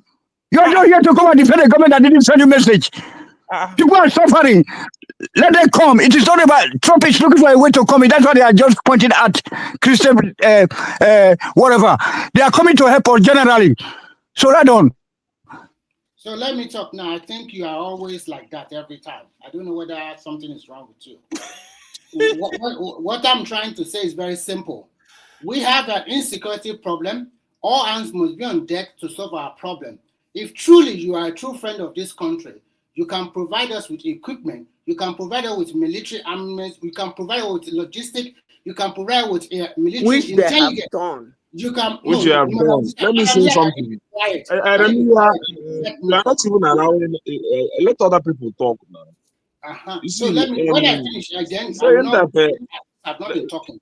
So what I'm trying to say, I'm not looking at it from. I took permission from Allah to say. Remy, will you stop your nonsense? You just came here and be lying about Christian crying Muslim. Where did you get that data from? It is very disingenuous.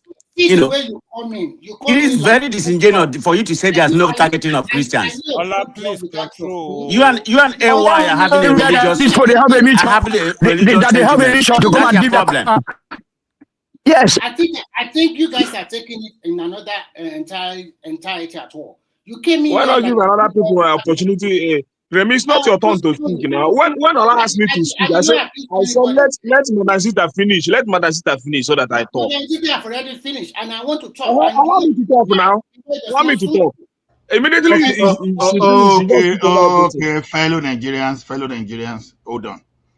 The thing is this, Remy Mabino. Yes. We have to allow Ekene to speak because I have to. Please, Ola, before Ola Ekene speak, can you tell both Tony and the man of prestige that just came in, they should be very civil. I did not abuse anybody here. I've not called anybody. Okay, I know. Remy, hold on. I know. But Remy, what did you say to Brother Zita and I? You said we are not patriotic. We are very happy. Is that a fair thing to say? That's not the fair thing to say. You just don't. That is not an abuse. That is not an abuse. Okay. Why would you tell me I'm not patriotic to my country? Okay, don't let us go in an anarchy way. Please hold on. Remy, please. Let's buy. I know that comparable facts don't normally abuse. So I don't know what happened. So I can still trust him on that. Whatever we have, let's just please just keep it cool.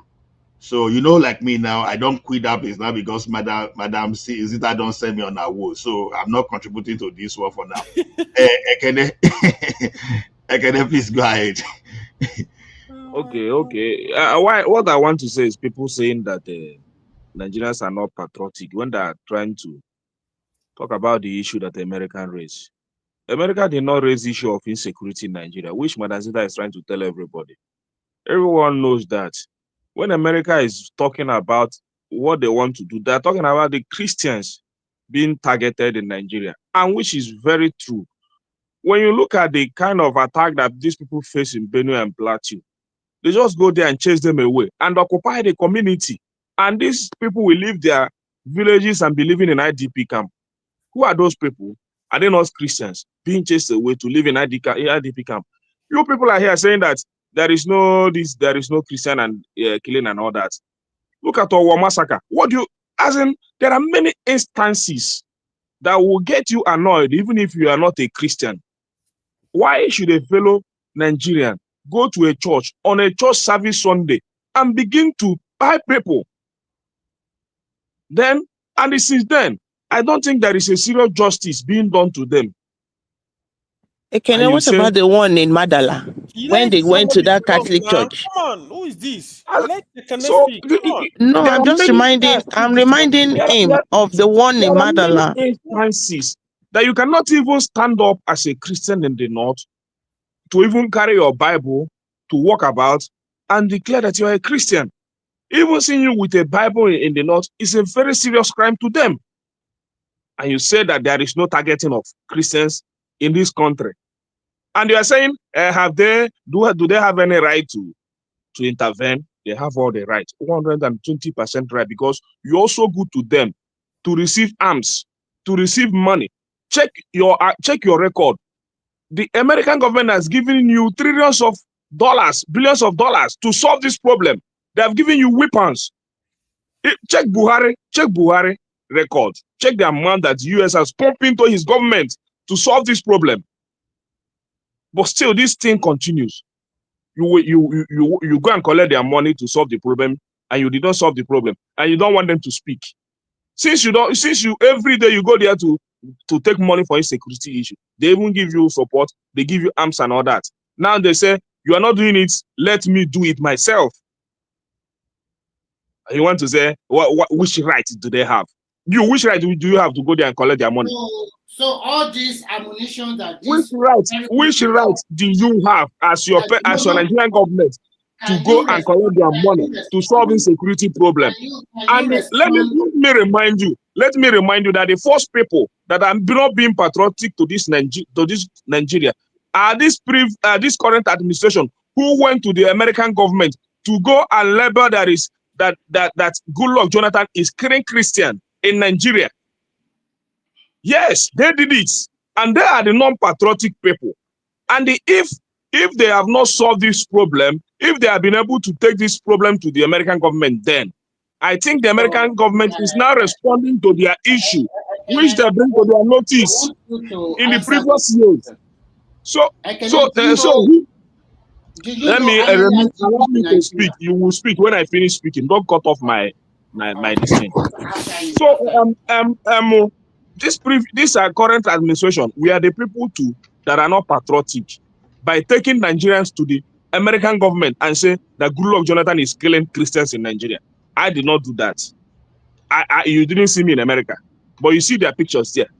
You see them. Even the last administration, you see their pictures there. You see a lot of them. So I think the first people to make it known to the American that Christians are being targeted are this current administration. So I don't know what you are defending.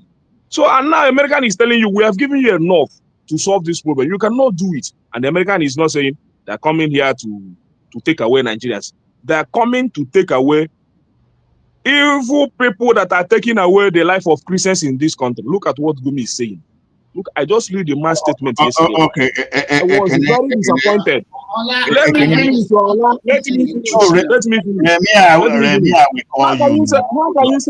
How can you say that Christians are burying empty coffins just to label Muslims bad people? No, you mean those coffins are empty? You mean those coffins are empty? No, you mean those coffins are empty?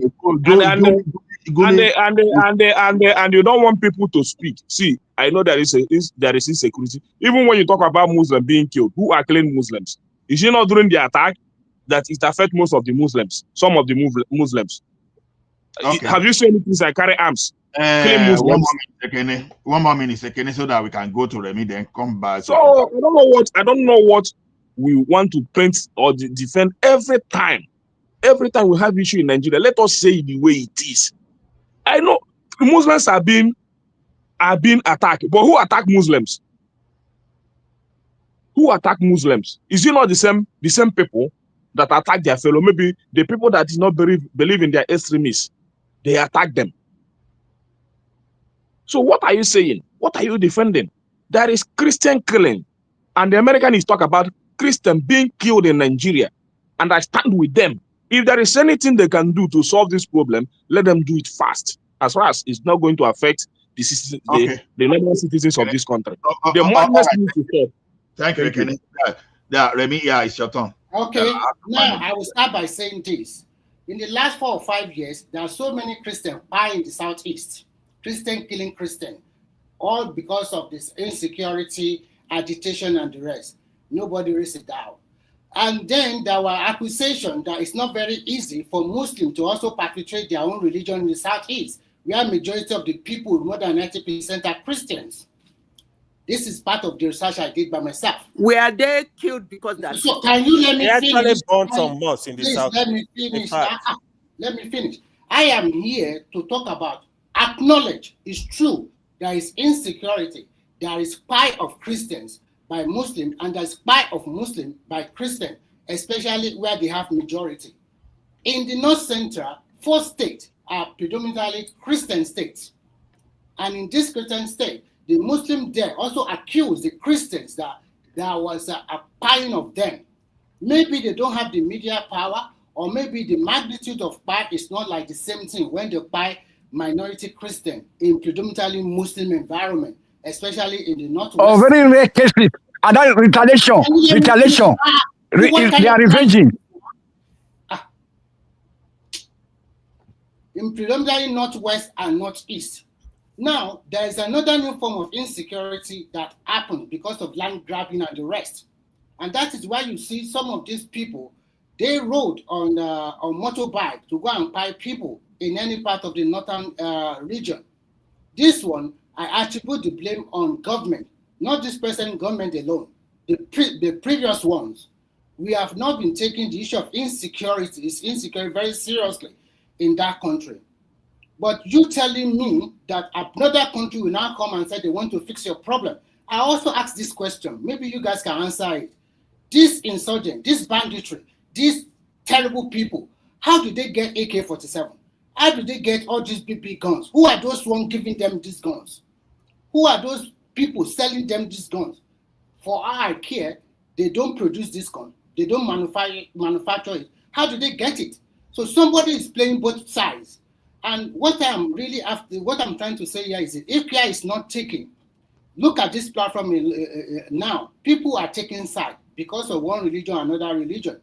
And when the fight starts, then what happens? Remy, thank you. I was about saying this thing. That is just the micro thing that you can see that will happen. You are seeing it already from this forum already. You never know what you are playing with, to be honest. You never have, and you don't have an idea.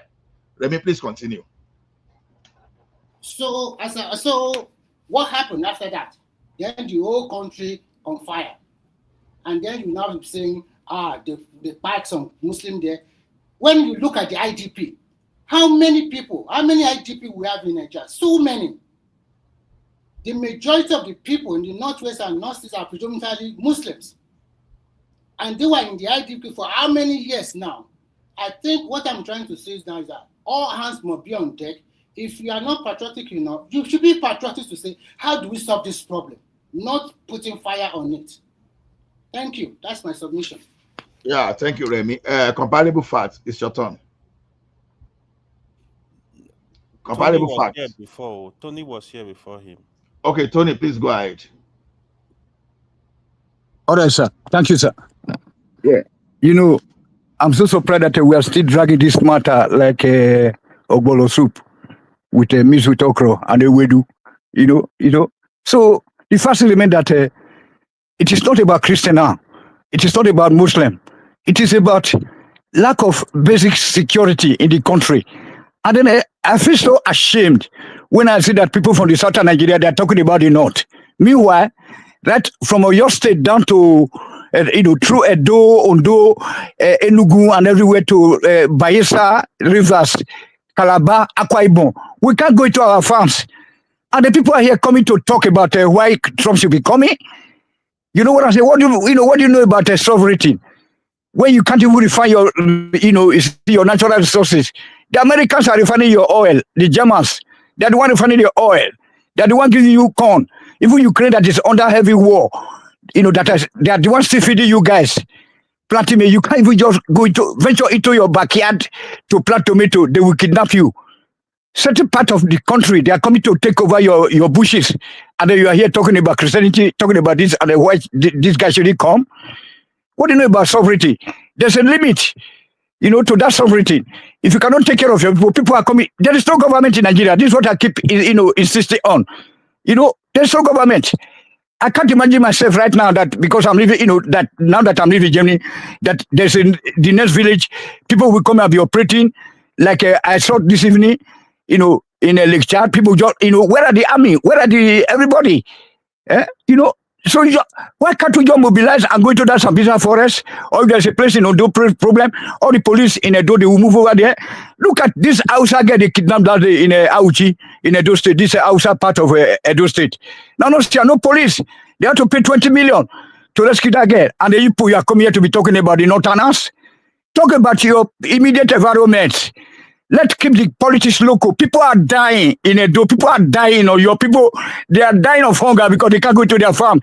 In Ore, in Abakaliki, everywhere. We're under siege. Let's Trump come and do the needful. Thank you, sir. Thank you, Tony, for making it brief. Oroyo, are you there? Oroyo. It's not Oroyo now. It's the other guy, a man of prestige. What are you saying? No, we've called him in. Can I come in? Okay, go ahead, Pastor. Go ahead. Hello? Let someone should help me tell him it's like he doesn't hear me. Go ahead, comparable facts. Remy, can you hear me? We can hear you. We can hear you now. Oh, okay. Hear you. Sorry. Let me go ahead. Let me go ahead and speak. I think we need to be very we need to put this in context. There's no doubt there's there's killing going on all over the country. And sometimes it's very disingenuous when we come here, we try to shift the goalposts, to bring it to a different narrative. Remy come here and use, and started talking about what's going on in the Southeast. That's not the point of discussion at this particular time. Yeah, there's something, there's killing going on in the Southeast, in every part of the country. And don't come here and amplify what's going on in the Southeast. There's killing in the Southwest, there's killing in the South. If I bring the figure, you're gonna see how close they are to each other. Okay? So, but that's not the problem. We are talking about the atrocity going on in the North. Everybody knows it. And Remy, when you come here, you bring a false narrative that the Christians are killing Muslims. There's no data for you. There's no data for you to justify that what I consider to be lie. You brought here. You can't prove it. There's no way Christians are killing. Going to the mosque or killing people. Who are the people perpetuating? This atrocity. It's the radical jihadists, and they have a lot of supporters. People backing them like Gumi, Isa Pantami, the Sultan of Sokoto that was invited recently to the Aso Rock. Imagine that a Sultan of Sokoto, the leader of Mehetiala. We know what he said. If he taught the terrorists they were brothers, he shouldn't taught them. I'm just paraphrasing. So let's put into this context. There's a targeted religious atrocity going on in Nigeria. Yes, I call it a genocide against the Christians. The people, the reverend fathers, everybody that was speaking, the guy that was speaking from Benue Plateau, go and look at the whole people speaking right now, and they are being targeted right now. And everybody going to come here, particularly in particular the religious, I mean, I don't want to insult anybody, but I'm going to call Remy and AY. Y'all are making excuse for what's happening instead of coming and calling what it is. I'm blaming Trump. Trump is the one that you all need to thank Trump for amplifying the situation. Your government has not done nothing in the last 15 or 20 years. Just because Trump raised the concern about it, then everybody's running scatter, and they have not done nothing. They are still making excuse. Since this Trump started, this narrative about 2 or 3 weeks ago, what has their government done? They are just giving excuse, just reacting. They are not being proactive. We need to call it what it is. Maybe we start solving the problem and stop making excuse and insidious excuse. So Remy and AY, you all need to stop your nonsense, okay? You're not helping matter. Call it what it is. Call it spade a spade. Maybe we can move forward. There's religious genocide going on in Nigeria, period. Whether you like it or not, it is what it is. And Trump is not... This energy you are using for this thing. Man of prestige, these guys are coming from Trump is not coming they to are coming invade the from country. Ilori and Trump is coming, he wanted to to come defend their and look, Fulani target heritage. terrorists. You should be happy. You hear say that. You think you are clever, you are clever by half. And the way you talk amazes me. And you call yourself an elderly person. You come here and be talking people as saying nonsense. If I say that one to you, you'll be angry. What did I say? What did I say that's wrong? What I said, everybody. You don't like to hear the truth. You can't be you don't like to hear the truth. That's your problem. Fellow Nigerians. I mean, like you come here and lie and say that Christians are killing. I do not lie. I gave a very good example. And where is it? Go and prove it. There's no way Christians are. I will repeat it again. I said predominantly Christian state. The Muslim. There's nowhere. We never heard about that until today. You're the one that brought. We never had any. Nobody had. No Muslim has come. No Muslim has complained that they are being targeted by Christians. No Muslim except Remy brought out here. There's nothing like being biased. You are the one being religious sentiment, Maybe you're a patron of, maybe you're a benefactor of this terrorist going on. Someone is calling me. Okay, are you not? Remy, so just let me finish speaking. No, comparable. Hold on for AY. This is the problem. We need to come and solve the problem. We have a problem. No. Let me finish. We have a problem, and I thank Trump. Let me finish. He can't hear you. That's the issue. He can't hear you. I don't think that. Go ahead. I really love the way Mr. Tony spoke, right? We should look at this issue as insecurity. Man of prestige, you keep coming here. The energy you are using on this issue, I wish you use it in the Southeast. When that POB and ESN, you were killing people in the Southeast. You will keep defending them. Now, it is said to you, there is killing going all over Nigeria. Not only in those states you are measuring in the north. In Zafara, the killing is so much. In Katsina, is so, even when Buhari was there, it's so much. In Niger, is so much. You pick 2 states out of a lot of states they are killing people in the north, then you say, oh, everybody is like, you don't listen to people because I can bet you haven't been to those states. You don't know how this state are structured. You don't understand what is going on, but you keep coming here. All you do, dividing this country along religious line is very dangerous. That is what Remy is saying. That is what I'm also saying. Don't divide Nigeria across. If you put crisis in Nigeria, it's not going to be funny. You have a country where you have almost 50-50 Muslim Christian. It's not going to be funny. You guys are looking at it. It's so easy for you to ignite fire in Nigeria. You will see it will consume all of us. That's what we don't know. Thank you, Ola. Okay. You see, what I've been saying that people you are not realizing is this. When I said you guys are narrowing this thing down, and it's so saddening, to be honest. Because look at the situation. I was discussing with this morning. Let me land now. I'm not saying you should not disagree. I'm not saying you should not disagree, but let me hear my own opinion. You understand? Because when I go say when I go cause anybody who they hear his own opinion as if now one opinion they outside of 230 million Nigerians. Now the question is this: I was telling Prince Daddy in the morning that okay, I know there's a Christian genocide. I know there is ethnic cleansing, which is another form of genocide. I know that they are cleaning people, cleaning people. They are buying people just to grab their land, to exhume the minerals down there. I know. Yes, I said the whole situation is so depressing. But now look at it from this angle. Now I will now have an external person that now pick a narrative that suits its own purpose. You understand? I keep saying that whenever I need help, I evaluate the type of help I need. Just because you say you want to help me does not mean I'm going to just jump at your help. No, I want to know the consequences of that your help. I'm not stupid. Yoruba gave us that wisdom. I know it's like that in every ethnic life. That if you have to say fly on your scrotum, you don't go and carry sledgehammer to smash it. You understand? You have to be logical about it. See, the type of insecurity we have today, you understand? The CPC arm, someone should correct me, or let me just say APC. APC imported foreign. It's good if you have a set of flying your scrotum. It's good to get a sledgehammer and smash it. Hola.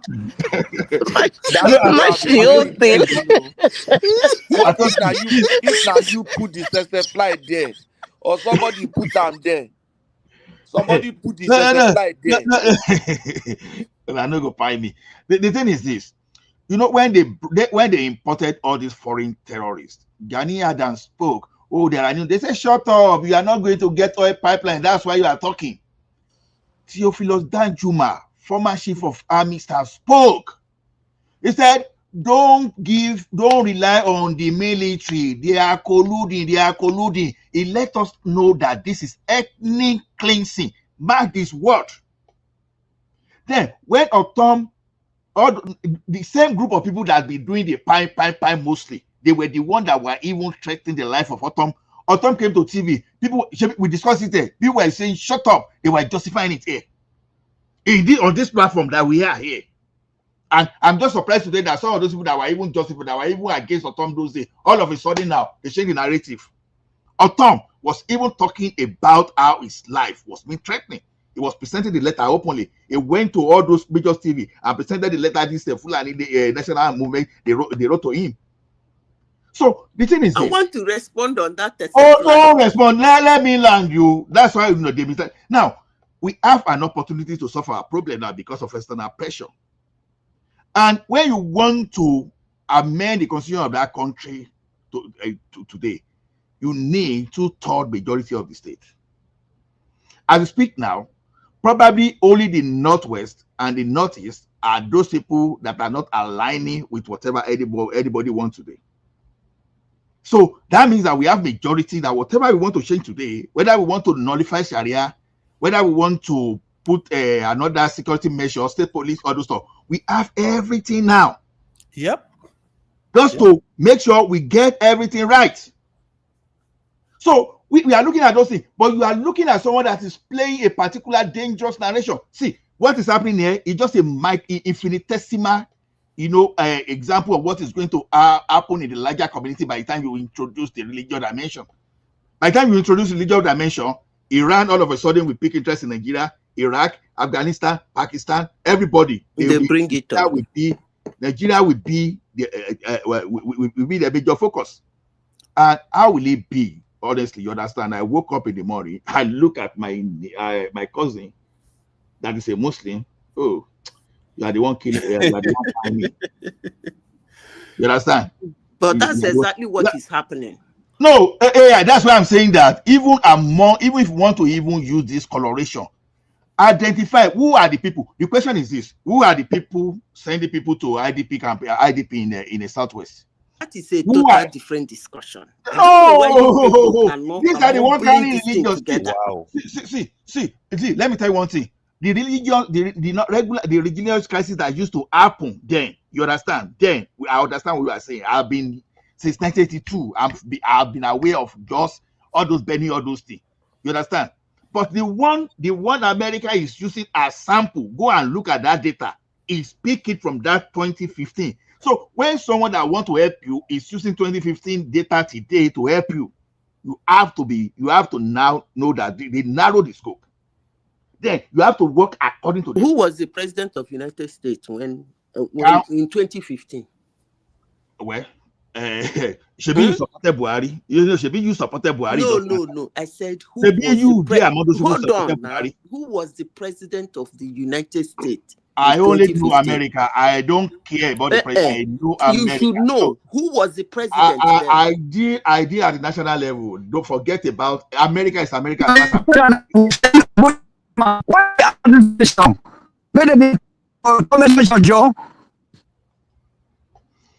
We don't hear you, Tony. No verse. I go bring you when we can hear you. Ola, let me speak on the. Can someone make? Let me speak on the Tesafly and sledgehammer. Oroyo, please come after Madam here. Listen, there are two things that are bound to happen. If the Tesafly is going to kill the courtroom is between the devil and the deep sea. So it's either you leave the Tesafly to kill the courtroom, or you use the sledgehammer to kill the Tesafly. Either way, the courtroom is going to die. I can use big gun. I can use other things. That's what I'm saying. I don't have to use sledgehammer. I can use a broom. You understand? I can use kerosene. I can use different things just to shake. No. What if the Tesafly refuse to go? How will I use big guns as a fly? It's actually somebody. Big gun will price as a fly now. And Ekene made a very important statement here, and I know most of, as usual, they turn blind eye to his statement.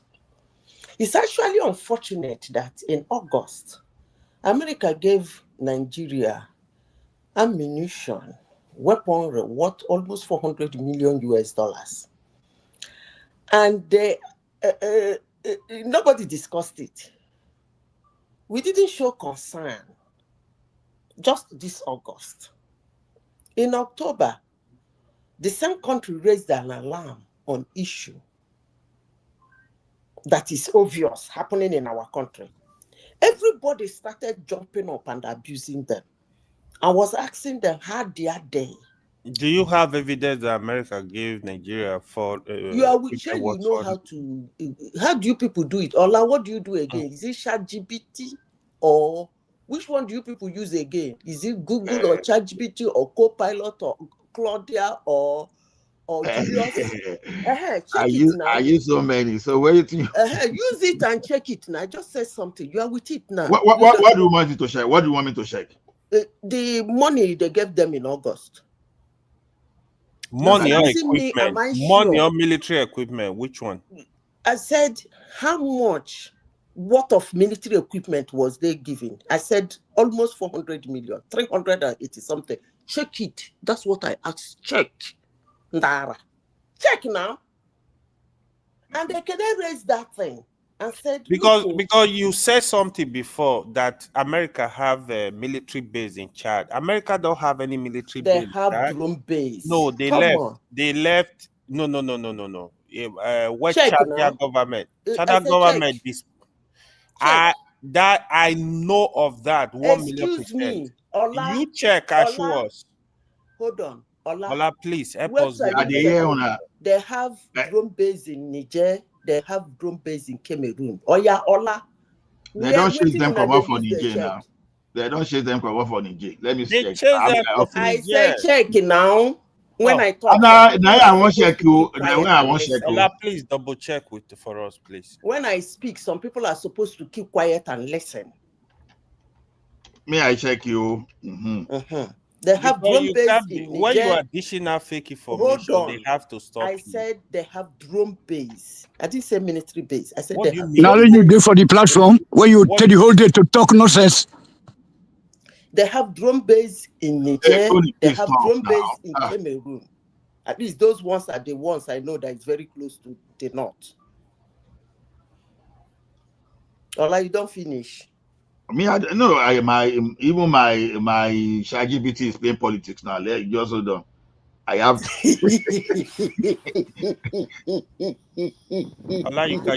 That is why you are supposed to use a sledgehammer to kill that fly. No, I know. I have many of these large language model. You know, this one is playing me politics. So let me reword my statement. Oh my goodness. That's they call it Air Base 201 Agades, Niger Republic. Okay. So the base reportedly began They have in Cameroon too.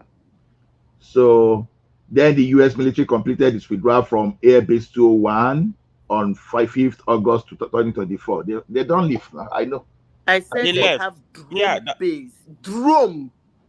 Hey, now they know that's what they call drone base. They have drone base in Niger. There is and nothing Cameroon. like drone base, military base. No. Air base. No.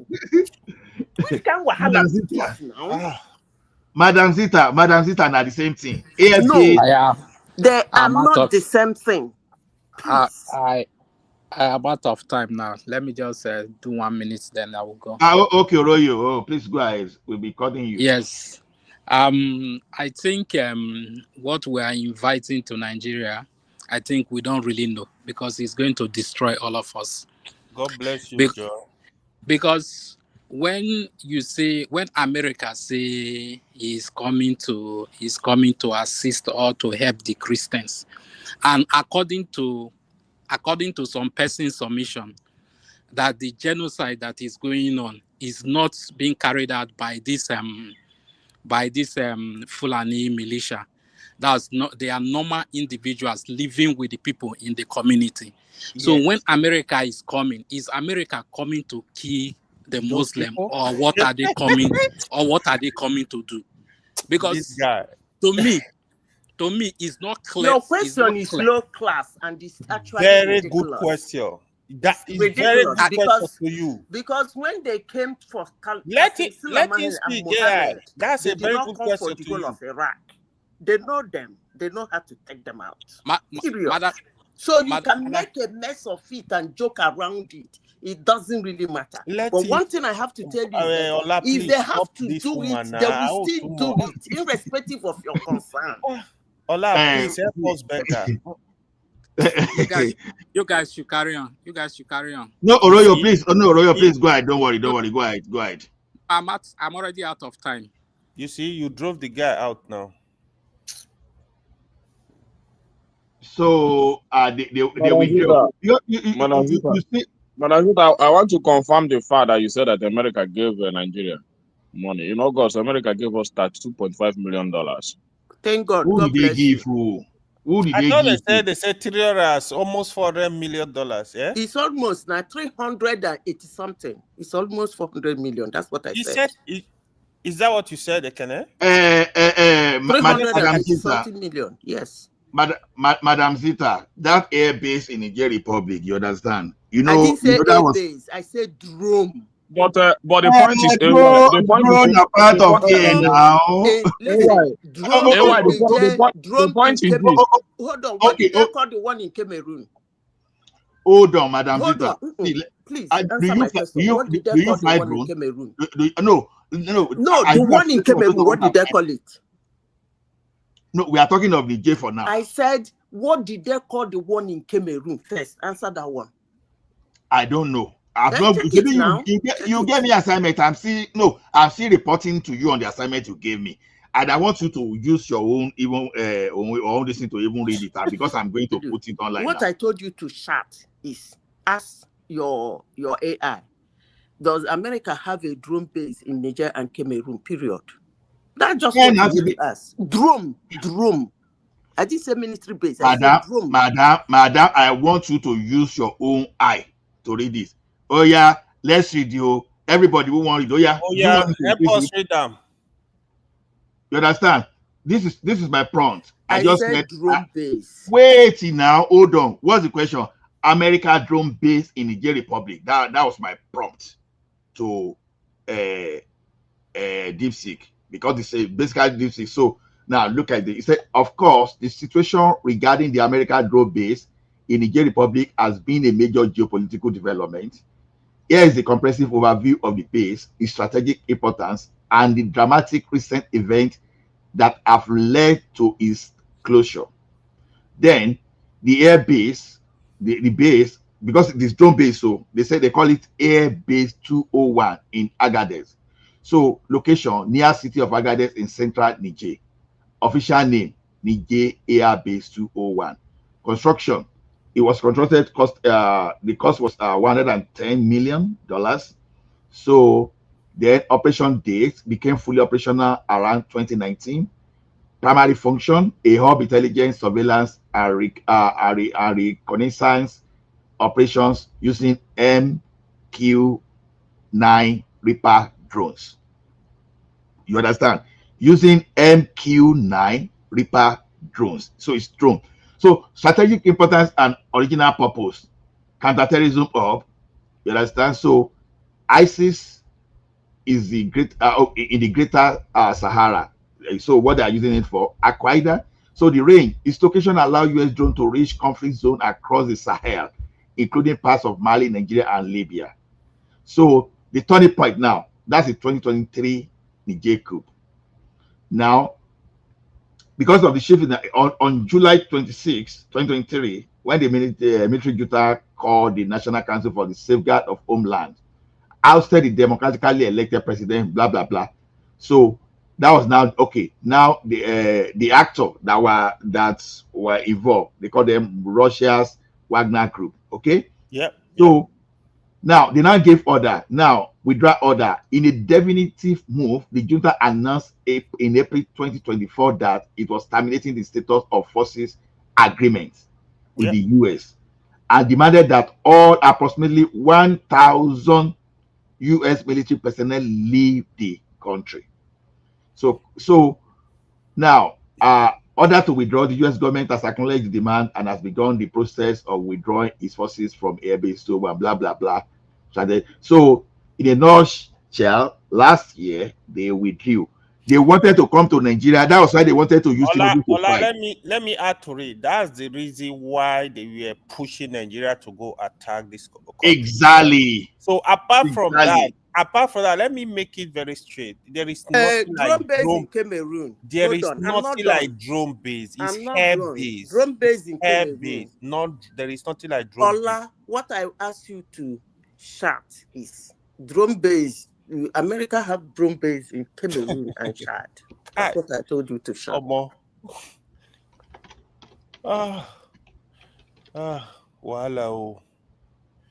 In Cameroon, right? Let's see. Okay. You will pay for all this my API. It's not me, please. It's the people arguing through their. You will pay now. It's not free of charge now. You don't know say they subscribe. It's not me, It's not me. It's not me that when I say something, somebody is asking me a question, I tell them to find out. That's all. So let's see what is happening to that one in Cameroon. I think that one is still there, so no doubt about that. It is the same. This one is even on MQ Reaper. MQ Reapers are drone. That's what they deployed here. That's what was hosted in J. Okay, let me explain to you how it functions, if you will listen. That they shut it down doesn't mean they cannot use it if they want to attack. Go and ask how they operate. If they have any need. I'm not a military person now. Okay, so I'm telling you now. You see what is happening I understand why you avoid this, madam. Please.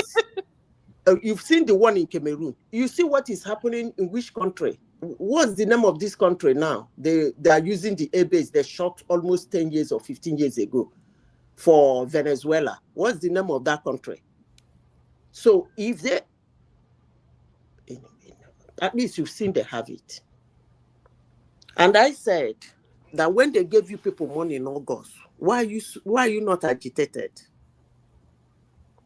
to fight your security? I don't understand. They gave you people money now to fight they your security. only good to receive money. They only good to receive money. No, let me tell you. Ola, please, let me raise this issue.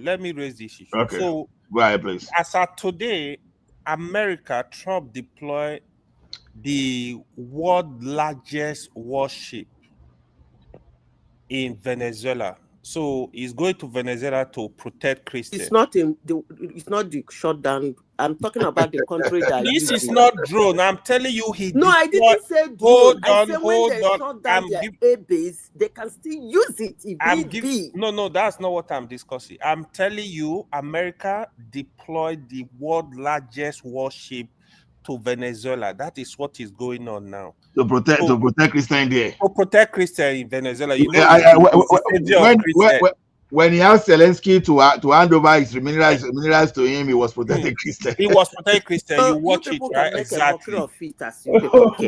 But let me say this. He's gonna go protect Christian in Venezuela. He will buy all the Muslims. Let me tell you this. You see, let me tell you something. You have to know. I know most of you are questioning and are asking how they are there. Do we love it? We want it to come. We are not patriotic, blah, blah, blah. But let me say this before I leave this platform. I have to tell all of you, including Moa, that you see this our opinion. It doesn't count. As I said before, and I will continue saying it, if they mean to take out those people, Somebody ask you a question now you could not answer. Let me ask you the question so you put it together. Hold on. You must answer this question before you leave. I will answer your question. Let me ask you the question. Let me ask you so you miss it. Let me finish. You can ask your question. Let me finish so that you can ask your question. Hold on, let me ask you. You will run away. I don't want you to run away. If they need to take them out, they will still take them out. This is my question. This is my question to you. I want to reiterate the question. Is it Oroye? The question he asked you. You claim, you and Fumi, that the people killing Christians, they are not militia, they are not these terrorists, they are people, neighbors. So is Trump going to the north to look for neighbor of Christian and buy all of them? If need be, they know those who have done that. If need be. No, and they will use drone. And they will use drone. They're laughing. I'm on this one. I beg, go sleep. They're actually laughing. Ola, can you hear that? They're actually laughing. So America don't use drone to take out I took some days to do. I took some days to do statistical analysis of the situation. So I want to put I want to call a name and put a drone to it. You think if America want to take out Gumi, they can't? What you are saying is that they have to. So do you have evidence Gumi by his neighbors? I said I'll put a name and a drum to it. And I ask you, you think if America today decide to strike Gumi right inside Nigeria, they can't? No, I don't have problem with them going after Gumi. They can't take anybody out. I don't even have problem going after Gumi. See, please, if you go after Gumi and all those sponsors, I don't have problem with that too. I said, you are laughing. You said, it's how you contradict yourself. Making me laugh. Said, are you saying America will come and kill the neighbors? And I said, yes, if need be. If they identify them, they can take them out. And I asked you a simple question. I said, I'm going to put a name. Your communication is very hard. I'm going to put a name and a drum as a neighbor who is not in the government. Let me tell you why. He's not. Let me tell you why your communication is very difficult. Hold on now. Haba. I called a name. Let me finish with the name because I stand for what I say. I called a name. And I know they're listening. Can I finish with the name? Period. He's not a military man. He's not a Boko Haram as claimed. He's not anything. And he's just a neighbor. And I ask you people a simple question. If America identify him as a neighbor and want to take him out right inside Nigeria. Are you people saying that they have to buy the whole Nigeria or wage a war before they can take them out? I think the joke is on you guys. I beg. you sir, you are laughing at your own self. That is why I find it interesting. See, Madam Zita, Madam Zita. Okay, now see what my own suggestion, my own suggested solution has always been. You see one thing, we are more than 3 ethnic nationality in that country, and our common enemy. They're laughing over it. and our common enemy is just about one. Do you understand? That at least that we can identify. Now, when you are looking at it like this, do you understand? It's like I look at my cousin now. I look at him and say, "You are the one paying me, Abby. Trump is coming. We live in the same house, so you understand? You want to come and drop a bomb upon that person. So you wanted to protect me, and the person you say is spying me is living with me. You understand? I just want to go and drop. It doesn't work that way. You see, because I keep telling you want to say something. Go ahead. What you are saying, I completely agree with you. You know, it's so easy for people to call for war, right? If especially with due respect to my brother in southeast, when you see the energy, because like the Yoruba now, it's few family you see in Yoruba that will not have Muslim or Christian. A few. I don't tell you my wife family configuration. In that are Muslim, but they will be children. They will be children. As church then they go. Yes, right? Still, Tinubu, for example, Tinubu wife is a Christian. Some of the children are Muslim, some are Christian. So you understand? How do you reconcile that? How do you reconcile? That's why it's so difficult for people in the East to understand how this thing play out. They think it's just like one line. It's not. Because what I see in Nigeria, when you're talking about security, I'm actually surprised. I remember even when Soludo, for example, Governor Soludo said the kidnapping, the robbery, the crime going on in the East is 99.9% Igbo people. On Dr. Dameji, people were attacking him. This is somebody that is sitting on security of his state, is getting security briefing every day. You are arguing with him. Then when it comes to other issues you don't understand, you are easy. Look at what man of Prestige is doing. It get really disappointed. In the North, what is really happening? These terrorists, these people, they slaughter everybody. Is somebody? Let me just chip. Let me just chip in something. Yeah, you are back again. Okay. Go ahead, Oroyo. Let me just chip in something. Yeah, go ahead. You know, somebody who is using mouth to drive motor, that he had an accident. Yeah. So that is why when you see them, when they want to diagnose a Nigerian security problem, it's very easy. It's very easy for them. There is a way you will address the issue. One religion will come out to say that you are killing their people. Is a very complex. Oh yeah. Is a very complex situation. And the truth of the matter, issue of insecurity, if the people, the local, are not involved, you cannot solve it. If the locals are not involved, you cannot solve it. It is only when the local agree that, okay, we are tired,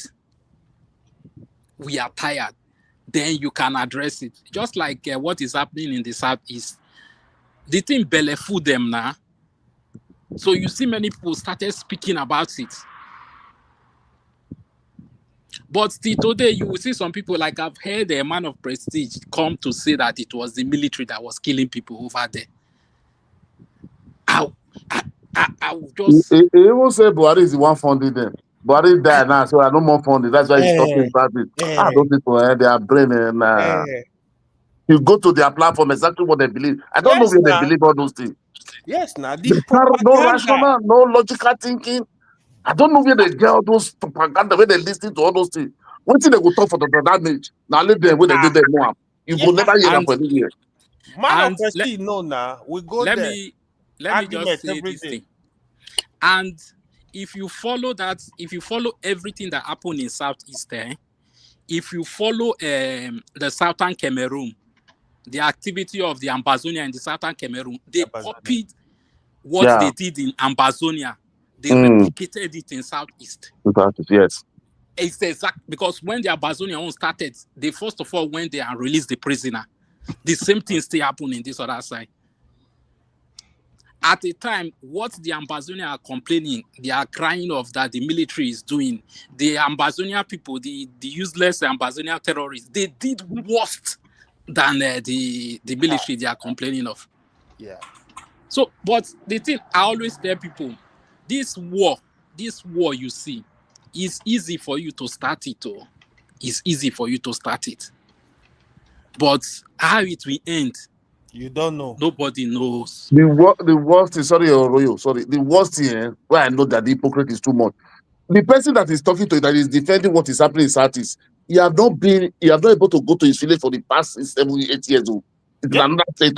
He will still be defending them there. Say no, it's military. The military, all those calls you go show them. You go say no. Oh, you say it's propaganda. I met a man, professor in I met a man, professor. He's a professor in a Basel University in Switzerland. Mm. Do you know the man was telling me, say he doesn't know anything like Nnamdi Kanu. You have never heard that name before. Jesus Christ. Liar. Professor. You see, I've never heard that name in Igbo name before. Niger man, Yeah. let me tell you something of what people are not, people are just simplifying the problem. They don't really understand. Okay, look at it now. Gumi has 2 sons in the military. What's the name of this North Central governor, that this Fulani man that was relocating the headquarters where they have a Christian population? He was relocating all those headquarters unilaterally. He's a Fulani man. I will be listening to that name. Now the problem now is this: you now have some of these guys. They have their children in the strategic positions in the military. And how does America sending its own air force to bomb places? How does he make all those people? How does he send them out of the military? Because that's what we are not looking at. Our solution is mostly internal. It's internal. We Now, don't have external problem. It's now internal. that we have, I keep saying, now that we have the other pensioner, that the North Central, they are ready to join others. So that means we are now left with the Northwest. Whatever they want to do, we are going to outnumber them. We need to tell majority of the states to pass law. If we want to remove Sharia from that law, we have to the 2/3 majority now to take that thing away. Now, if we need to even identify all those soldiers that have allegiance with that their parents have allegiance with all this Boko Haram, we can even pass a resolution that we want the Ministry of Defense to just decommission them immediately. Yeah. Or you understand? But when you start, those people that will give you support, already you start alienating them, thinking that America will come and help you. America that will just do the thing and they will disperse you, finish, and they will start dealing with all those criminals that that you want to pursue. You see one problem. You see one problem, Ola. Sorry. You see one problem. These people, if you see all newspaper, if you see they are going to Trump writing different letter, they hype up, there is support. Their mind, they are very narrow-minded. They just believe if they come, it's only not because they hate not for years. That is only not they will go. Your state, your region, they are actually Christian. People are there, it's 100%. So to come out, they say 95% they are Christian. So who is buying Christian? He says Christian that is buying Christian there. You think they will not go there? Najama, let me say this, right? Then, if you ask them, or Dr. Dami, for example, say, okay, you want the country to be divided, say yes. How many places? Say 3. Then they tell you the North, Yoruba nation, then the Biafra. Then when that called Biafra, they tell you there is nothing like South. I said, what is the difference between you and Fulani herdsmen? You want to invade people's land. Then you are here they tell you there is nothing like South, Delta, Edo, Rivers. It's all that thing is laughable now. It's very laughable now. If you So, listen to Vincent Okonkwo, I even thought that one gets sense. Even with Chidi Kalu, I even thought people are professor. That's what even telling not to Zamfara. Chidi Kalu even extending not to Zamfara. Even me now. Let me tell you, no, it's not everybody that is supporting Christian is supporting them just because of Christian. You understand? People know now. Because I've been in the community that say at least if they come now, they will shall help us remove illegitimate government of Tinubu. So at the end of the day, you start wondering what exactly are we really fighting for Christian, or we are just fighting for our political they're fighting for political. They don't believe they will remove Tinubu. They believe that Trump will come. One thing where they believe. They believe Trump will come, remove Tinubu, put to be cut Nigeria, give the Southeast Biafra. That is only the two things, nothing more. Let me just say one other thing. You know, Nigerians, their hypocrisy here is of the highest order. You will see many of them, like today now, many of them came on this platform. They will talk about insecurity. They talked about Wike and that Yerima. So now the question now is, if a retired chief of air staff can give an order to Yerima, don't you think when Yerima is on the field, on the battle, on operation against the Boko Haram or this thing or ISWAP, the same former chief of air staff can stand him down? So, but these people, they don't know what they are celebrating. They don't know the implication of some of all these things. No, they hate Wike now. Anything that we buy Wike, that's what they are doing for. And these are some of the things that is making fighting the insurgency or insecurity in Nigeria very difficult to fight. Because you celebrate somebody who is taking order from retired person. Retire. Okay, now, just imagine that the guy they are confronting Boko Haram, then they will still stand him down. Like Gumi now. If we give order to his children now, that is in the military now, would they take it? He's a retired general. Would they take it? They will take it. Huh? You see, anyway, that is it. In conclusion, Nigeria does not know what they are looking for. That's just the truth.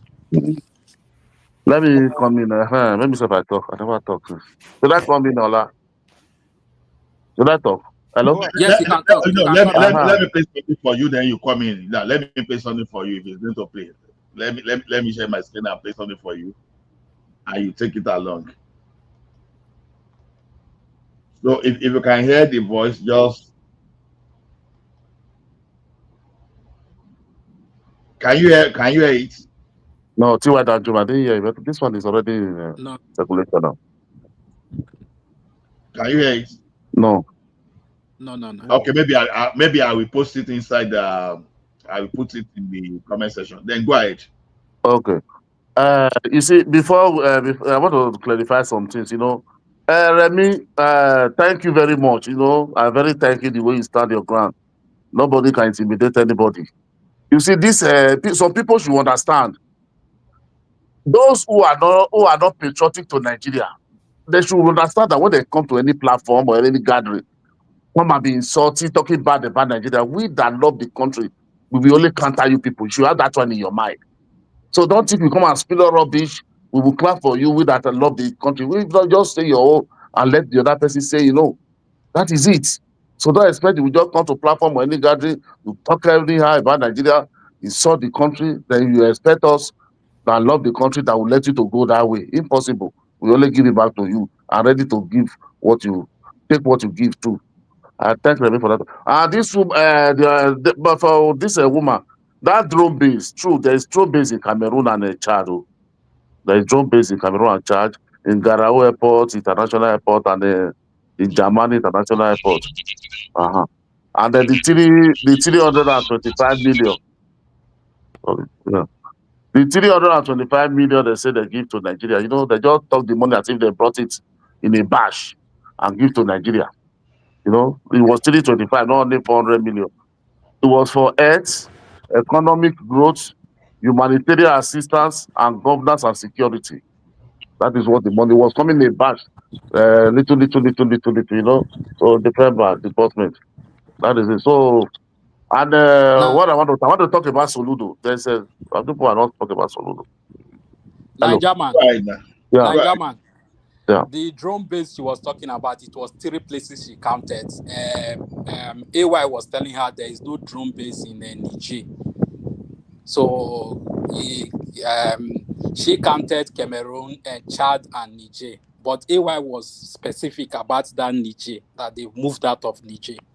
Okay, because I don't. Yeah. Because I hear Chad and Cameroon. That's why I have to fact check that one. But there's drone base there, but it's just to serve. It's a surveillance. It's just surveillance for this Boko Haram. They say for Boko Haram and Islamic extremists. But why they don't use that one to go and find it? And they say they are coming from another America now. These people are the same Nigeria that you hear when the senator in America said they are the one funding Boko Haram. They were talking what they are using those US aid for. The same Nigeria now expect that some people to come and fight for them because they all think they hate Muslim, they hate some people, they will just come select them as if they will write it on their head. There were some people telling you they know them. How did they know them? They can't prove it more than that. American know them. American know them. How? How did they know them? All those people, they didn't stay. Why Nigeria, every time you see casualty? You see casualty when they attack. Because those people, they are living among people. That is why the Nigeria problem, listen to the chief of army staff, all of them, that is the problem earlier. Because these people always be among people. So if they drop, sometimes they drop granite, he only casualty for innocent people. That's the problem they are having. As your royal said, when these people are tired, they will cry. Nigeria, whether you like it or not, America is coming for you just because you are a Muslim.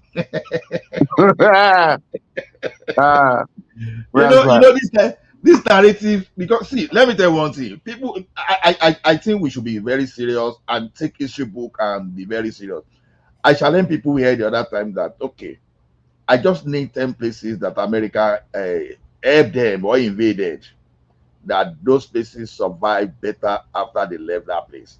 Nobody should come and give me an example of one Japan, Hiroshima or whatever. They should stop that. Because that's another thing. Also, someone should come and tell me where America went to help them. I think Zelensky now knows better because I think he banged too much on America. Before someone would tell me that, okay, it was not Trump that was there, all those stuff. Someone should stop that thing. Don't tell me. As far as I'm concerned, America is America. America will not spend the taxpayer money just for you. It's not going to happen. Whenever you see any Western nation going out to say they want to protect you, no, they are not protecting you. They are looking for their own interest to sustain themselves. People should fail for have that instinct. They wanted to help Africa, they colonized us. They eventually got involved in a slave trade. What did they use to colonize us? Religion. You understand? Yeah. Those people that because some people shout Allah Akbar, does that mean those people are representing the interest of Islam? Because the question is this: if I don't have Muslim around me, you can say that to me and I will take it. You understand? Maybe people like us in the southwest, maybe we are not serious people in time of we don't take religion seriously. You understand? We don't take like it's just like if Ayo now is living very close, where he's living very close to me, on Christmas on Saturday, you just I will even ask you say Ogbeni, come here, where is the salad meat now? Maybe we share. On Christmas, we go sit down on Christmas Eve, and we go just enjoy ourselves. Nobody they complain. You understand? So okay, my aunt got married to a Muslim. You understand? So And now all his children Remember? are medical. No, they are, all his son are medical doctor in America. So I look at those all those medical doctors and say, you Trump is coming for you because you are. So the thing is, this thing is ridiculous. Where we cannot just look at the situation. You understand? They say some people are cleaning your community and they are renaming your community. So you assume that all the community being renamed are Christian community. Nobody is saying there's no genocide against Christian, no.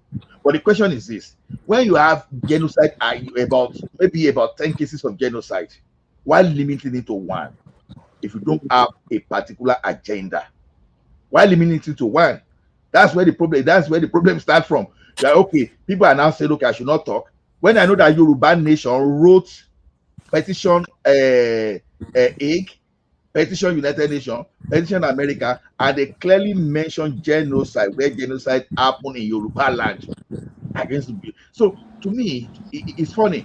Okay, assuming the data I got, assuming those data were correct, Plateau States, they are 90% Christian, Benue 85%, Taraba 75%.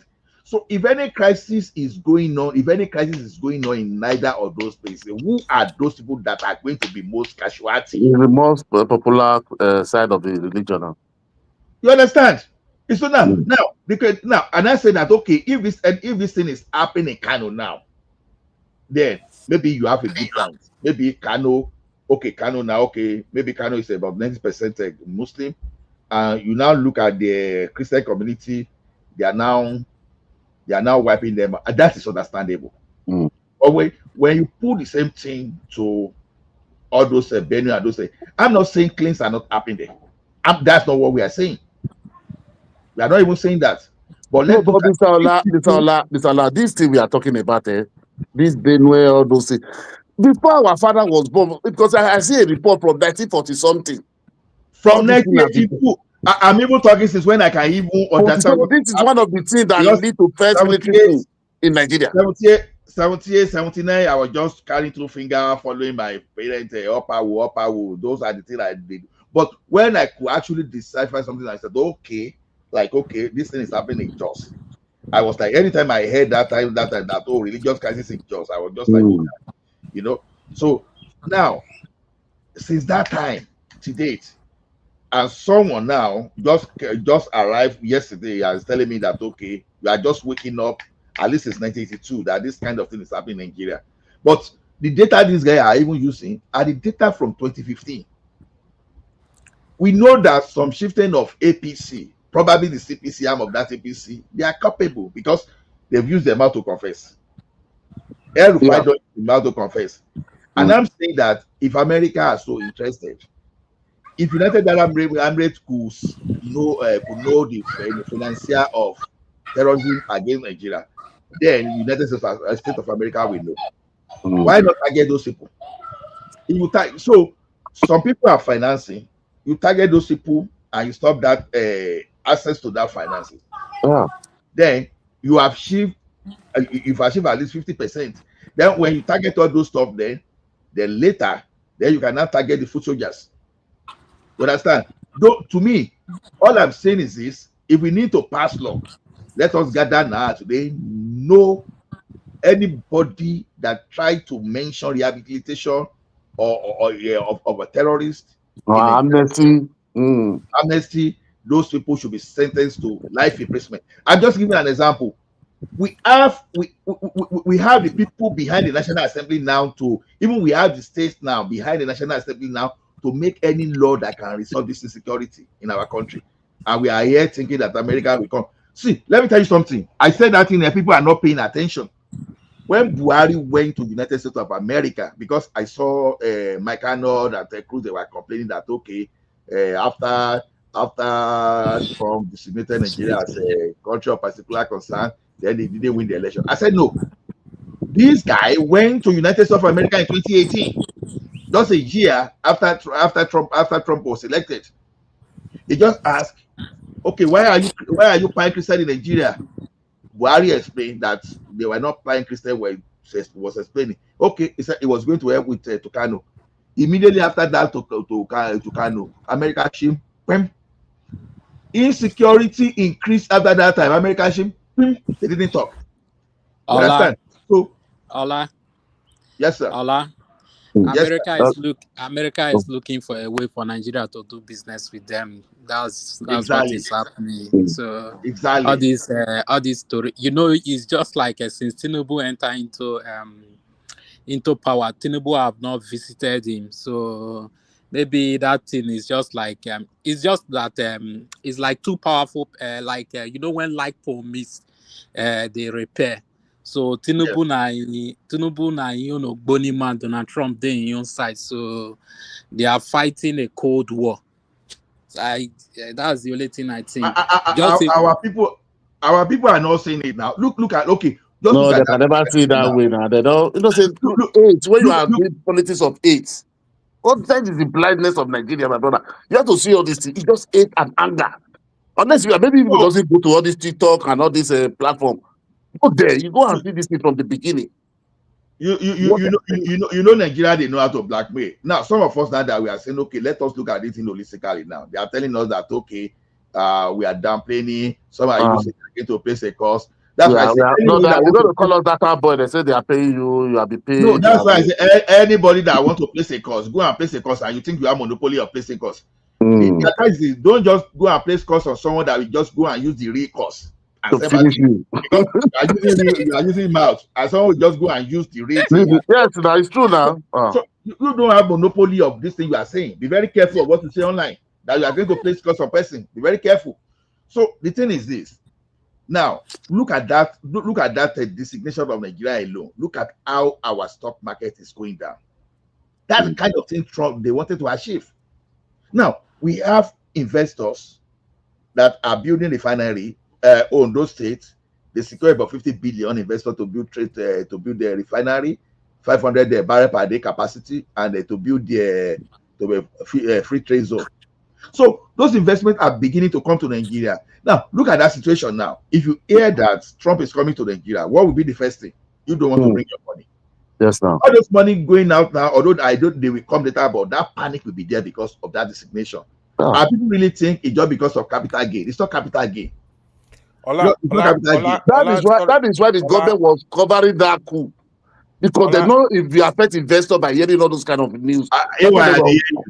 What I wanted to say, stock market going down in Nigeria is actually general. Even in America, stock market is really down. No, but that day they say Trump is coming, or he crashed, 240 something. No, it will definitely crash. But I'm just saying, right? Even in America now, stock market is really down. Exactly. Especially the tech stock are just. I don't know why we believe Trump. Okay, look at the propaganda Trump did to South Africa. He come, they are killing the white farmer. At the end of the day, now, no, he said genocide. He also call it genocide. White farmer. But at the end of the day, exactly, that's the way the stock went down when he mentioned that thing. That's what people are not paying attention. I asked comparable fact now. I said, do you also believe that there is genocide against white? He was looking at me. Because comparable fact never support Trump on anything. This is the first thing he carry on his head. Propaganda. It's because of the tribal coloration and religion. Oh yeah. And the policy, and after everything, Trump had done all those things to South Africa. He now give a policy. You only welcome the white farmer to come to America. Only the whites in South Africa to come. The black, you don't get this side. You see what he did to them. This man don't like black. Those white South African in America now? Ask yourself question. Are they there now?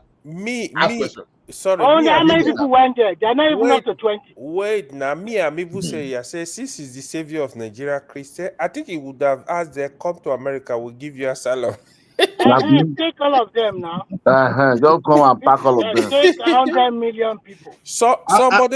How many thousand visa America cancel? You can take 120 million. I think Nigeria is 230. take half of it, take them to America. I was indirectly telling Madam Dita today, somebody that is ready to attack Venezuela. I said the biggest warship in the world is in Venezuela now. It's not Trump going is to there. attack it. It's not going to do that now. because the Russian already send Wagner and Venezuela have the They are not largest going to deposit attack of crude nothing. oil and gas. Someone should Yes, correct me now. if wrong. You are right. You are right. Yes, now Venezuela now. Yes, now. It's not going to Argentina. attack them. Nothing is going to happen. We You must know, tell ourselves they will tell you, no, America is not coming for your this thing. They have the highest reserve. Is reserve. Are they drilling it? No, their reserve is also depleting, Nigerian. Their reserve in America America is not extracting their oil yet. It's reserve there. But their reserve is depleting as well. Also, And they need to replenish. They need to replenish it. Remy, what people don't understand is this. Look at this now. The Chinese are they are causing deforestation in Nigeria. But there was a year they planted like over 4 billion trees. I'm not saying millions, billion trees. It is in the northwest part of the country. They turn desert to forest. Those people, exactly, they are genius. They are doing reforestation seriously. We should copy them. You understand? Now, ask yourself a question. America wants. They say America have more than enough oil, but they want Canada oil because a Canada alone is a Canada that they do themselves because there's this internal politics that a province will be buy fuel from will be buy crude oil. So you are in Canada too. You are Canadian too. Okay, you are you know that. Yeah, it's true though that caused that problem. Canada would have been making a lot of money from. It just messed it up, man. To be honest. But you know, see all this our neighbor too. You know when we wanted to extend that into the British Columbia side, all these environmentalists they will say, oh, the thing will spoil our marine life, all those stuff. And you were using big vessel to move crude oil from Saudi Arabia. They are importing, but you are saying you want to protect marine environment. You know, Canada is another Nigeria, right? So you see province, right? They were able to buy oil in America. Within Canada, they can actually have. You didn't mention it fully. They were using truck. They are using truck to bring oil from America, and these people are saying are they stupid in Canada? Are they stupid? They are stupid there, no. You have oil, then you not go and buy in another neighboring country. Remy, if you enter Canadian politics, you will be frustrated. The one you didn't see in the Nigerian national play, you don't get it. Canada politics. I'm telling you. That Nigerian democracy will copy. It's not supposed to be the one we should copy at all. Canada, liberal and conservative, they are mumu too much. Remy, you can't understand. You see, if Canada, you know, say me and why should they go and bring another for another country? Remy, hold on now. Remy, hold on. You see me as a Canadian now, they shout now, when we want to finish you, when we want to do this politics, we'll be talking in with very soft voices. I mean, when you are finishing someone new. It's not like that. Are you wait now? I usually tell them I have traveled around the world. I tell people, I say Canada, they are politely wicked. Canadian policeman will stop you, right? You say, "Oh, I'm sorry, officer. My daughter is sick. I'm trying to get to the hospital. Oh, sorry. How are you? You think you are free. He will greet you. It will be nice to you. Then we say, let me see your ID card. He will go and carry ticket. When they bring the ticket, we tell you, oh, take care, right? Just take it easy. Oh, I wish you all the best. Canadian police, they are worse past America. They are very polite. They are politely wicked. That's how I describe them. They will finish you with politeness. Like the way you are talking now, but when you talk with an average Nigeria, they will think all of these Western countries El Dorado. Everything is so perfect, no mistake, everything is going on fine, no Remy, you know, as a Nigeria, I know your mind. Once you know your mind, America will never tell you. You say, is this thing okay? The thing is okay. Yeah, I think it's okay. You understand? You can even have this. You understand? Tomorrow, by the time they ask the same question, No, you asked me if it's okay. You understand? You asked me and I said it is okay because how will I know what to, because I think it's okay for you. I just want me to confirm the way they will change that thing. It is not Canada. Canadians, they are like rats. What be that rat when they blow? So, what get locked And they down? get small rats. Yoruba call it, That rat is no. Jennifer yìí àbí báwo náà ṣe máa ń pè é. or something like that. know what I'm It will be talking blowing and it. Exactly. That small one. Canadian will open a door for you. They will open door for you. Oh, good morning. How are you? As you turn back, they talk another thing. They are very No, let me shock you now. America, Let me they will shock put you. it in your face. Let me shock you. When I just reached here, you understand? When I just reached here, I was working in an office. So the branch manager would not come to us that time. We chat. He was chatting with my business analyst then. Be chatting. They will talk about how they will go for show, everything. I was thinking they were the best of friends. One day, as that guy just left, he told me, he said, I hate that guy with passion. I just look at him. He said, never mind. As the guy they come again, he started pressing him again. Oh yeah. Canadians, oh man, you don't want to give them, man. When they want to fire you, they will praise you. The police here are very friendly. Remy, when they want to fire you, they will praising you. You know, since you've been here, we've moved from this. We are really moving. We are progressing. Yeah, I think they copy it from the British. Wait now. Everything they are more corny than the British. You understand? You've done this, but sorry, we don't think we can go ahead with you because of those. These are the people that just praise you. They just gave you a award yesterday. They just gave you a award yesterday, but they are firing you tomorrow, the next morning. Yeah. Yeah. Guys, salamu alaikum. I just came because of this Canadian thing. Because I have dealt with some Canadians before, and truly they are a unique bunch.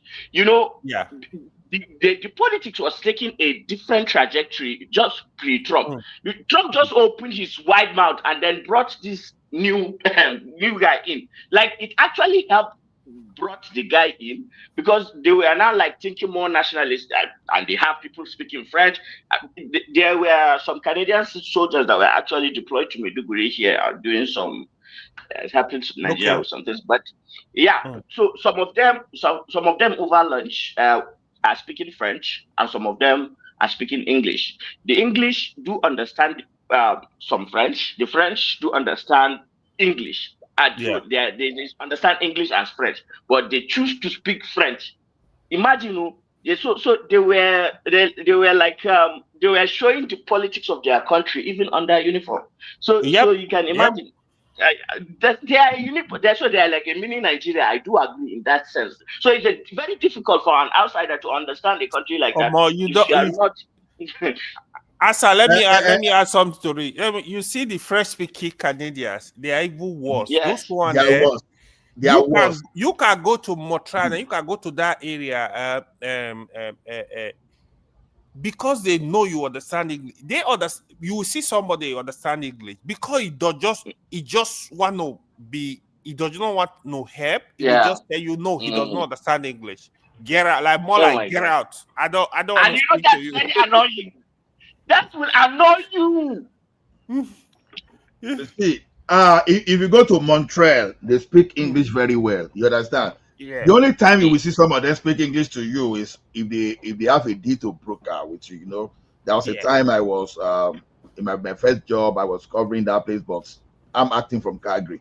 You know, I cover Toronto, Montreal from that place. Anytime the thing will involve money and they needed my help, oh my goodness, they will speak perfect. They'll speak all the grammar. Anytime they wanted anything from me, they will speak in the manner that I will hear. But once they know that they want to dabaru things for me like this, they can even change their English and start speaking fast. You understand? Yeah. And they will, where they needed, they will change to French. Everybody, let me ask you guys this. Are you guys actually noticing the undercurrent of what is happening to the dollar? There is no gold in Nigeria right now. No gold? Like, well, there is gold in theory, but like if you go Scarce. to the markets, very, very the amount that they call for you to buy gold, like Borno Wow. has a culture of keeping gold. So women actually, when they get married, their parents give them Yeah, I gold. know Like, that. I know that. yeah. So it has always been the tradition that households have gold. So what we are now Especially this noticing Shua is that Arab. Shua Arab and Kanuri, yeah, Shua Arab and Kanuri, we all do it. Yeah, we all Yeah. do it, but as economic situations get bad, like it used to be 12 coins, now it's 6, sometimes it's 11, sometimes it's 10. But at least, if like my grandma, she's before she died, she still had 6 of her original dowry coins, golden coins. Wow. 6 out of 11. Yes, she still had them before she died. So the 6 was now given to her children as part of their inheritance.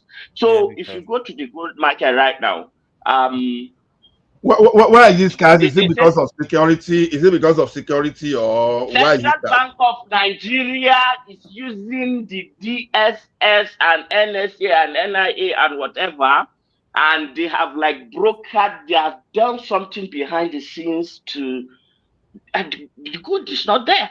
It's not just there. Like, Are you, are you saying the mop up the gold? Are you saying they mop up the gold from the market? Most of it, and the one They that is can do it, available though. is not. It's not.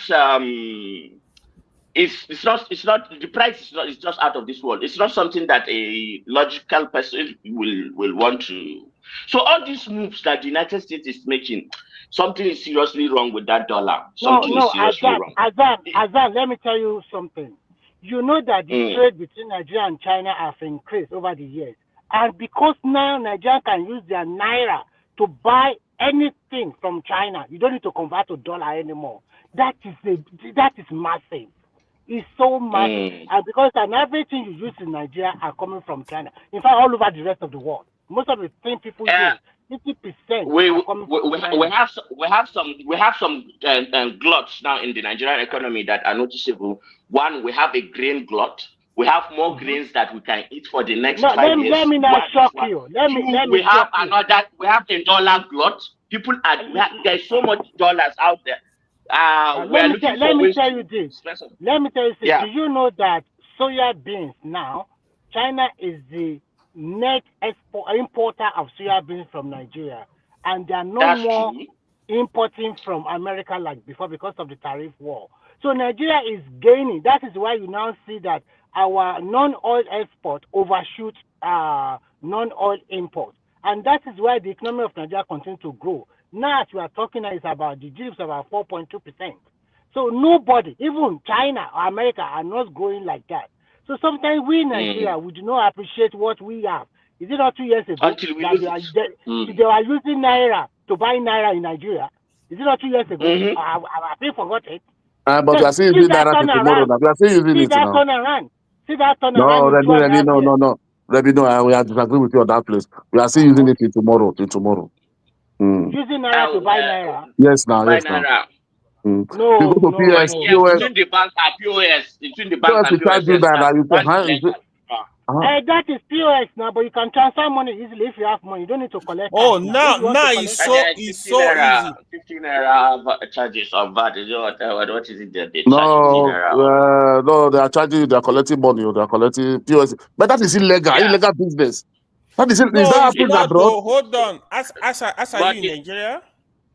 Yeah, I'm in Nigeria. I just left Nigeria, right? I was using transfer with this Money Point and the other one. What was it? OPay. They are so popular. Money Point is everywhere. I'm against OPay, especially OPay. I don't Who care holds about those one companies? Those are online. Chinese, so they're Chinese, so. That's why we'll run one day. No, they can't run. They register with the government. They have registered with CBN. They have registered with CBN. You can't run. But the problem is I don't care about Money Point. There's some Nigerian ownership there. I think it's almost 40%. But so it gives me some rest of mind. But OP is 99% one Chinese billionaire, and he is 66% of daily naira transaction, e-transaction, because people don't actually spend cash now. E-naira transactions to the tune of more than 7 trillion naira is in that guy's hands. Wow. That is a security risk now. That's a national security threat. Big risk. Who knows what will happen tomorrow? And America and China, and then we are caught in the middle of it. China can decide to, like, they withhold the real. Nigeria, Tinubu has to swim this water very, very carefully, not to overcommit to the Chinese. Or that is how you gain strategic sovereignty. Don't fall for one side over the other. Be careful. Yes. Swim But unfortunately, but why are they approving all this stuff? The other thing is, even if you are CBN are desperate at the time they did. So the way it's done, right? Even if you allow that investment, you make sure Nigeria hold 51% of the company.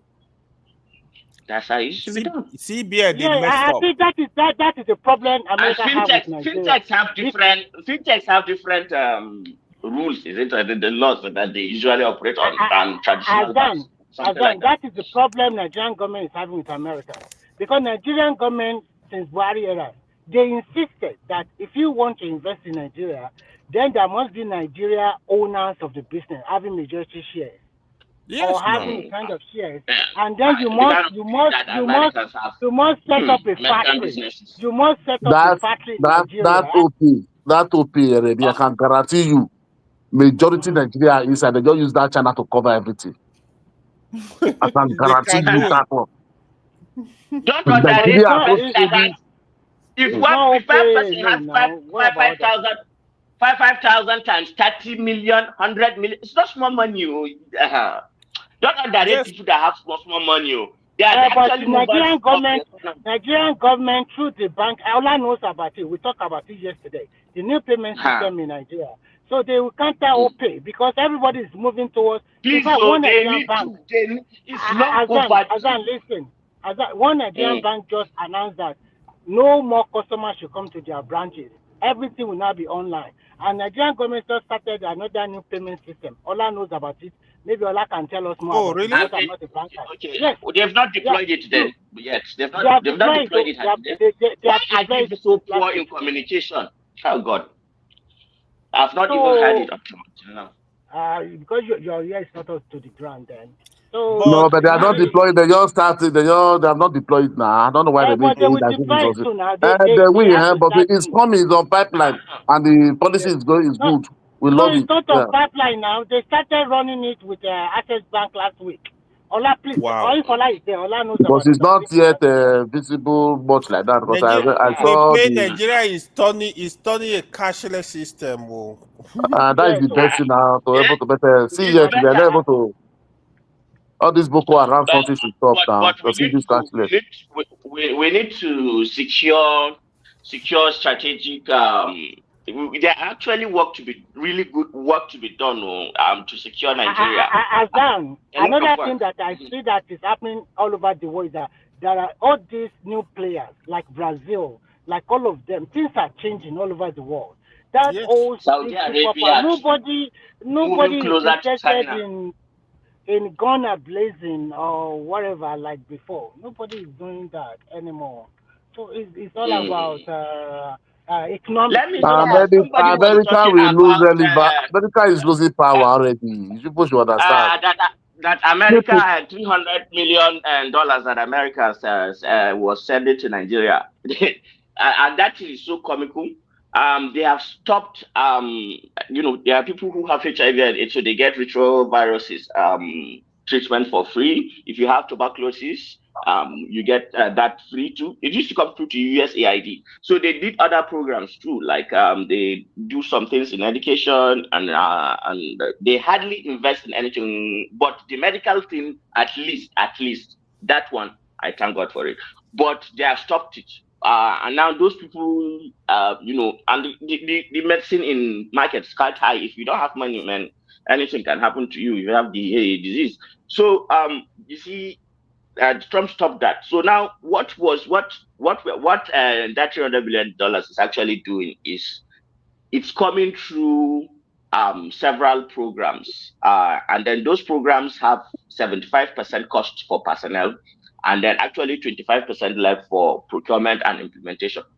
So if you narrow it down, actually what is happening is that Trump is saying he will draw maybe $10 million. Nigeria gets $300 million like from diaspora every day transfer. So he knows it is that America is becoming a paper tiger.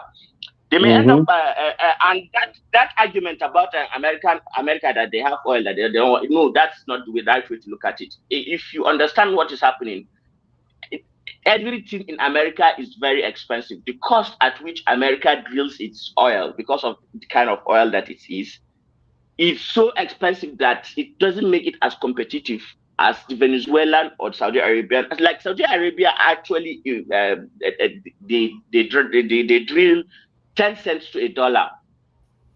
And America has to drill for 75 cents or to 80 cents per dollar. So it makes them less competitive. Now, imagine America taking over Venezuela's oil. That's what they are counting on. What's that name of that gremlin in BlackRock? Finn. And Ted Cruz, who wants to use Venezuela to get to Cuba, and a lot of bad, evil people. These are kind of minds that want to come and tell us that they want to help Christians or Biafra or whatever, and then we are supposed to just look away. No, Nigeria, we are not proactive in anything, and we are not 85% of us are not politically illiterate, so we don't know what is going on in the world. So all emotions, you know that military rule really, like while I was growing up, now you understand. It fucked up our psyche. Don't bastardize our brain, our side. Because I grew up to be shouting up Awo without even knowing what up Awo mean until around 1982, right? That's around 1979. Whatever up Awo me, I just to sit up Awo. You understand? We will be seeing all those that for them we call it Fedeco. You understand? No, because Fedeco. You understand? All those old Volkswagen. You understand? It even took me long before I could even call it very well. So Volkswagen or something like that. I was even calling that at that time. I was in primary school. So the thing is, those Baba, all those our parents, they were so politically inclined. Like even when I finished school, I was bored. I started even going to my papa, the library, reading about the Nigeria Civil War, the political, all those stuff, because we were so political. And at that time, push people like us to school that we still do some small politics in school as well. Patoski, that he said, he was the student leader in their own school. Me, I did the legislative farm. So we were so active because we, some of us, we carried that political awareness around. But people that you see these days, if they talk, you start wondering whether they understand what happened. To the extent that some are even begging the military to come and say, this guy know how many people that just got lost on the street of Lagos that we can't find them today. Only for some of them to come out later and come and tell the brutal story of what they went through when they were picked on the street. So people never knew that before the military, nothing like you'll be walking along the road and someone will just pick you. That what were you doing? We call them roga. Say they don't carry roga. They will just come at you, pull you inside the amphor. If you have money, you pay them. Good luck to you. If you don't have money, they will just go and put you inside the one detention facility. That's how bad people don't know. They would have taken me in National Stadium. I go and watch Eagles practicing. They just pack some people. The mobile police just look at me. They say, "You go." I was like, only me. They just carry them, go put them inside. Do you remember Do you remember Operation Wipe? Operation Wipe. Operation Wipe. There were police, military, during military era. But those one was police. Operation Wipe. 6 o'clock. If they saw you outside, you are arrested. That was during the political era. That was during the political time now. Yeah, they take me from. Do you know that time we are living in this border between Benin and Lagos? We are doing this fuel, this thing, the business over there. You know, they take me this the border of Lagos. They take me to this place place called Umbon in the other country. I'm going to adopt me there. Okay, no, you grew up in Lagos totally, right? You grew up in Lagos all your life. I suffer for there. Yeah. So you grew up in Lagos all your life. No, not my life, no, but majority there. But most in Ibadan, yeah. I think he grew up in Ibadan. You would have known now from the No. When you mentioned some group, because when he said Operation Wipe, I was trying to think of Operation Wipe. I'm trying to connect. I was not able to connect it fast. You understand? What I know during the political, that when you say kill and go, oh my goodness, all this mopo, maybe now because we were young that time, all this mopo we used to see that time, they will be huge. You will see the leg, the leg that's a big leg. Not be tiny leg. If you like say they go, they build their legs specially. They will come tall, huge, and they can't get that helmet with net. Oh my goodness! Many looking at them like this, you will disappear. Not today. Like we see police or the people are protesting on riots. Police will be going back. All those mopo they go enter. They enter now. They come direct. Those one I don't know the kind of blood with all this one body. They will just enter. You know, because that time, all of them will put on this dark goggle, all this sunshade. They see their eyeball. Then go put that like this, put that the helmet like this, then go they talk. Oh my goodness. And the helmet have a protection. They have protection like me, they will draw it down. Cover if you throw something, cannot go inside. Hey, man, those people know. Let me give you a story of one woman. You understand? That woman is from the eastern part. You understand? They come introduce coffee, say 7 o'clock. May you know they come outside you. That woman they argue say, who go tell me say me I know bath. Nobody can tell me say me I know bath. Woman just go bath around 7 o'clock. You see the way they wipe this woman blala. You see the way they wipe. The husband does a pee from the window. He know if he talk. Yeah, that woman was. You should see. Not who born you? Not today people they see police be shot. So they insult police. They talk to police. People will talk there is no freedom. You talk to police, you insult soldier. You see up to early 80. You don't say this guy. They say all this police. They see they carry Mark 4. All those cock and shoot gun. Now those people they carry. You know their own magazine. You understand? Because it was long. I could not even recollect the type of AK they were using, whether an AK-49 or. But you will see them with long magazine, and they will be with what is the guard? They will be with the guard, and they will be with baton as well. Then they go carry their gun. Oh my goodness! You will see them. Like this. Then we have their canisters. That time you go they wish them you join police. To be honest, you see them now. Like police are very even the addressing them. That time with that blue. What about those one on horseback? When you watch football matches, who dare you? When they use their horse, everybody will run. You know, say that thing come up for Lagos. By the time I went to Lagos, I was in Ekiti. Those mopo, they are tall, huge, strong. Especially they always bring people from Benue to the southwest. It was like when you are not tall and when you are not. You guys know that it's the UK that actually is behind the Mopo and their training and everything back. No, to be honest, I don't know. I don't know. But I know is every time then the Mopo and soldiers they used to have problem at Togeto. Mopo not there again. There's no more Mopo now. Mopo not there again. They are using them for security. ENSAS finished them. No, what happened was that you know, I told you something the other time that the military, that they cover what happened. The first time they wanted to take over from Shagari, from that the research guy that said the first set of soldiers they took to all those people. Mm. They went to, I say the Akinla good at drive, right? They said they wipe them. But you know the military still they talk say the thing no happen, right? But they think I read the documentary that time. They wipe them before they go. The second time they come do Up that.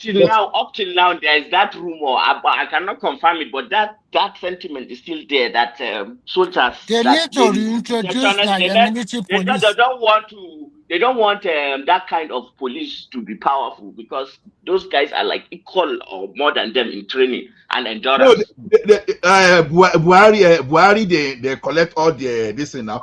The military said that we cannot have two military. The broadcast, if I Google the broadcast is online, because it's on newspaper that time that they say no, when they confiscated all the equipment, that we can't have two military.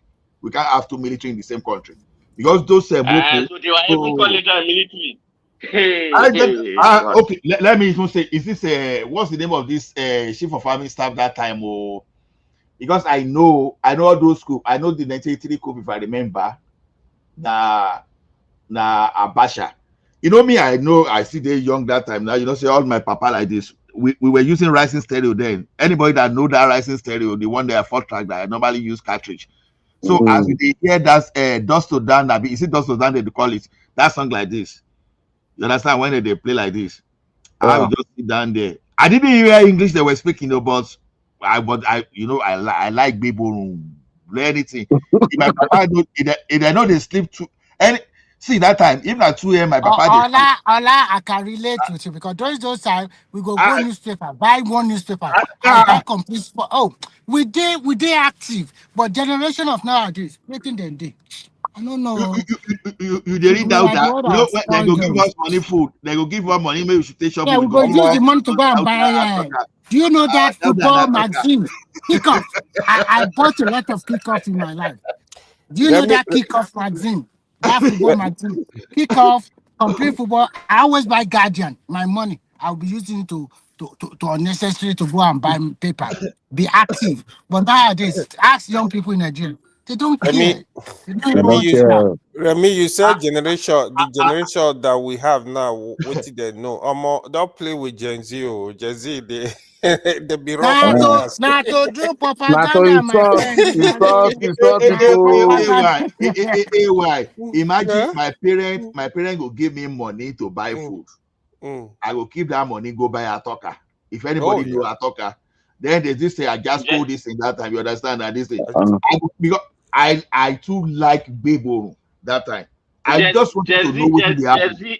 Gen Z are politically savvy, and they are politically savvy, and they understand the power. No. Stop talking that way. They are not politically savvy. Ladies and gentlemen, welcome Peter Obi. Peter Obi has just joined us. Welcome Peter Obi to our midst. They are not politically savvy. Just say Gen Z no get respect. Yes.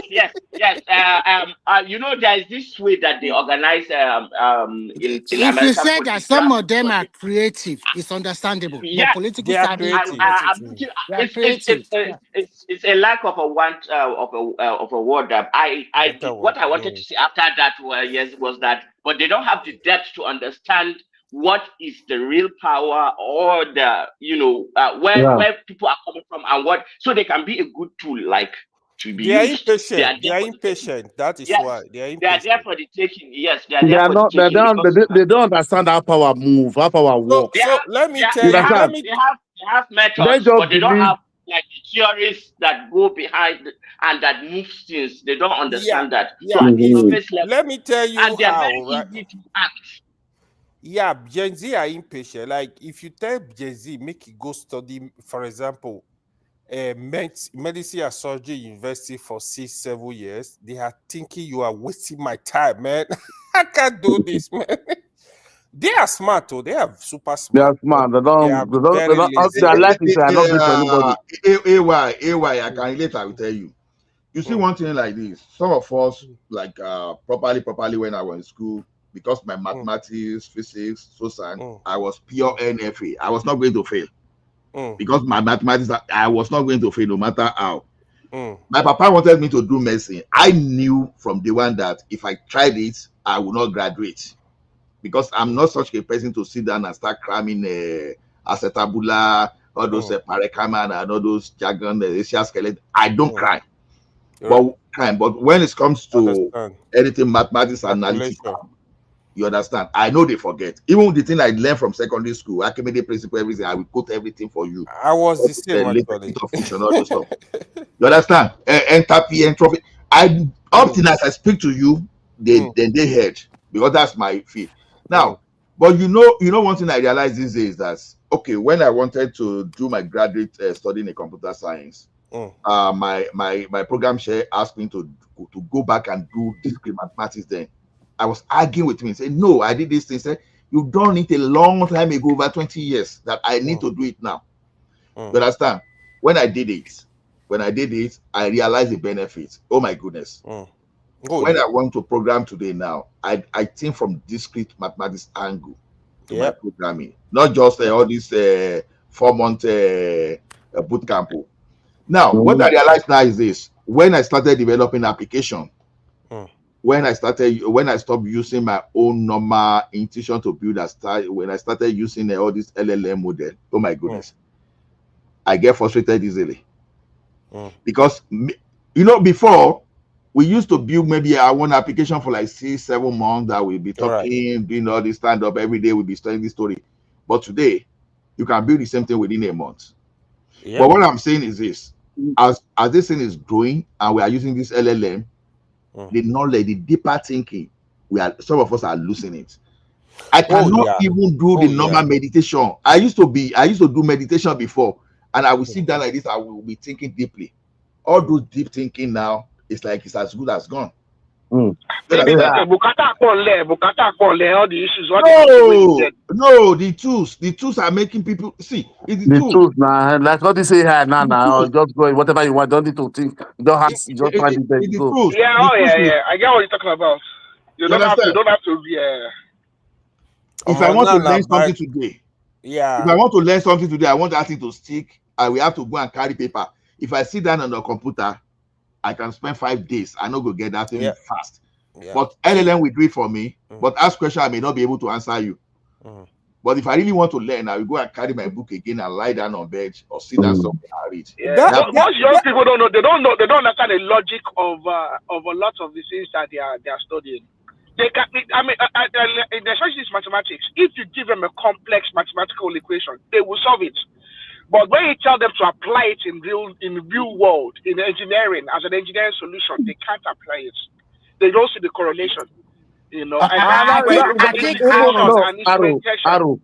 we are talking about Nigerian context. So if they say now all these are they will apply it. Even in the abroad, I'm telling you, maybe I studied in the abroad. Even there, it was a lot of people study. I did my university over here. People just do university. They study to pass. Especially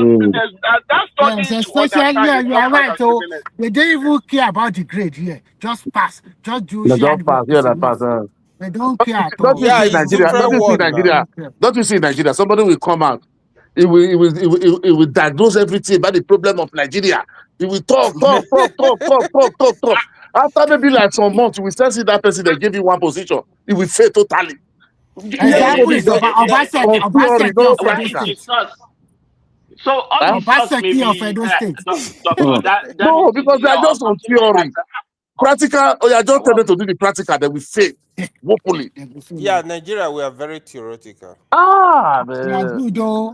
If they come to arise like this on TV, when they will diagnose everything, say no, the government should do this one, you do this one. To be honest, you will not completely blame the student. You blame the system. The system is faulty. So I give you an example. Like in Canada, I know engineering student, then they will go for like co-op. After they finish, the company will just employ them. Nobody is gonna like, where is your certificate? You can do the job.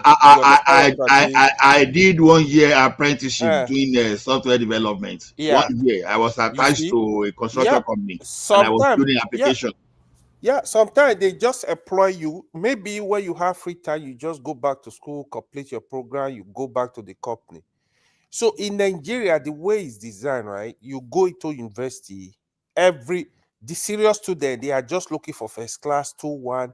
You will just be cramming everything, and just You go are, you are, you to are, with your, you are exam going to hall. exam hall. You have your So calculator. You have yeah, your phone. You so have internet. You just be googling even everything, be writing. even there are some serious students, they don't understand the system. They try to understand it. I want to know this stuff. You don't go even, you go they struggle with C and B. Yeah. Yes, So that is very true. those one that will Wallahi, just cram the thing no more, they go just get first class like this easily. They go just get. So the system is fake. In abroad, like you, nobody care about your certificate. Do you have the skills? Can you do the job? So No, you see, you see the problem in Nigeria. Sorry, Hassan, please, you want to come in. It's the problem we have in Nigeria. Nigeria is that anytime that person you come, maybe you have a master in this one, you say a PhD in this one, you understand? Like my uncle, he told me that he said he studies computer science.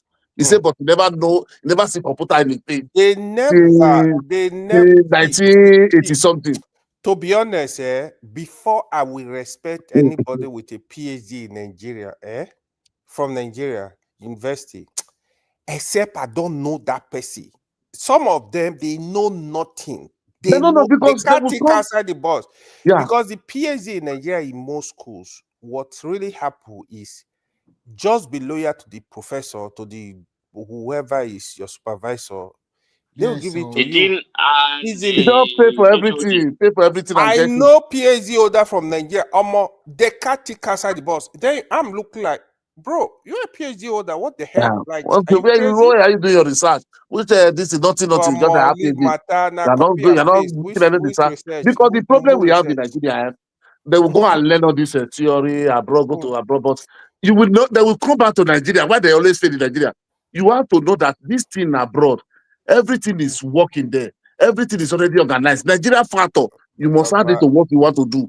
If you just bring it and come and copy and paste, it can never work in Nigeria. Nigeria, you need to break It's down just the like system. no, you Nigerians you are applying formula under different conditions. E is equal to MC squared, but when you are applying that, and then you are thinking in another universe, so the universal constants are not the same. Honestly, you are right. And then you want to apply it. How This is what MC square doesn't work for Nigeria. You want Nigeria to get bring, command now. you want to bring policy of UK to those states. How will it work? Let me tell you something. Let me tell you one thing. In Nigeria, you understand, I know the difference between the statistics I did in Nigeria and the statistics I did here. You know, one thing is all the statistics I did here, I was using it to design tire and putting a confidence interval. I was using that one for quality measurement. You know, when I finish my statistics, you know, they be shouting now, all those Lindsay Sigma is IDEO, is TOEFL. When I finish my statistic like this, I just apply for it. I just clear this. I said, now, wow. So that statistics here, I was basically using the statistic to suggest production. I was, you know, they will give us the sign. It will even help you in life. Yes, now they will give all they will ask us to go and gather samples and try to look at the behavioral pattern of a particular community, all those stuff. So wow. We were consulting basically. You understand? So when I even did marketing management, that was during my MBA. Oh my goodness! You know one funny thing I did when I did I did logistics and supply chain management with Nigerian Institute of Transport Technology Zaria. I did PG there. Okay, NITT. So, I've been there too. I compare the marketing management I did there to the marketing management I did here. Oh my goodness, it was like the gap was just too much. Because basically everything we're doing, it was as good as we're consulting. Not only did we ask us to buy materials from Harvard Business School, not only that, But my school has a consulting. My school too, they have a consulting unit that they consult for business. You understand? If I that's like University of Illinois. If I don't know if AY know the one at Urbana Champaign. So which is the flagship. Yeah. So we were basically doing like consulting where so yeah. So sometimes they will say we are going on immersion. You understand? Sometimes we can go to Germany. Sometimes we can divide us to travel to some place. So when you travel to your group, the place they send you to, they will come out with their problem, and they can give us 3 days to look at that problem and help them solve that problem. That is when you will see us like almost 3-4 days. We will be having sleepless night doing. Man, when I finished my MBA like this, I said to my wife, this is the best education I've ever had in my life. Even the project, even when you do engineering here, like the project, they are giving you project. Those projects, right? They make you to learn a lot. To know the practical side of it, quick. Yes, and my relation with statistics, I have a relation with statistics too, but my own is different because I come from, a different background entirely. What actually happened with me is that after my university years and all that, during my university years, when I was studying, I was doing anthropology and sociology, and my professor, who just noticed that I had some different idea, the way I was looking at things, he now brought me so close to him. And then he was working with some organizations that were actually using the statistics for demography. Now, I was a student, but then who was given so much data about the application of statistics and looking at trends and patterns and how the raw statistics that you take every day will add up, and where you can see the averages and where things are going and where things are coming from. So at that time, I did understand it, and I did really help the professor to do some of his work. And then I left it and I just went. So at some point in my life, I now had to work with things that had to do with security and criminology. Now, oh my God, did that statistics help? That statistics is good, because I remember when they gave us data on crime and they gave us hypotheses when we started analyzing. We just thought it was a small thing, though. Oh my goodness! No, statistics is crucial. Completely differently. It's crucial. I did statistics as well, but I did it from FMEA. Statistics is very applicable. Should I tell you one thing? What even eventually pushed me into software development after was just because during that my MBA I did machine learning. Machine learning. I was telling Patuski that had it been that he attended our school for his master in accounting, there's no way he will escape Python. Because you will be doing accounting. You can't escape Python these days now. It's no fix. In accounting, instead of using Excel, you understand, we were using you will build, when you use Panda, you use Panda. I've forgotten this other framework. You understand? You will be carry financial statements. When you do this, you will be loading them. Where SQL did? Which lecture do? That Python solution you will build will just take like 100 financial statement like this. It will process everything within 2-3 minutes. Take all the tables. I will just do everything. Yeah, absolutely. Python is very powerful, but direct Excel too. Say it's powerful. No, I know, but what I'm saying, that when you see a graduate student of accounting writing Python programming, you understand. But all those Arima, I didn't know what they call Arima. All those Arima, when you are building this model, Arima, all those things in Nigeria, you start there be Arima. You'll be forecasting. You will be building small robot that will be taking financial market and will be doing prediction for you. Man, I love it. I don't say I get busy on my MBO, maybe busy much, but that education.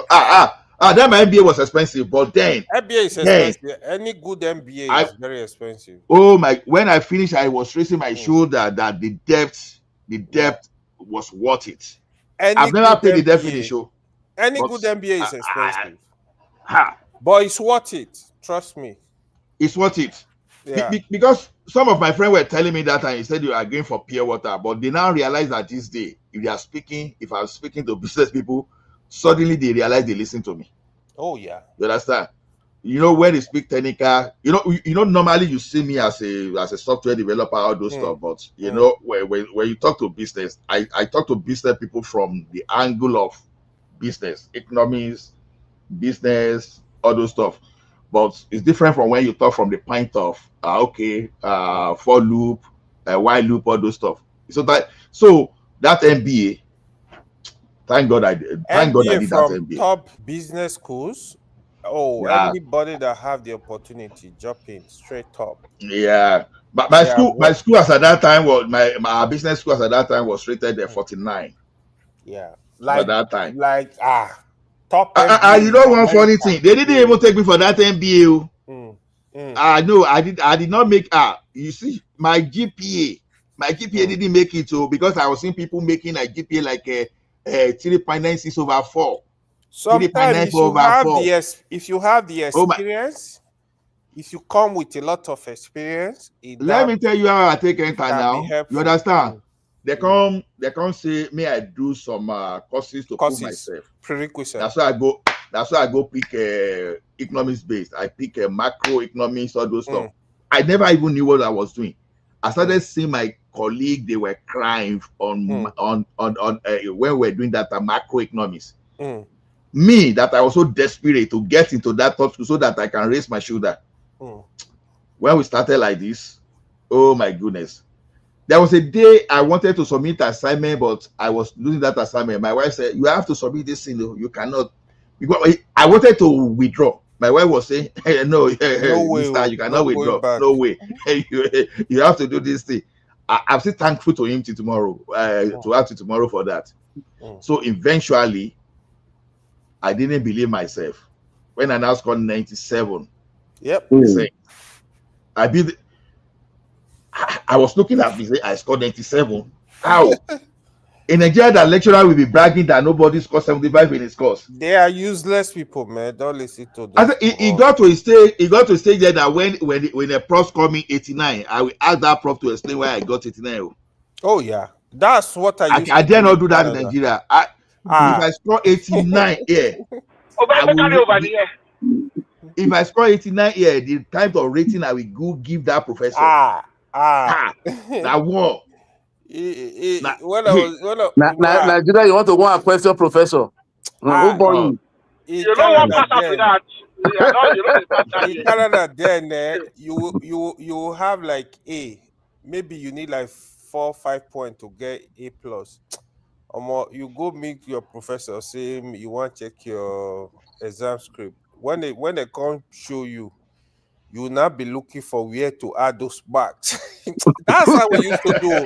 You will not see the professor say, "Oh, okay." I said, "Prof, no, this supposed to be full mark." He will call Lucam.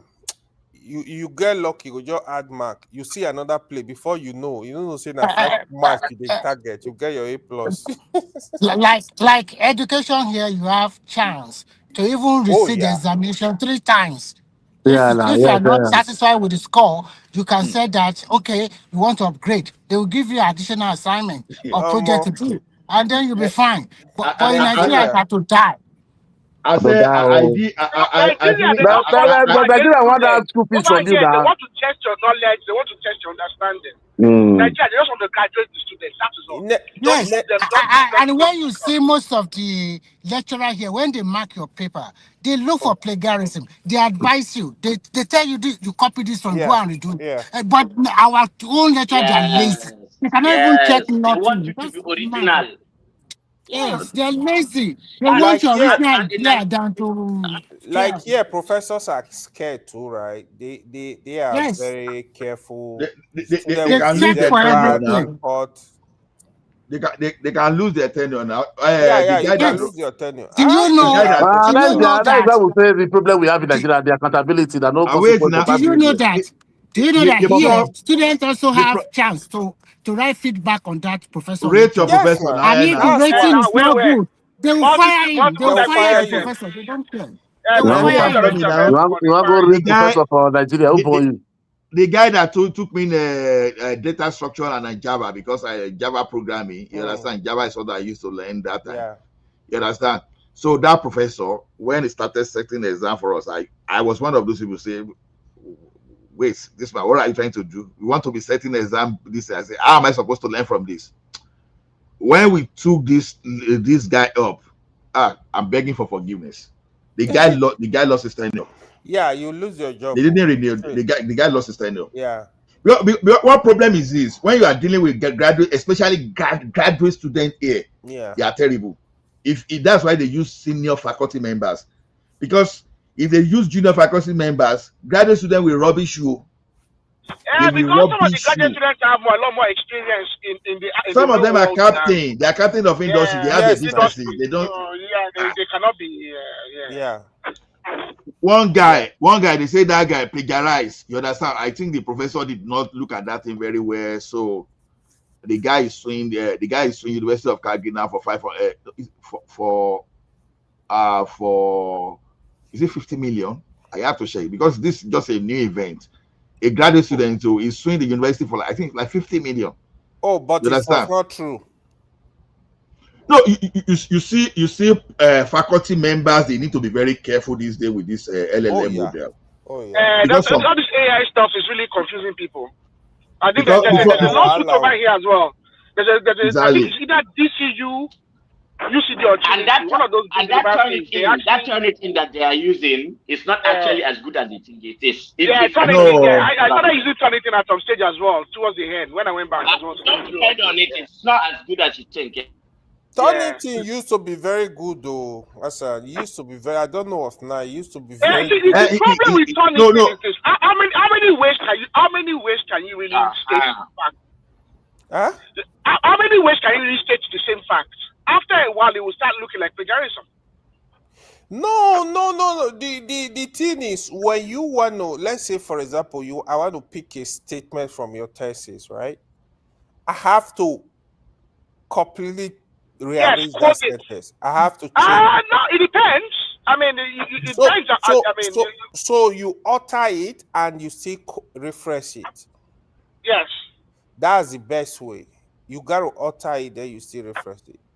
Sometimes you can alter it if you're making if the basis of that particular, let's say the basis of what you're about to expatiate on is that statement. You have to quote that statement in entirety. Yeah. And then references in your bibliography. You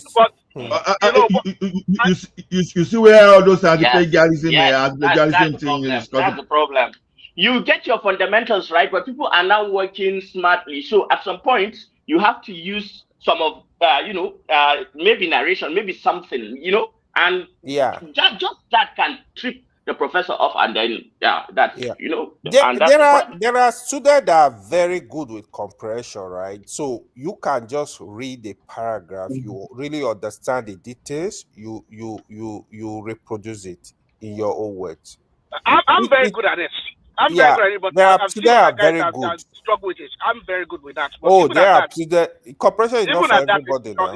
Yeah, I'm notoriously good at that. But even at that, it's still a struggle. Yeah, if I did now, I've not really done a lot of stuff that requires me to write extensive reports recently. But I think if I had to do that these days, I think I will struggle with Turnitin. I've not used Turnitin since 2015. Writing is a skill. It's not for everybody, actually. You might think it's easy. It's not easy, man. It's not for everybody. Writing is not easy. Sometimes you write. You don't write out to 10 minutes. You don't tie yourself. Writing is a skill. There are people that can write. They write, like my uncle. That's why I can write for 3 days. No. You see, Shebi, all those plain text writing and all those things is very easy. The software is where the problem is. You see, Tony, it failed because a lot of false positive in saying you are catching people that are plagiarizing. Then we have more, we have a lot. You know, at a particular point in time, university will tell you, say, don't use AI tools to do all those things. But after they don't enter Wahala a lot of time, because students too, especially the older students that learn properly, you know, there was a time that we're learning that you could build compiler on your own, or that you could build your own LLM on your own. You understand? Especially those people that learned about AI properly. But then, for some people now to say they want to be detecting patterns in your coding, over time they soon realize that, because as I speak to you now, if you look at they say one of the cheapest computer science program online today is the one from university from Georgia Tech. They call it OMSC, OMSCS, Online Master of Science in Computer Science. You know, a lot of the students, you know, when the thing pick them that they plagiarize, oh my goodness, that's serious trouble. You understand? That's it. Plagiarism is expulsion from university here. Exactly. But they now discover that it's a big offense. So it's a big offense. You don't want something in the American university like this, especially those people that share the same clearing this. You understand? You would think the other university does not know sometimes. Don't make mistake. They may know. They might just know. Oh yeah. So that's why that they will ask you whether you've done any academic misconduct before. Just confess, JJ. Except you are living that system. You understand? Yeah. Just confess because. I don't we are deliberating on this one and much. Let's go back to politics. But yeah, fire on. But nobody even talk about nobody talk about Soludo. That doesn't seem to do the clip on one man playing. Soludo don't talk shit. Peter Obi may shut up unless he go. Oh, didn't Peter Obi for there? I don't think Bident I saw that clip. Maybe by tomorrow they will see it. Yeah, he said Obi don't shut up. They go open the ears fully. Say get all the secrets. I don't know. He said Obi went through his community. Honestly, beg them, don't fall my hand or they see falling hand in the police. Honestly, Peter B is not a politician. They just use that man was just graduate to casual. Because if you can mess up in this Anambra election, he could not even resist Soludo at